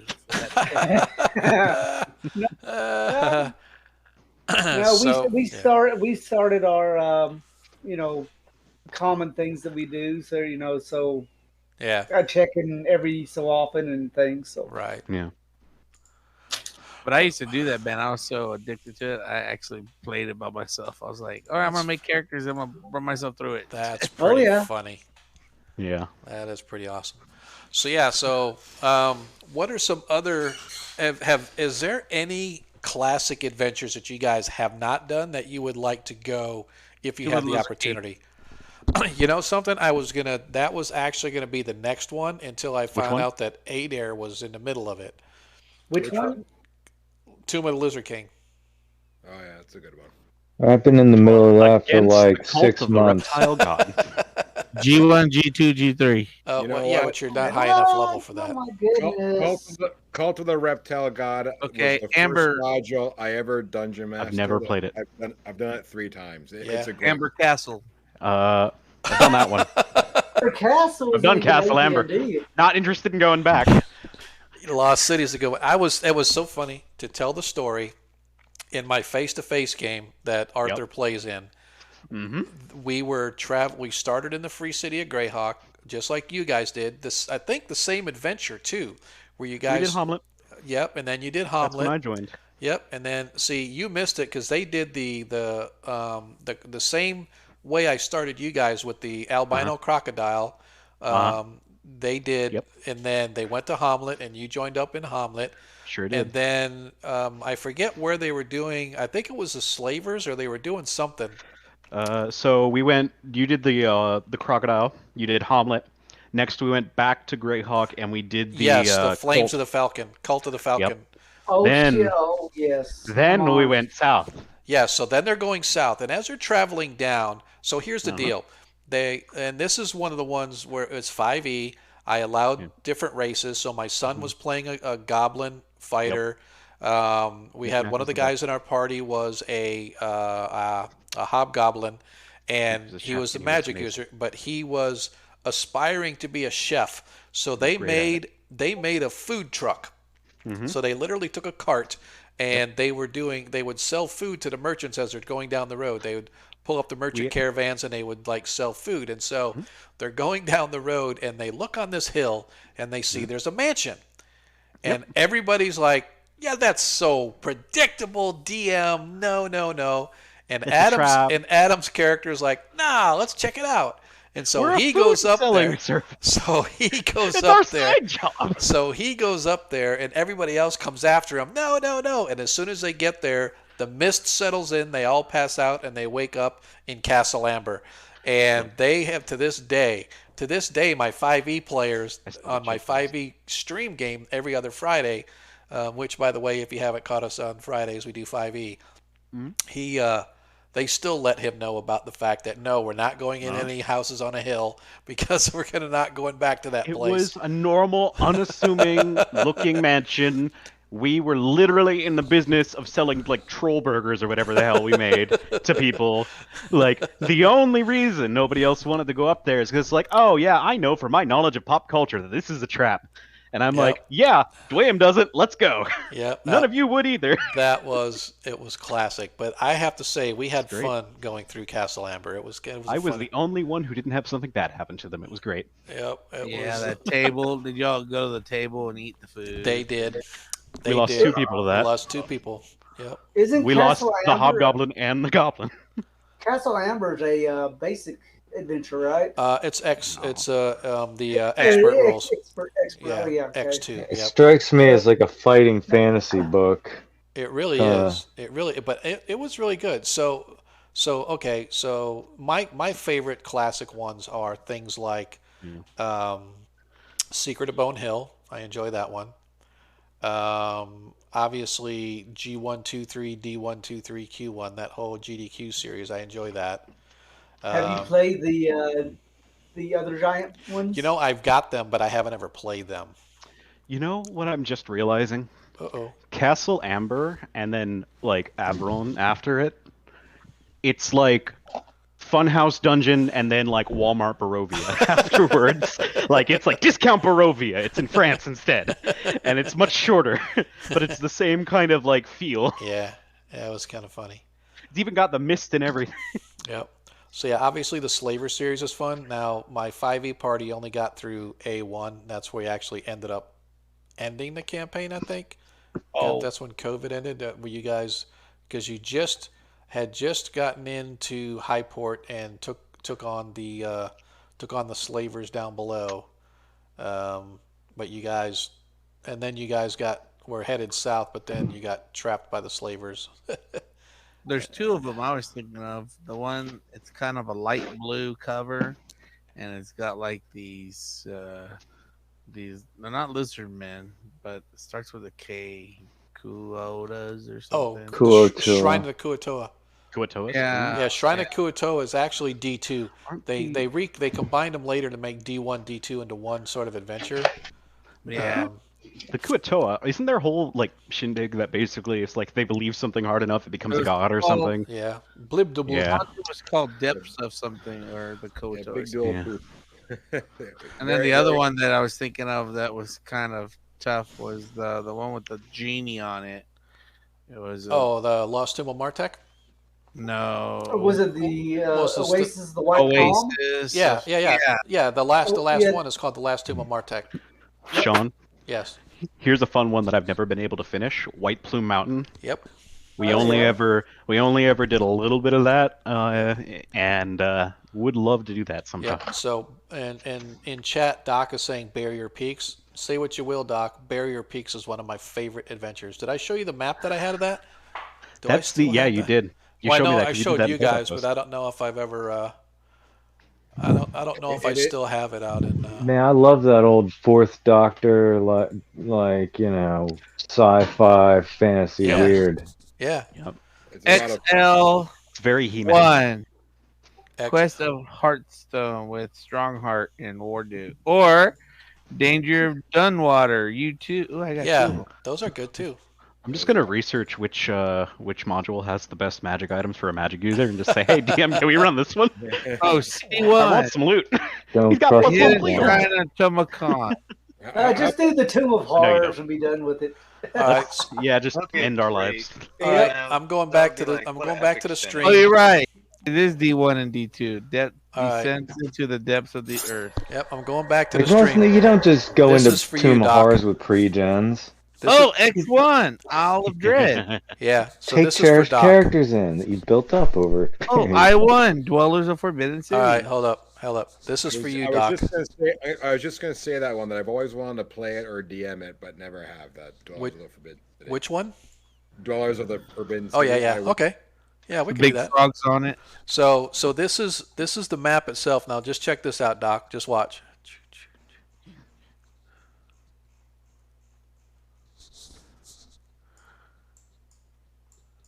It's really high quality. Like when you zoom in there. Yep. Reminds me of the movie Aliens versus Predator. Yeah. The tempo. It's like one of my favorites, man. Yeah. Oh, It's probably never going to happen, and I just finished running it myself. But if we're ever if you ever think it's possible to do this, the Sunless Citadel and the Forge of Fury, Yeah. those are two more I'm excited about. oh, here just, you go. You just did that one. I just ran that one, but I didn't get to play it. Yeah. Here you go. X3, The Curse of Xenothon. It's got like a Chimaeron in the front. Chimera, or however you want to pronounce it. Chimera. Yeah, there's a lot of good ones. There's some dungeon ones that I want to do that I've looked Oh. at that are really fun. Dungeon magazine stuff. Now, G1. if you have access to it, I would love to play the City Beyond the Gate. City Beyond the Gate. Don't think I've heard that. It's out of Dragon Magazine 100, I believe it is. It's I've where got it then. it's where we go through a gate into the modern day city of London. Oh, you know something? It's kind of funny you say that. I actually ran an adventure for my players where they were chasing somebody through, and they entered into caves and chasing through the caves and went running through the mystery mist and came running out of a small little waterfall in the in Central Park. Ah, All right. well, And you they know ended what? up, they couldn't get back until they find the wizard that they were chasing to find a way to open the gate to get them back to where they came from. Well, you know what everybody's searching in London for, right? What's that? All right. The Mace of Saint Cuthbert. Ah, very Yeah, cool. but I saw a question in the Dragon magazine after that issue where people were saying, well, what if they go into a bookstore and they find a player's handbook? The Dungeon Master's Guide or the Let's Monster whittle some Manual. dice, guys. Yeah, right. All right. I've got to go, so you all have a great night. All right, It dude. was fun Well, playing all with right. you tonight. Appreciate you hanging out Good with night. us as long as you did. I'm just trying to add time to my stream. So And All thanks, right. since thanks the for doing game all ended that. earlier. Thanks for doing all that figuring too there. Yeah, right. yeah, no problem. Exactly. Sorry, I will, couldn't join tonight. But No, it's all right, All Shane, good. man. You know, it is what it is, dude. Shit happens to people. You know, if you're sick, you're sick. I'm not gonna bust your balls. I mean, I'll bust your balls, but I'm not gonna really mean it. You know? hey, I night. know. Hey guys, are we gonna play on Labor Day? I was probably not, and the only reason Okay, I say that is I won't be because I won't be available. So that's because I'm kind of hoping to have a long weekend with the wife, so yeah. we'll go find something to do. Ooh. Okay. Stop it, Did you say A3? Big Did Beach. you say A3? huh? Yeah, Did you say no. A3? The A3. Ares of the Slave Lord? No, Assault on the Area of the Slaver. No, so I love all of the Slaver series. A4 was when I first read A4, I thought that was the coolest opening for an adventure ever. But it's kind of it's the only downside to A4 is it forces you to cheat really if you have to catch the party in A3. So it kind of sucks because it railroads the party into where they're captured, and then they start A4 as in the slave pits. And Right. how many times have you not railroaded a party? You know something? Very, very rarely. I can't say I've never have. I've had adventures where something really needed to be a certain way. For example, the biggest thing that I've done in the past is the good or the bad guy gets away somehow, some way. And I had, like, for example, I actually was reading for 5e now about some deities, like the demonic deities and the devils, where the person or creature or whoever that's using them as their warlock patron or strikes a deal with them or whatever. And I was reading through some of the different deities and stuff that did that, or demons that did that. And one of them was for one time, if you get slain, your body vanishes and you appear somewhere else whole and healed again, or whatever. But it's like a one-time thing. But it's a power granted to you from this deity. In turn for when you do die, then you get your soul, or he gets your soul, or whatever it was, right? And so I had one of my bad guys had that, and then the party ended up killing him, and he ended up disappearing, and they're like, oh, he just went to wherever, and come to find out he was still alive later on. So it was kind of a shock to their system, but anyway, Oh so my gosh, this is sad. what happened? I'm looking at this one. It says B3, Hmm. Palace of the Palace of the Silver. Silver Princess. Silver But, Princess. Yep. but wait, that's not what's sad. It says 1981. It's before you were Yeah. born. So that means it's 40 years old. Yeah. All these are like old. I'm I mean, old. Yeah. No.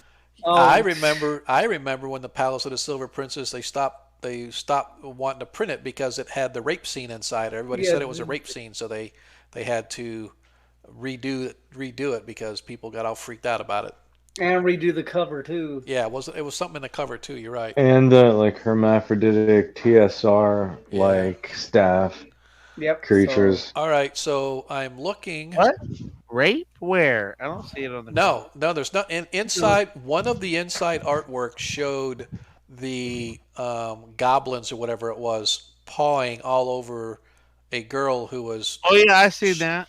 Yeah, it's this strapped one. down to the rack, and so people felt very uncomfortable about that. So TSR ended up reprinting it. So that became a collector's edition one. I'm looking. Which Dragon magazine did you say? Because I got 100 here. There's no adventure in this one. I thought it was 100. All right. Let me Beware of Travis. let me see. Let me That's put up fine. I'll Dragon. I'll be able to find it. Well, it's in Dragon Deck, so I'm just Oh, looking okay. at it here. So, see. Nope, I don't have the one. She's not getting raped. Yeah, that's good because we don't need you looking at porn while we're gaming. I think I got I got each of them. So, Yeah, I've got all the dragons. Oh, you mean the module? yeah, the Yeah, module. I think I got I both have versions. Silver Princess, but I'm not sure that I have the collector's edition one. Well, I mean, I've got it probably the alternate cover Yeah. on PDF or Oh something. yeah, yeah. I have the now I have T1 Village of Hommlet in shrink wrap. Oh yeah. Still, yeah, it's never been opened. Oh, here you go. X7. What are you looking at all these expert ones for? Are you just trying to search for adventures you want to go Dungeons, on?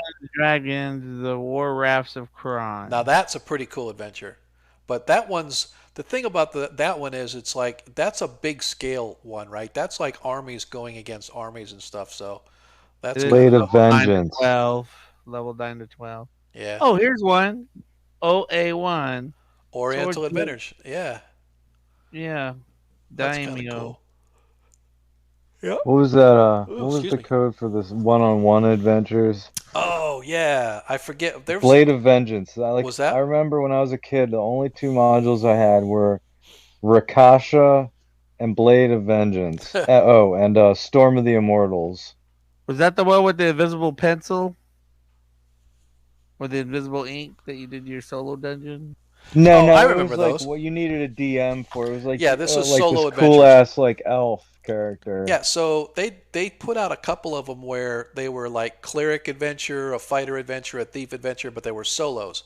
So all you needed was like one wizard and a DM, right? So a player and a That DM was would do like it. the redo. That was like the second edition wave. There were like two one-on-one adventures for basic, and then there was the MV one, which was the Magic Viewer module, which was Yeah. a 1A, which I have with the Yes, viewer. City Beyond the Gate was in issue 100. Oh, this Really? was. What's Yes, it called? August City Beyond the Gate. Oh, I remember that one. It's got like a Oh, picture of like I was police. looking and I had one of the things was collapsed. I'm looking at my PDF and it's got the index, and so the index for special attractions was collapsed. So I just saw special attractions when I opened it up. City Beyond the Gates, first one right there. Yep. So Oh, this one looks brand new. This one is C5 And how much is that? official competition adventure RP yeah, yeah, there's some good ones. RPGA. Yep, RPG. RPG. The Yeah. RPGA's got some good That stuff. that's Llewellyn, isn't it? Yeah, T5, yeah. Gwendolyn, I Yeah, guess. yeah, To Llewellyn. Yeah, find a king. I think that came out in Memento. the Polyhedron probably around 15, 16. That was the first ones that I had, You know, I'm and I looking at this adventure. Sorry, I'm looking yep, at this, and that has the charts in here for technology. So right. you roll the dice, and then this is the result or whatever. This is the almost. I think it's the exact same ones that came off of Barrier Peaks. I'd have to go double check the Barrier Peaks. What year did Cardman, Barrier Peaks come out? Barrier Peaks was like 83. Well, the Yeah. original adventure was like 80, but then the module itself came out in 83. All right. So yeah, this is 85. So I Yeah. don't know if that was any earlier Yeah, than that for the adventure itself. I can actually look at it right now because I've got the. Oh, never got to play this one. CB2. This is hilarious. That's the Conan against Yeah, Dark. he's just. Yeah. Oh, yeah, I've got those. The Red Sonja one, too. Do you? Oh, they have a Red Sonja one? Yeah, Uh-huh, they do. RS1. Yep. That cost me a couple bucks. Oh yeah.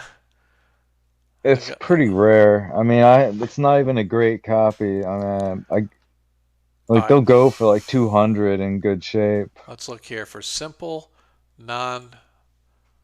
I'm looking at the. I was thinking for actual adventures we could play for 1E. I mean, without like I know we can play like any edition like converted, but to the City of Brass, that'd be a cool place to go. So I actually was looking at some of them that are like that, like Temple of the Frog or Egg of Coot. They've got the City of the Gods. A The lot of Egg of those. Coot. Yeah, a lot of those like. I think that was supposed to be in east of the Flanness. Yeah, it was, but then when they relocated Blackmore where it was, that's where it got stuck at. So, yeah, so I was looking at some of those too. So, yeah, there's a bunch of different adventures I mean, that's why I said I don't want you guys to be like advancing super super fast, but I would like to get you into that above third level because that's when a lot of the cool adventures start. As soon as you hit fourth level and stuff, there's a lot of really cool adventures that come down the pike that you guys can go check out and stuff. So I think I'm stoked to play Storm of the Immortals, so we better get this level progression going on. When we go to New York City, baby. Well, I've never played the Hidden Shrine of Temujin. Really? I've ran it, but I've never played in it. Yeah. I've never played it, or so I've got it. So I've never read it. If you guys get high enough level, I would love to do not Tomb of Horrors, but Return to Tomb of Horrors. That would be a fun one to do. Because that's a whole really a whole adventure. So you kill us, I see. Yeah. Well, it has the original tomb in there, right? But it really goes to. Oh, I have a Dragonlance one here. Cool. Oh, and if anyone wants to go through Dungeonland and stuff, yeah, that'd be cool. I've got every 1E like coded module except for the R series. I don't even know what the letters meant. All I remember is, hey, oh, I want to buy that. Well, E was EX was just expert. No, EX was just that was like a experimental. Oh yeah, right. Experimental because that's Dungeonland and Land Beyond the Magic Mirror. Right. Well, hey guys, I gotta go. I gotta finish this video for next week. Yeah, I'm getting ready to go too. But looking at Barrier Peaks and this one about City Beyond the Gate, they're similar in exactly the same way that they're designed, but they're different charts altogether. So, so I don't know how they came up with it, but yeah, now they came up with it. So. All right, bye guys. All right, man. See you next week. And I am going to move us to the offline mode because I'm going to be heading out of here too. I definitely appreciate the 2 or 3 people that managed to hang out with us till the end. I really do appreciate you guys. Cardman, thanks for stopping by, dude. Appreciate the support. Doc, you as well if you're still around, guys. hopefully the game was all right for you tonight. Shane, I hope you're Yeah. feeling better, dude. Definitely. Oh, I hopped on. I've been like laying down, Yeah. taking naps on and off all day long, and Yeah. Well, at I least I definitely feel hope you're. good to be on the computer now. Yeah. Well, I definitely It was hope a you're low feeling better, attendance man. off week. Yeah. Yeah. Well, it's all right, dude. I mean, the numbers are going to go up and down. I'm just hoping that over time they start to go up more than down. But we average usually about 10 or 15 people over the course of the night, so I don't know what we peaked at tonight, but it was all right. I looked Yeah. up at one time we We had only like, had like 2 players like going in, so hey. yeah, I that's will what I have said. to put pressure on people to attend, or I will let out their Yeah. secrets. Hey, and Nah. y'all go to roll 20. Bye bye. Bye bye. Bye. I need more money. Yeah. Whatever. All right, guys. I will All see right, you. guys. I will see you next.